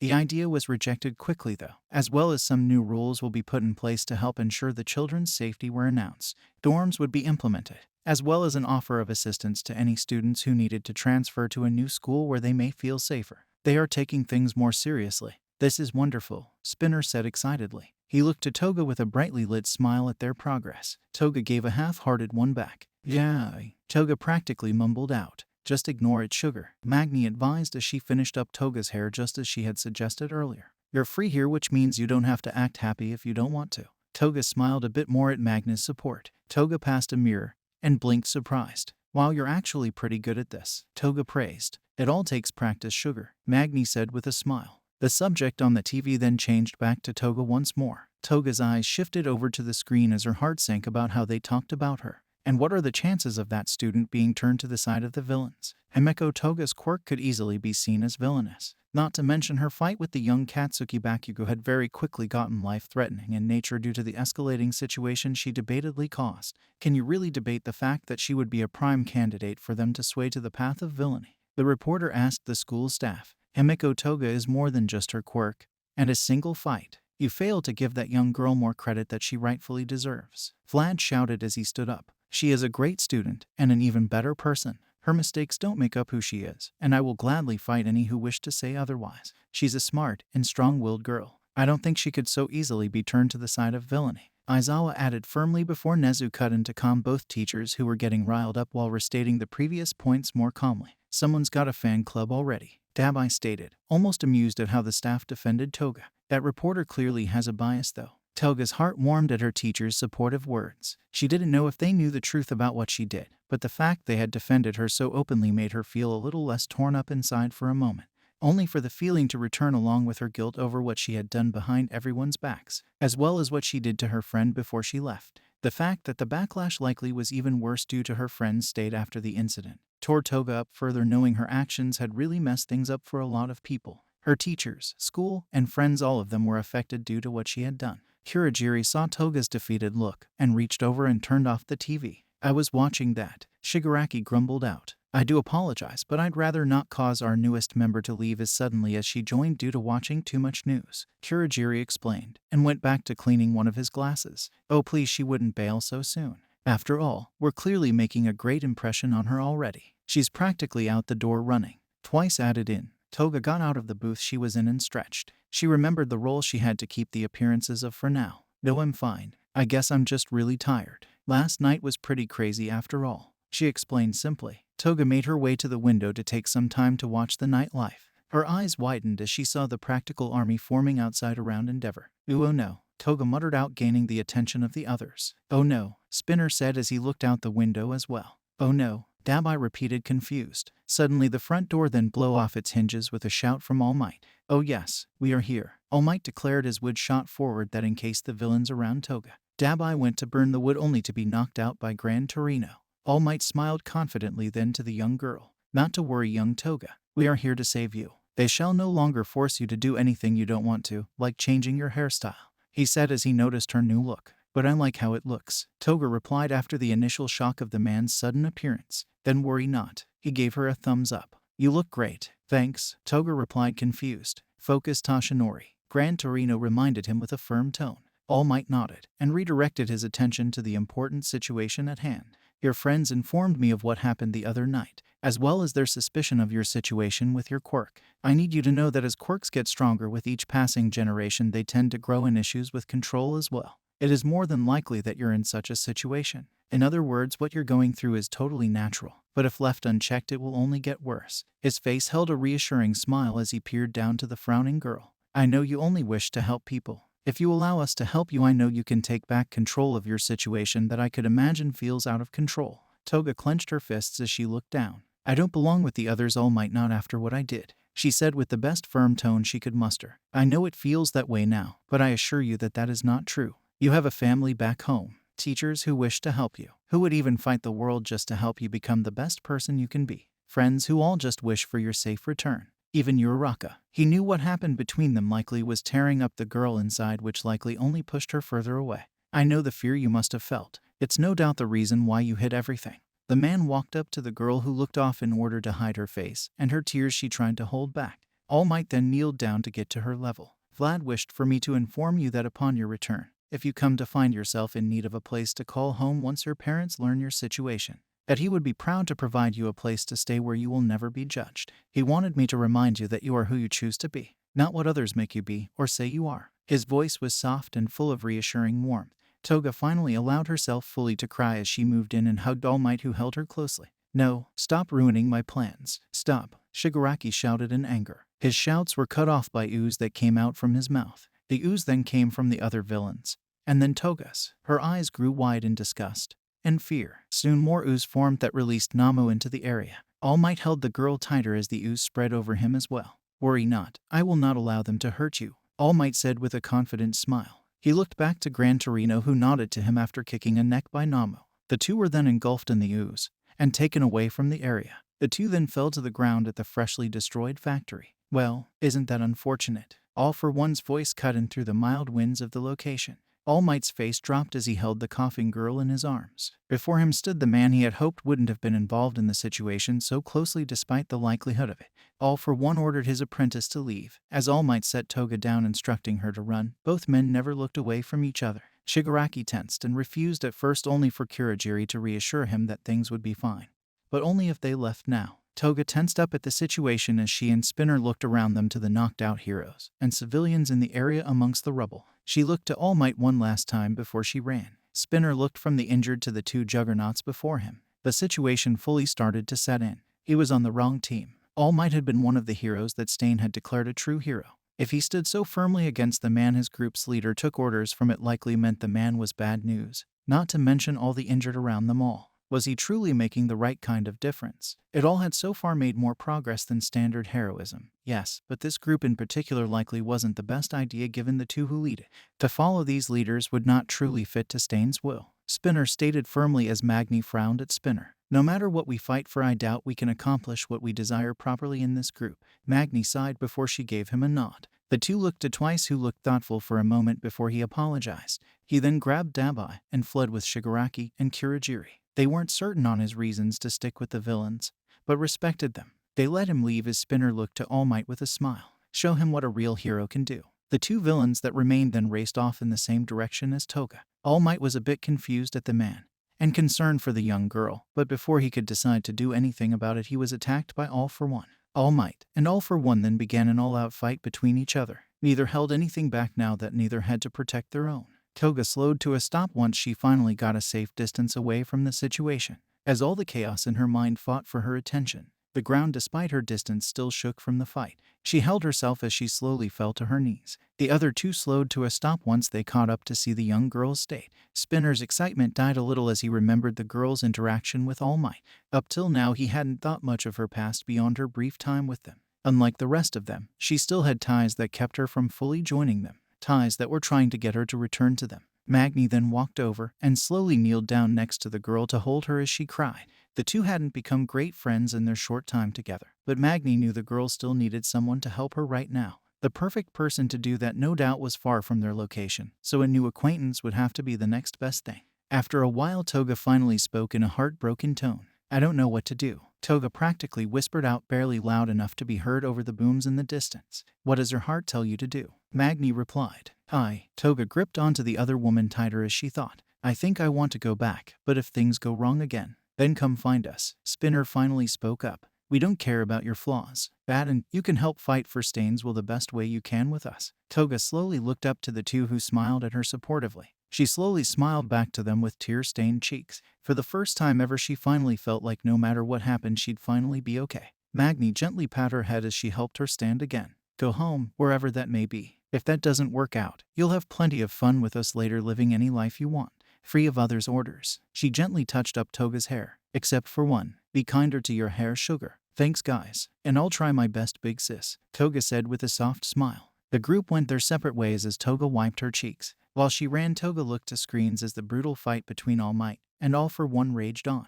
Both were in very bad shape at this point. She rushed into a store. TP asked to use their phone. The shopkeep looked from the TV they had onto the girl before their eyes grew wide. You're that kidnapped kid, the clerk said in disbelief. Yes, very shocking. Can I please use your phone now? Toga asked again as the two looked at the screen. All Might declared his finishing move, one that would finish the other man off due to his added energy he had from not having to hold back nor draw out the fight from the start. Sadly, the move left him in his small might from.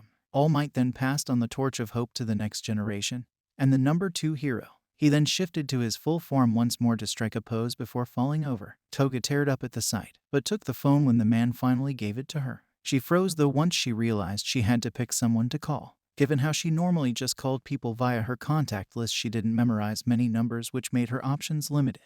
Off the top of her head, she could only remember 3 numbers. Uraraka, her mother, and the emergency police number 110. Her mother drilled the number in her head since she was a child. She couldn't bring herself to call either her mother nor her best friend right now, so the police were the next best thing. After explaining the situation over the phone, Toga waited at the store. Thankfully, when they arrived, her parents weren't with them. One of her teachers were, though. Vlad had been informed of the call and had opted into joining them to get the young student.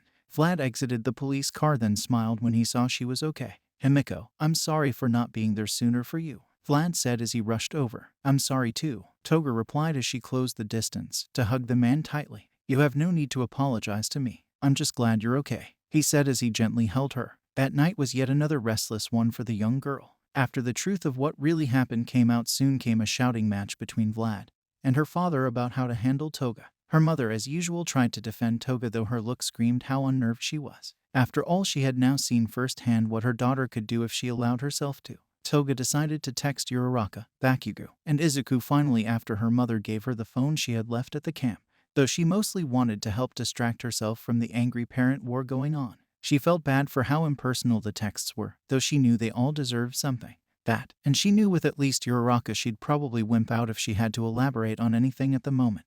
She simply wrote to them all that she was back, safe, and sorry. The distraction helped for the 5 seconds it took to send them all. By then her attention came back to the war that still raged on in front of her. Her father motioned to her a lot, but just like a few months ago he utterly avoided looking at her. Her heart ached at the fact their progress regressed so far so fast. She was at least glad that she hadn't broken her bond with her mother totally yet. By the time the decision came on what to do, Toga was totally emotionally drained.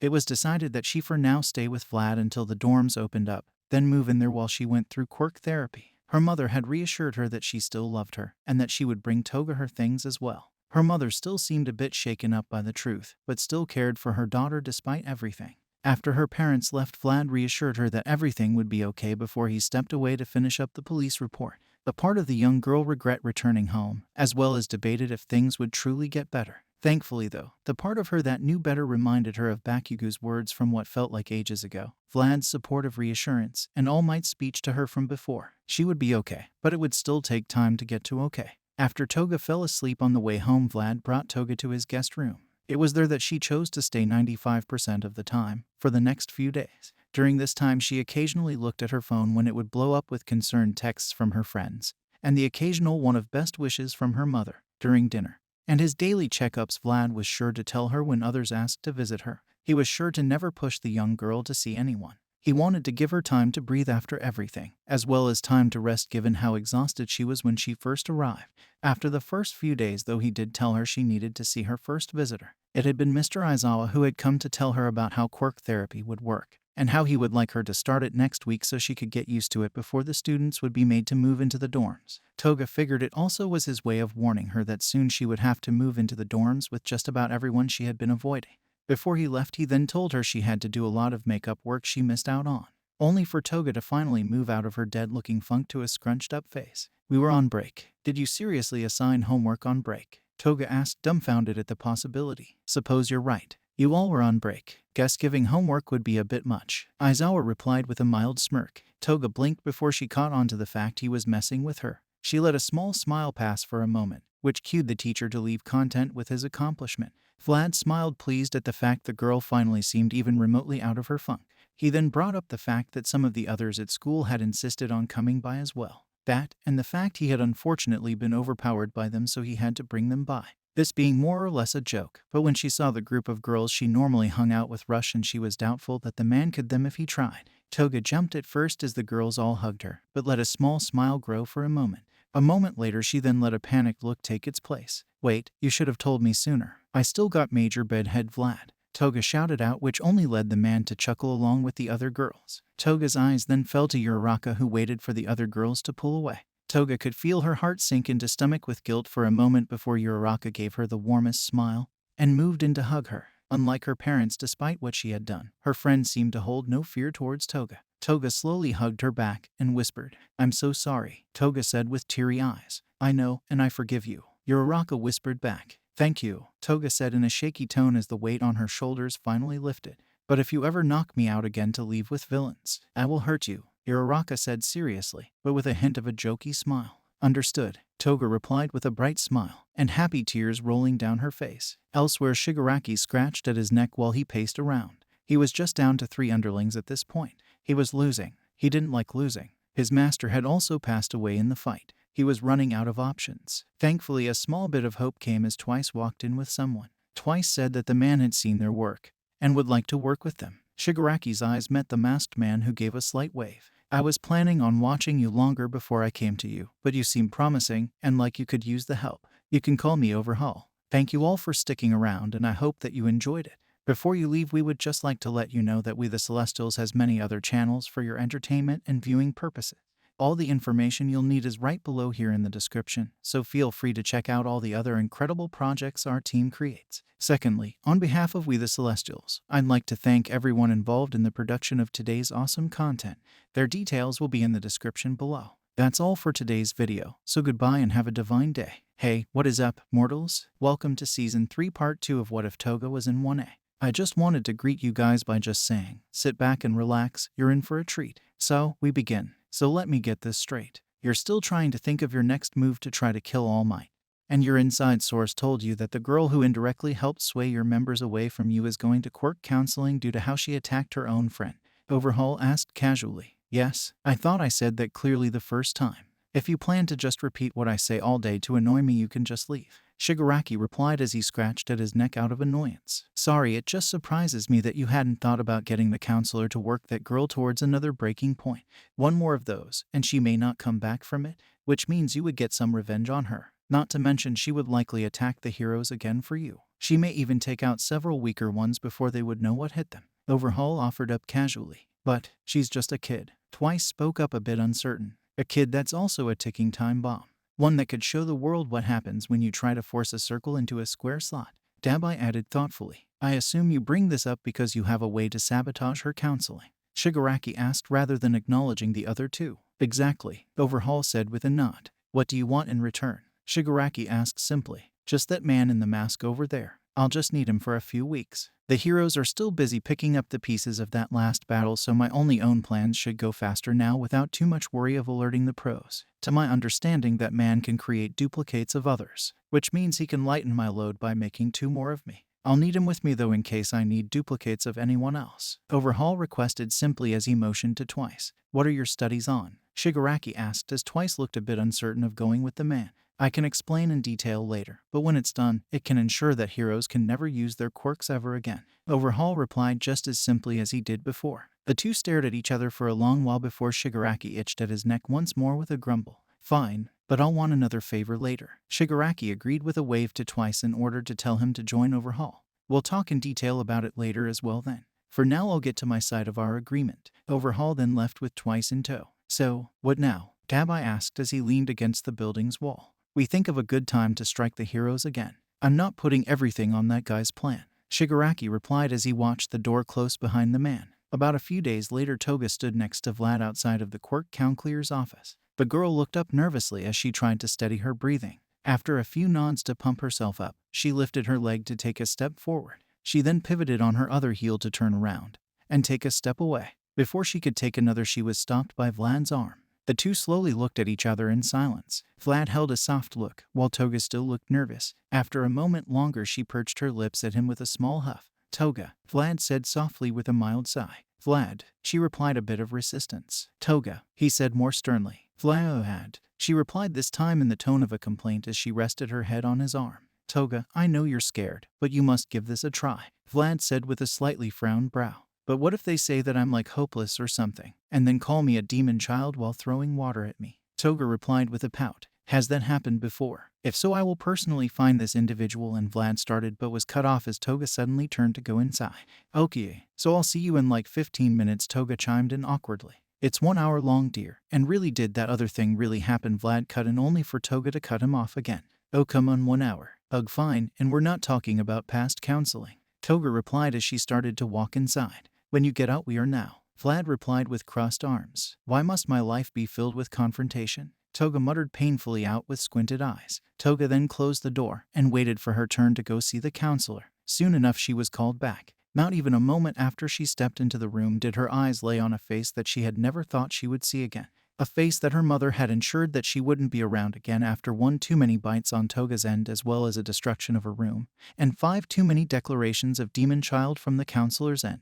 Her mother had changed around her counseling afterwards back then, which from there on had really helped Toga out. The counselor's name was different, her office in a new place, and had no sign of scarring, nor recollection of Toga based on how she looked at her like any other struggling teen. Toga, on the other hand, remembered it all. The rage, the sadness, the feeling of suffocation of the pressure that had been on her. She could remember what it was like to attack her, and how she felt no remorse back then. She remembered the assault, and how she had lashed out on the room and counselor herself. Toga's focus came back as the woman snapped her fingers at her to gain her attention. Take a seat, young lady. Based on your file, we have much to cover, the woman said in the same dismissive tone as Toga could remember from so long ago. I'm sorry, I have the wrong room, Toga quickly said as she turned to leave. Himeko, Toga, is it not? The woman asked, which caused Toga to stop in her tracks. My dear, if you leave now, I will have to report that you are unwilling to work on your monstrous behavior. And I will need to recommend that you never return to any hero academy due to the triggers it would put you right in front of. Toga's jaw tensed up along with every other muscle in her body. Against her better judgment, she turned around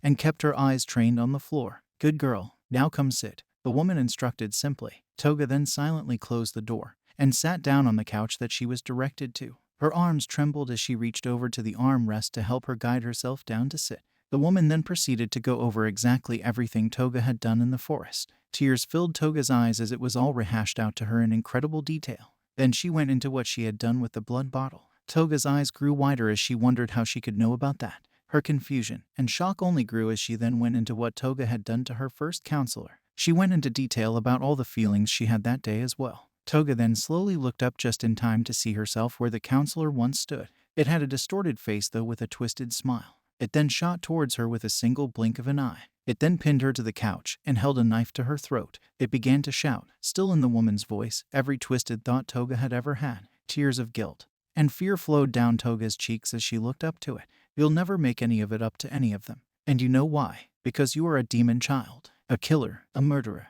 It screeched out. No, Toga screamed back as she clenched her eyes shut. Silence then filled the air for a moment as it felt as though she was floating for a moment. By the time she opened her eyes, she was sat on the couch normally again with the distorted version of her missing. She looked about the room coated in sweat with her heart racing. Her eyes laid on a man with a soft and warm smile who held the door open to the room. That's all, kiddo. Your time's up, he said with a chuckle. What? Toga asked, confused. The session is over, hun. You did wonderfully. I wasn't expecting you to be so open, but your remorse is a wonderful sign. It means you show promise to grow from your past mistakes. That, and to be able to coexist with others like anyone else, he said almost proudly of her. I see, she said in a shaky tone. She got up with weak legs and made her way out of the room. See you next week, he said happily before he shut the door behind her. Toga tried to figure out what exactly happened, but couldn't figure out what had. Each time she looked at the time, it showed that she had been in there for an hour despite how short it felt. She didn't remember seeing that man up until then and just then, let alone talking to him about her issues. Had it all been just all in her head? When she got back to Vlad, he smiled at her brightly before it shifted to a frown upon noticing her demeanor. What happened? He asked, concerned. I apparently showed remorse, and am not a lost cause, Toga offered, uncertain of the answer herself. And that saddens you? He asked, still confused by the look on her face. No, she sighed. I don't know. Should we talk about it? Vlad offered, so she had a metaphorical open door to share her thoughts. Maybe. I don't know. I don't even know how to talk about it honestly, Toga admitted, her hands still shaking. Well, Vlad gently put an arm over her shoulder to give her a side hug. When you know, I'm right here to listen. Like a big strong muscle diary. Okay, Toga said with a slight snort at his phrasing. For the next week, Toga focused on packing and moving into the dorms when she knew the others wouldn't be around.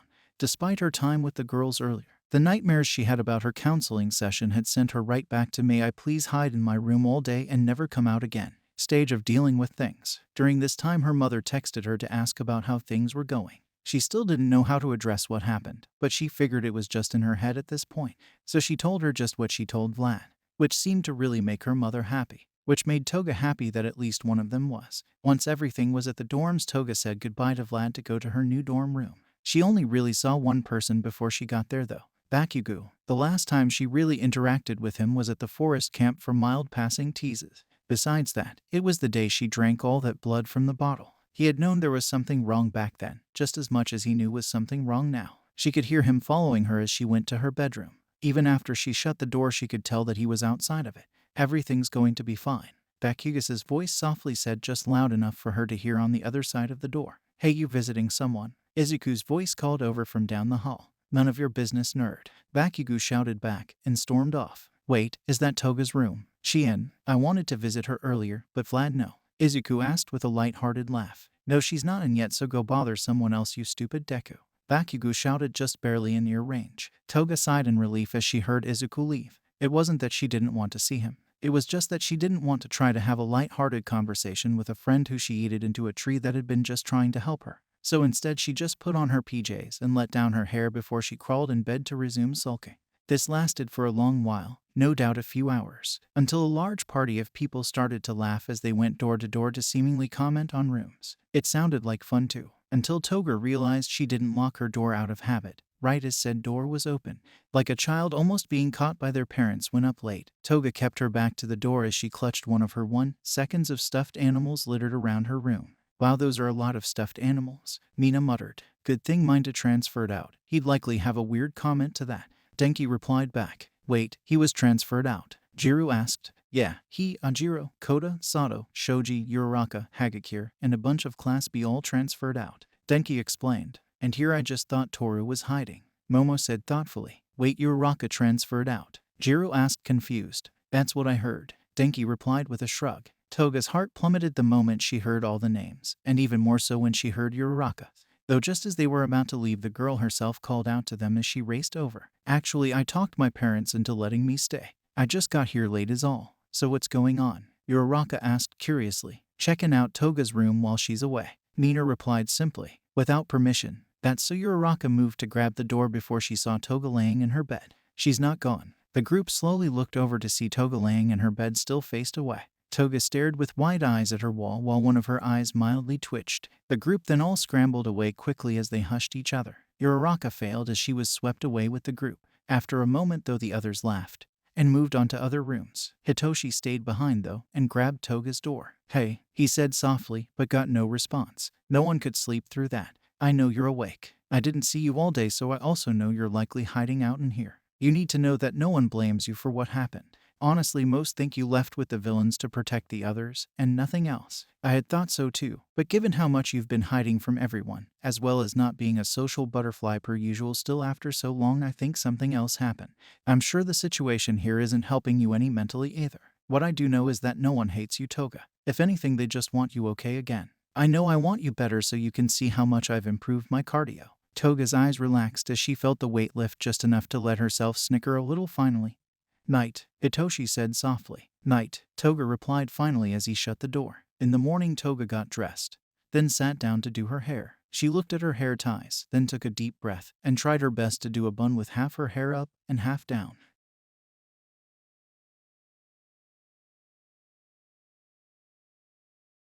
Monster or hero, I'll have a home and family to go to. She nodded, then made her way out of the dorm room and down to the kitchen.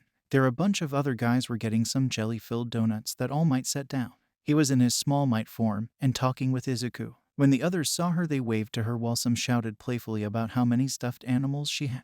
Toga squinted her eyes at them, which quickly got them quiet given they knew that they shouldn't have been snooping in the first place, so teasing her about things they found mid-snoop was not a good idea. She made her way to All Might and Izuku, who both smiled happily to her. Glad to see you back home safe and sound, young Himiko. All Might said, only to receive a hug in return. Thank you for coming to save me, she said softly to him. All Might gently pat her back before she let go and looked to Izuku. I'm sorry for throwing you into a tree, Toga said quickly, which made the others pause and look over. You did what? Denki asked, confused. It's okay. Congratulations on awakening your quirk, Izuku said lightheartedly. Awakened her what? Denki said, only to get jabbed in the ribs by Mina. Oh, Izuku moved to hug her only for her to stop him with a hand that she gently pressed to his chest. She blushed heavily as she shook her head. Sorry, The memories of her distorted self recounting her thoughts she had about Deku in the past replayed in her mind as she blushed even harder. I really can't right now. Okay. Despite his confusion, he smiled in understanding. Is Vlad in today? Toga asked as she looked back over to All Might.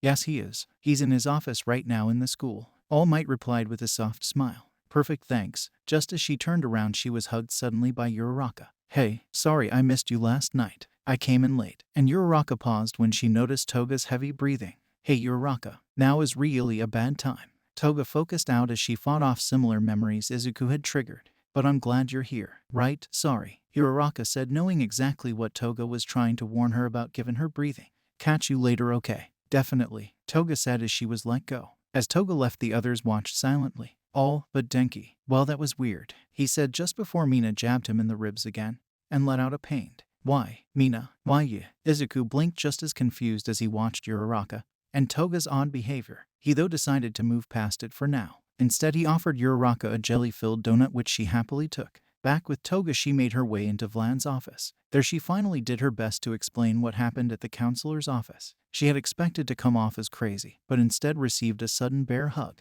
So from my understanding, this is new, not something that has happened before in the past, he asked very carefully. No, but in my last sessions in the past I hadn't heard a person before that, and it ended with before she could finish he gently hushed her. You don't need to elaborate. I just needed to know this wasn't normal for you. He held her then more protectively, which since it isn't means someone may be trying to hinder your healing, which I will not allow. Toga blinked, but felt much better knowing that she wasn't just going crazy. Soon Vlad called in Aizawa, All Might, and Nezu. He explained the situation, one which, just like Vlad, all the teachers didn't take kindly to someone trying to mess with one of their students trying to recover well. It likely is a quirk to send someone into a trance. Based on what you said, it is likely one to cause fear or guilt. I hate to ask, but would you be willing to go just one more time with a live recorder so we can ensure what this man may be doing alongside putting you into a trance? If we suspect anything bad may be happening, we would come to stop it right away. Nezu asked softly, but All Might cut in before Toga could speak. From what I've seen, just one session alone has affected her very negatively.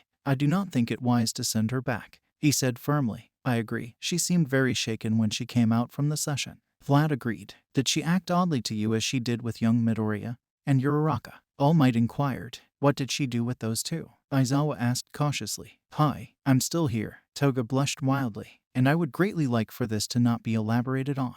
The staff stared for a moment before then nodded a bit. All right then, now I understand the concerns. Though if this quirk allows them to talk to the person in a trance, they could get any form of information from her. Nezu said simply as he looked right at All Might. Any bit of information. All Might tensed up as well as Toga did when they had that realization. I can do it. Toga piped up again, clearly scared, but knew it needed to be done. Toga, Vlad said softly with a bit of concern. It's all right, Vlad. All it'll take is a look from me, and they won't hurt her any further. Aizawa reassured me. Vlad tensed up but nodded. Nerves were up the moment the point of reminder that her next session was later that day. For now it was time to plan and prepare. Thank you all for sticking around, and I hope that you enjoyed. Before you leave, we would just like to let you know that We the Celestials has many other channels for your entertainment and viewing purposes. All the information you'll need is right below here in the description, so feel free to check out all the other incredible projects our team creates. Secondly, on behalf of We the Celestials, I'd like to thank everyone involved in the production of today's awesome content.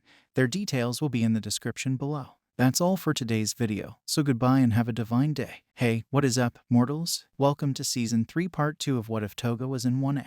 I just wanted to greet you guys by just saying, sit back and relax, you're in for a treat. So, we begin. So let me get this straight. You're still trying to think of your next move to try to kill All Might. And your inside source told you that the girl who indirectly helped sway your members away from you is going to quirk counseling due to how she attacked her own friend. Overhaul asked casually. Yes, I thought I said that clearly the first time. If you plan to just repeat what I say all day to annoy me, you can just leave. Shigaraki replied as he scratched at his neck out of annoyance. Sorry, it just surprises me that you hadn't thought about getting the counselor to work that girl towards another breaking point.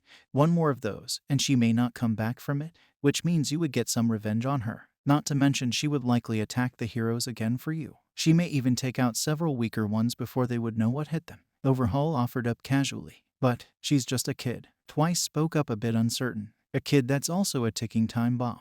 One that could show the world what happens when you try to force a circle into a square slot. Dabai added thoughtfully. I assume you bring this up because you have a way to sabotage her counseling. Shigaraki asked rather than acknowledging the other two. Exactly, Overhaul said with a nod. What do you want in return? Shigaraki asked simply. Just that man in the mask over there. I'll just need him for a few weeks. The heroes are still busy picking up the pieces of that last battle, so my only own plans should go faster now without too much worry of alerting the pros. To my understanding, that man can create duplicates of others, which means he can lighten my load by making 2 more of me. I'll need him with me though in case I need duplicates of anyone else. Overhaul requested simply as he motioned to Twice. What are your studies on? Shigaraki asked as Twice looked a bit uncertain of going with the man. I can explain in detail later, but when it's done, it can ensure that heroes can never use their quirks ever again. Overhaul replied just as simply as he did before. The two stared at each other for a long while before Shigaraki itched at his neck once more with a grumble. Fine, but I'll want another favor later. Shigaraki agreed with a wave to Twice in order to tell him to join Overhaul. We'll talk in detail about it later as well then. For now I'll get to my side of our agreement. Overhaul then left with Twice in tow. So, what now? Dabai asked as he leaned against the building's wall. We think of a good time to strike the heroes again. I'm not putting everything on that guy's plan. Shigaraki replied as he watched the door close behind the man. About a few days later, Toga stood next to Vlad outside of the quirk counselor's office. The girl looked up nervously as she tried to steady her breathing. After a few nods to pump herself up, she lifted her leg to take a step forward. She then pivoted on her other heel to turn around and take a step away. Before she could take another, she was stopped by Vlad's arm. The two slowly looked at each other in silence. Vlad held a soft look, while Toga still looked nervous. After a moment longer, she perched her lips at him with a small huff. Toga, Vlad said softly with a mild sigh. Vlad, she replied, a bit of resistance. Toga, he said more sternly. Vlad, she replied, this time in the tone of a complaint as she rested her head on his arm. Toga, I know you're scared, but you must give this a try, Vlad said with a slightly frowned brow. But what if they say that I'm like hopeless or something, and then call me a demon child while throwing water at me? Toga replied with a pout. Has that happened before? If so, I will personally find this individual. And Vlad started but was cut off as Toga suddenly turned to go inside. Okay, so I'll see you in like 15 minutes, Toga chimed in awkwardly. It's 1 hour long, dear. And really, did that other thing really happen? Vlad cut in only for Toga to cut him off again. Oh, come on, 1 hour. Ugh, fine, and we're not talking about past counseling. Toga replied as she started to walk inside. When you get out, we are now. Vlad replied with crossed arms. Why must my life be filled with confrontation? Toga muttered painfully out with squinted eyes. Toga then closed the door and waited for her turn to go see the counselor. Soon enough she was called back. Not even a moment after she stepped into the room did her eyes lay on a face that she had never thought she would see again. A face that her mother had ensured that she wouldn't be around again after 1 too many bites on Toga's end, as well as a destruction of her room, and 5 too many declarations of demon child from the counselor's end.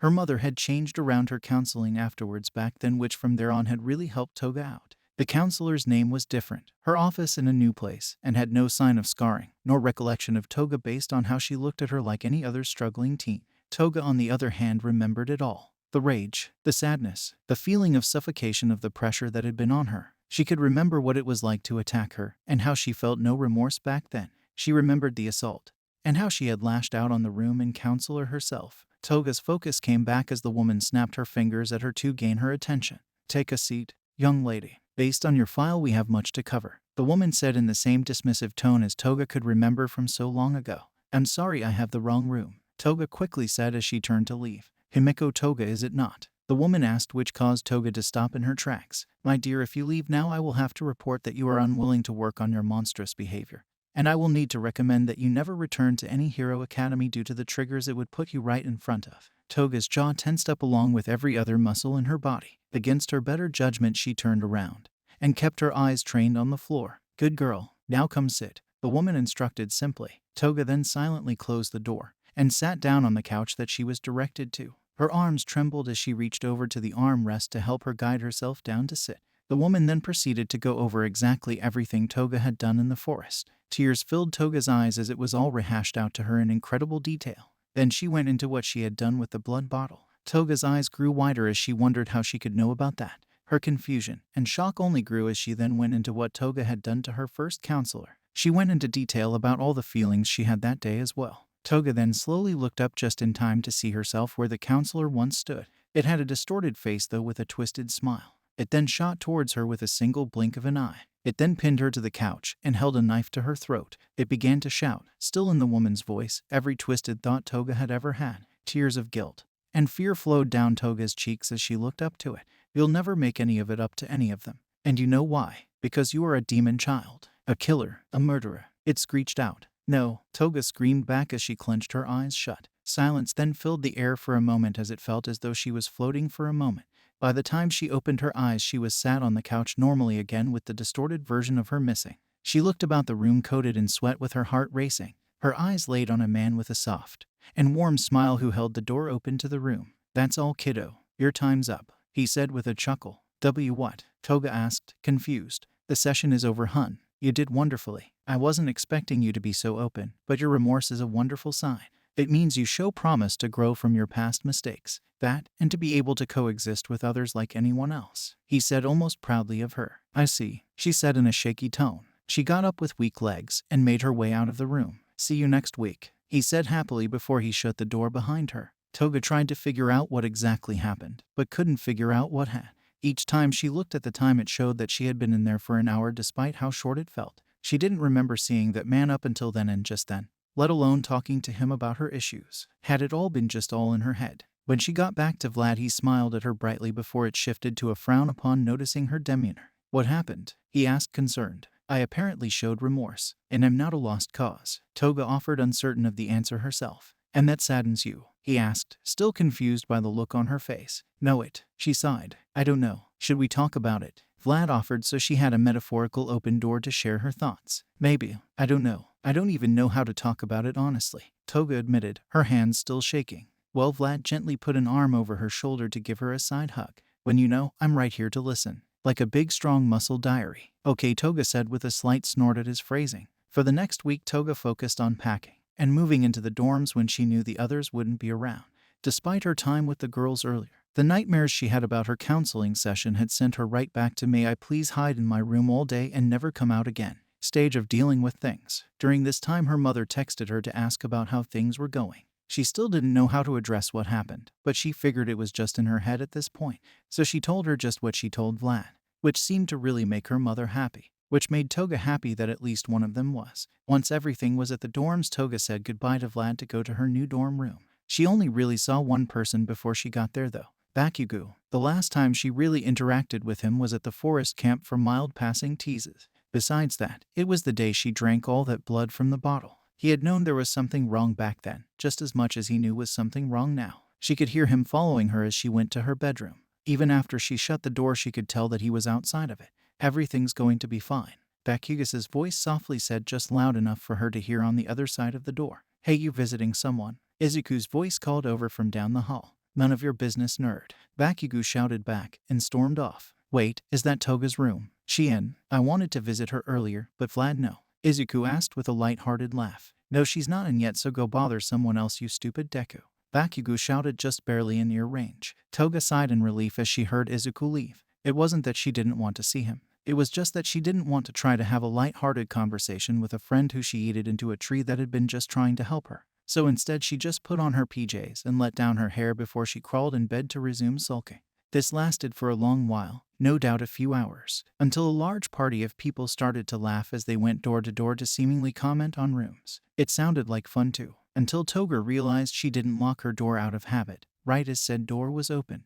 Like a child almost being caught by their parents when up late, Toga kept her back to the door as she clutched one of her 1 seconds of stuffed animals littered around her room. "Wow, those are a lot of stuffed animals," Mina muttered. "Good thing mine transferred out. He'd likely have a weird comment to that." Denki replied back. "Wait, he was transferred out?" Jiro asked. "Yeah, he, Ajiro, Kota, Sato, Shoji, Uraraka, Hagakure, and a bunch of Class B all transferred out," Denki explained. "And here I just thought Toru was hiding," Momo said thoughtfully. "Wait, Uraraka transferred out?" Jiro asked confused. "That's what I heard," Denki replied with a shrug. Toga's heart plummeted the moment she heard all the names, and even more so when she heard Uraraka.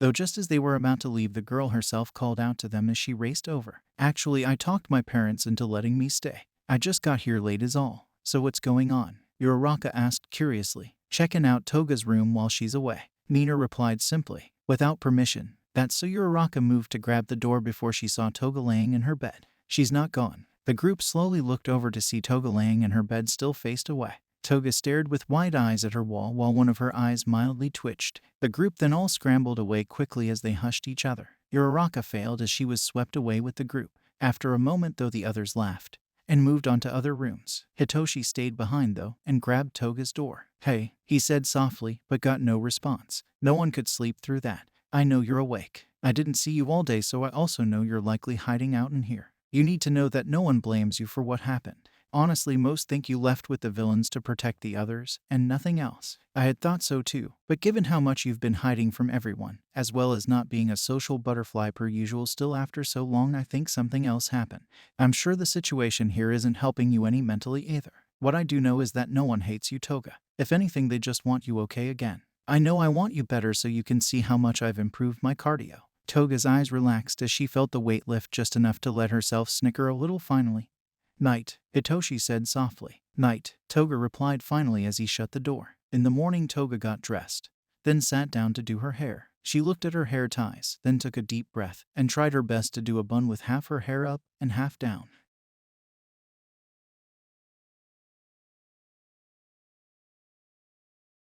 "Monster or hero, I'll have a home and family to go to." She nodded, then made her way out of the dorm room and down to the kitchen. There a bunch of other guys were getting some jelly-filled donuts that All Might set down.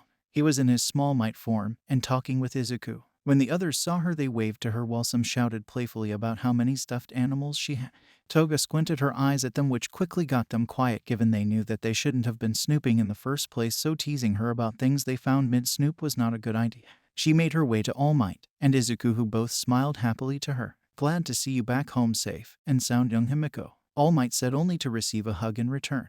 "Thank you for coming to save me," she said softly to him. All Might gently pat her back before she let go and looked to Izuku. "I'm sorry for throwing you into a tree," Toga said quickly, which made the others pause and look over. "You did what?" Denki asked, confused. It's okay. Congratulations on awakening your quirk, Izuku said lightheartedly. Awakened her what? Denki said, only to get jabbed in the ribs by Mina. Oh, Izuku moved to hug her only for her to stop him with a hand that she gently pressed to his chest. She blushed heavily as she shook her head. Sorry, The memories of her distorted self recounting her thoughts she had about Deku in the past replayed in her mind as she blushed even harder. I really can't right now. Okay. Despite his confusion, he smiled in understanding. Is Vlad in today? Toga asked as she looked back over to All Might. Yes, he is. He's in his office right now in the school. All Might replied with a soft smile. Perfect, thanks. Just as she turned around, she was hugged suddenly by Uraraka. Hey, sorry I missed you last night. I came in late. And Uraraka paused when she noticed Toga's heavy breathing. Hey Uraraka, now is really a bad time. Toga focused out as she fought off similar memories Izuku had triggered. But I'm glad you're here. Right? Sorry, Uraraka said, knowing exactly what Toga was trying to warn her about given her breathing. Catch you later, okay? Definitely, Toga said as she was let go. As Toga left, the others watched silently. All but Denki. Well, that was weird, he said just before Mina jabbed him in the ribs again and let out a pained, why, Mina, why you? Izuku blinked just as confused as he watched Uraraka and Toga's odd behavior. He though decided to move past it for now. Instead, he offered Uraraka a jelly-filled donut which she happily took. Back with Toga, she made her way into Vlad's office. There she finally did her best to explain what happened at the counselor's office. She had expected to come off as crazy, but instead received a sudden bear hug. So from my understanding, this is new, not something that has happened before in the past, he asked very carefully. No, but in my last sessions in the past I hadn't heard a person before that, and it ended with before she could finish he gently hushed her. You don't need to elaborate. I just needed to know this wasn't normal for you. He held her then more protectively, which since it isn't means someone may be trying to hinder your healing, which I will not allow. Toga blinked, but felt much better knowing that she wasn't just going crazy. Soon Vlad called in Aizawa, All Might, and Nezu. He explained the situation. One which, just like Vlad, all the teachers didn't take kindly to someone trying to mess with one of their students trying to recover well. It likely is a quirk to send someone into a trance. Based on what you said, it is likely one to cause fear or guilt. I hate to ask, but would you be willing to go just one more time with a live recorder so we can ensure what this man may be doing alongside putting you into a trance? If we suspect anything bad may be happening, we would come to stop it right away. Nezu asked softly, but All Might cut in before Toga could speak. From what I've seen, just one session alone has affected her very negatively. I do not think it wise to send her back, he said firmly. I agree. She seemed very shaken when she came out from the session. Vlad agreed. Did she act oddly to you as she did with young Midoriya and Uraraka?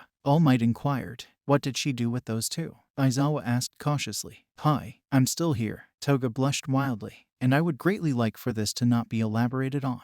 The staff stared for a moment before then nodded a bit. All right then. Now I understand the concerns. Though if this quirk allows them to talk to the person in a trance, they could get any form of information from her. Nezu said simply as he looked right at All Might. Any bit of information. All Might tensed up as well as Toga did when they had that realization. I can do it. Toga piped up again, clearly scared, but knew it needed to be done. Toga, Vlad said softly with a bit of concern. It's all right, Vlad. All it'll take is a look from me, and they won't hurt her any further. Aizawa reassured me. Vlad tensed up but nodded. Nerves were up the moment the point of reminder that her next session was later that day. For now it was time to plan and prepare. Thank you all for sticking around, and I hope that you enjoyed. Before you leave, we would just like to let you know that We the Celestials has many other channels for your entertainment and viewing purposes.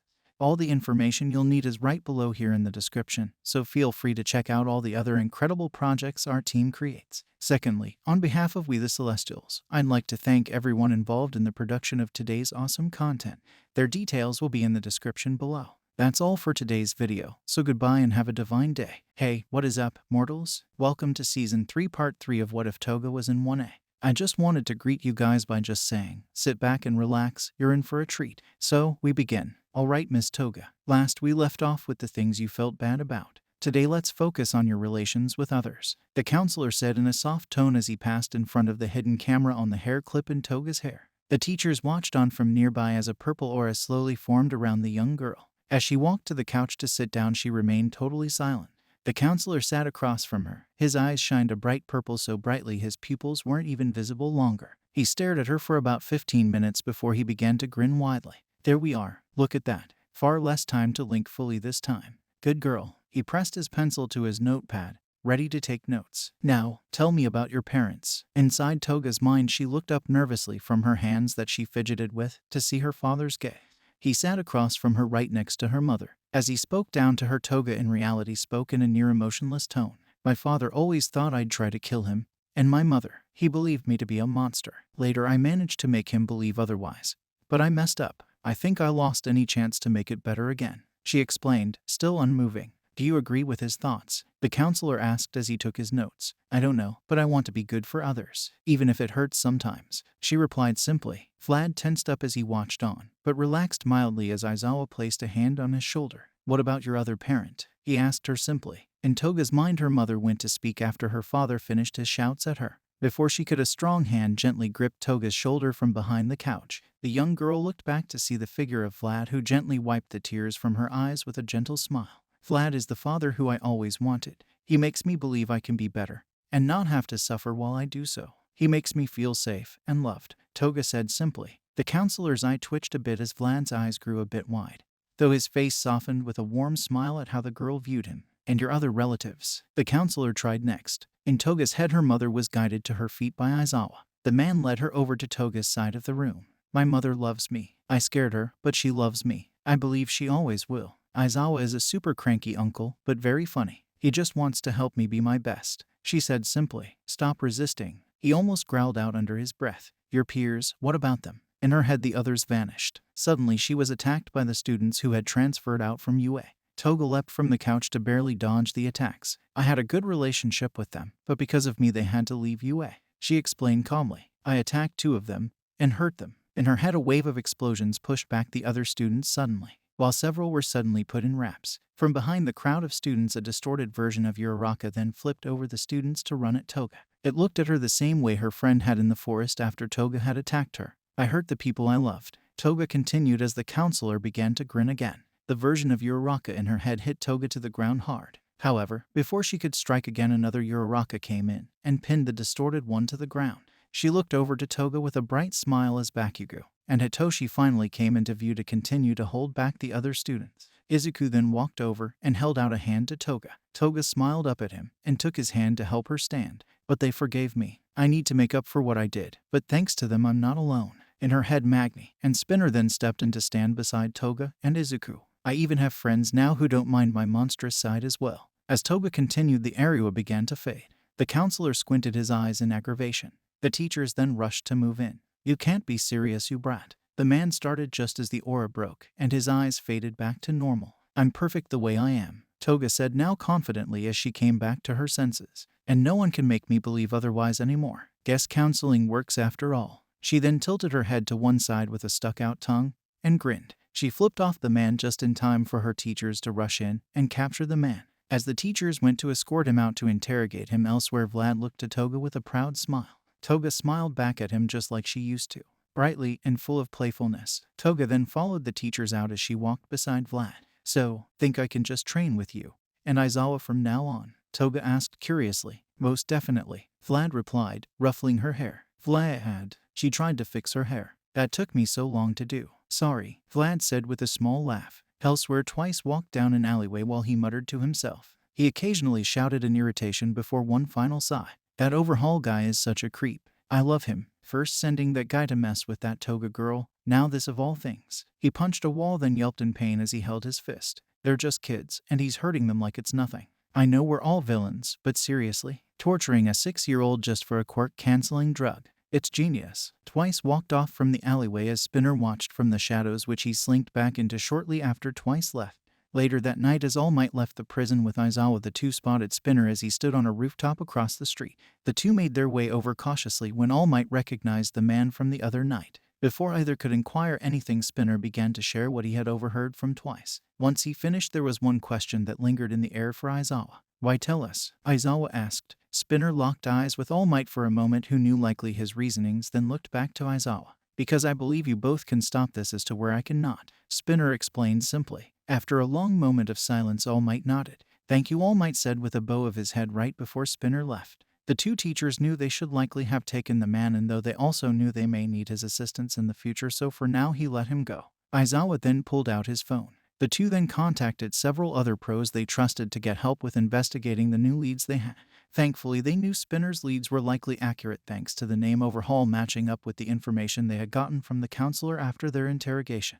They needed to act fast though given the other child that was in trouble, especially when said child was being used to craft a new drug for canceling quirks. Back at the dorms, Toga rubbed her eyes as she got herself a glass of water. She needed to go to bed soon so she would be well rested for school. She decided to get some water before she went to bed due to how thirsty she was. After she got a drink, she turned around to see Uraraka coming down the hall. Uraraka gave her a small wave and a soft smile. Toga gave one back in return. Uraraka grabbed herself a snack as the two decided to sit outside the dorms on the steps to talk while they relaxed before bed. Toga filled Uraraka in on what happened at the count clears. Roughly, she avoided some details, but still gave her friend all the information she could. As usual, Uraraka was pretty supportive to her. I don't like that you had to go through that, but you helped some pros arrest a bad guy. That's actually pretty cool. Uraraka praised with a warm smile. Yeah, kinda is when you put it that way. Toga replied with a soft smile. Uraraka looked up to the moon and stars as she ate a bit more of her snack. Her hair gently blew in the wind. Its shine grew even more noticeable in the moonlight.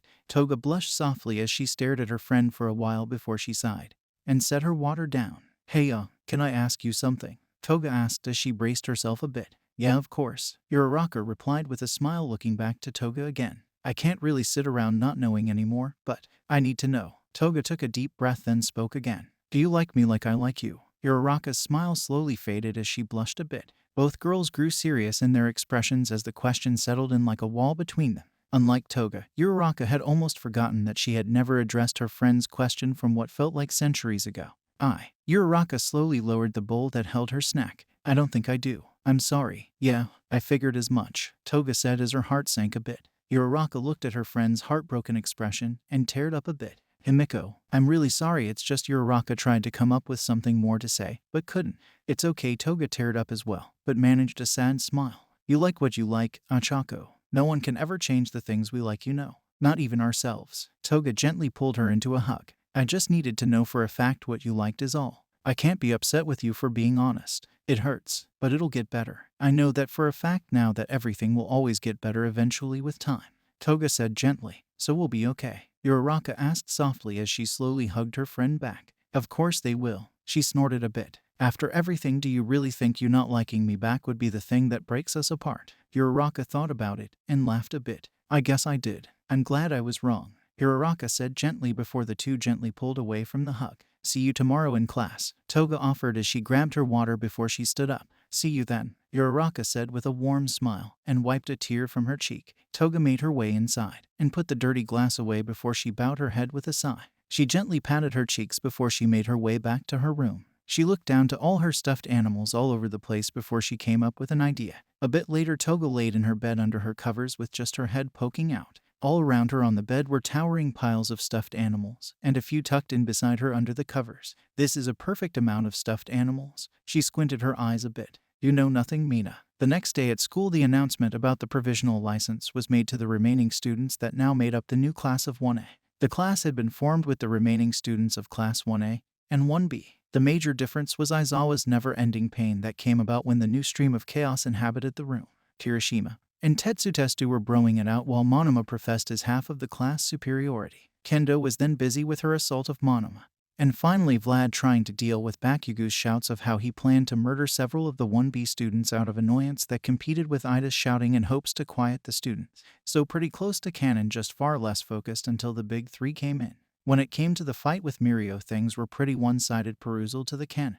All until Hitoshi asked Mirio a question, then told him to stop moving long enough for Izuku to get one hit in, then returned to its previous one-sided trick when Mirio knew Hitoshi's trick. At the end of the fight, Vlad promptly asked the boy to find his clothes, while Toga did her utmost best not to comment after a look from both Aizawa and Vlad. After school, Toga left with Aizawa and Vlad to the gym, where they began to slowly try to work on Toga's quirk, as well as her issue with blood through practice and slowly increasing exposure. At first it had been pretty tough given the obvious, though over the next week they managed to get it to a more calm manner. She still had her usual feelings, though she could now control them to where it didn't make her lash out, which had been a bit of an issue when they tried exposure to larger amounts of blood at first. That weekend, Toga even managed to get herself to go shopping with the other girls for the soon coming colder weather. As she shopped, she spotted Spinner, who watched her from afar with a concerned look. Toga couldn't help but smile a bit at how the man who had seemed so concerned for her. She held up a thumbs up to him when the other girls were distracted, which seemed to ease the man's nerves a tad. Not by much, but enough to leave the girl to it. Meanwhile, Shigaraki met up with Overhaul to talk over his upcoming favor, and he would need help with it soon. Overhaul, who was beyond pleased with his progress in his own work, agreed given his original plan had failed as well. He had noticed heroes starting to linger around his area more, so he told Shigaraki how he wouldn't be able to help him as greatly as he'd like, but would still give him some support. Shigaraki of course wished for more help, though took what he could. For the next few weeks everyone worked their hardest. The students were training. The pros were on the hunt for information on Overhaul as well as planning to make their move. The villains on furthering their own plans. And finally Aizawa on his attempts at not having a brain aneurysm towards the new chaos that came forth every time he had thought he snuffed it all out in the class. Finally the day came that the students were loaded into a bus to head to the provisional licenses test. On the way, Toga sat with Uraraka as she texted her mother about how she was about to take her test. Her relationship was still mildly strained, though thankfully due to Vlad's honest updates on her. Her mother had been far less nervous when texting or calling her. Toga's attention was pulled to Bakugo, who struggled in his attempts to assault Monoma. The other student was once again gloating. Kendo handled Monoma quickly per usual, and laughed with Momo and some of the other girls, while Bakugo was calmed down by Deku, Kirishima, and Tetsu. Toga laughed with Uraraka as they watched on. Uraraka did her best to hide it around Toga, though Toga could notice her friend blushing at Izuku. Toga took a deep breath before she smiled softly to Uraraka. She then spoke just loud enough for her to hear, and her alone. "Hey, it's okay. If you want to go for him now, I won't get jealous," Toga said with a giggle at Uraraka's blush growing brighter. "Are you sure you're not going to try to ask him out?" Uraraka asked, a bit confused and flustered. "Nah." Toga smiled a bit sadly for a moment before she smiled brightly again as she caught a glimpse of Izuku's own smile at Uraraka. "I don't think I'm his type either. Besides, I'd rather see you with someone I know would do anything to keep you safe," Toga said with a bit of a playful wink at the end, which only got Uraraka more flustered. Toga giggled at her, then hopped over towards Izuku's seat. Izuku smiled at Toga despite his confusion at her sudden arrival. She then sent him over to sit with Uraraka, which only caused them both to blush like crazy. Toga smiled at them a bit. As much as she wished she could be over there as well with them both, she knew that the two would likely enjoy it being just the two of them, even if the two were too awkward to do much more than talk about the upcoming test and the weather. "You're even weirder than I thought you were," Bakugo muttered from the seat in front of her. "Yeah, I know, hothead." Toga shrugged as she watched the two. "Even if I can't have them the way I want, I don't want to keep them from having something that makes them both happy. Besides, there's probably plenty of other people out there for me. I'm sure I'll have plenty of people lining up to date me soon enough," Toga said as a joke. "PFFT, yeah, right," Bakugo retorted with a scoff. "Oh, like you got people lining up to date you?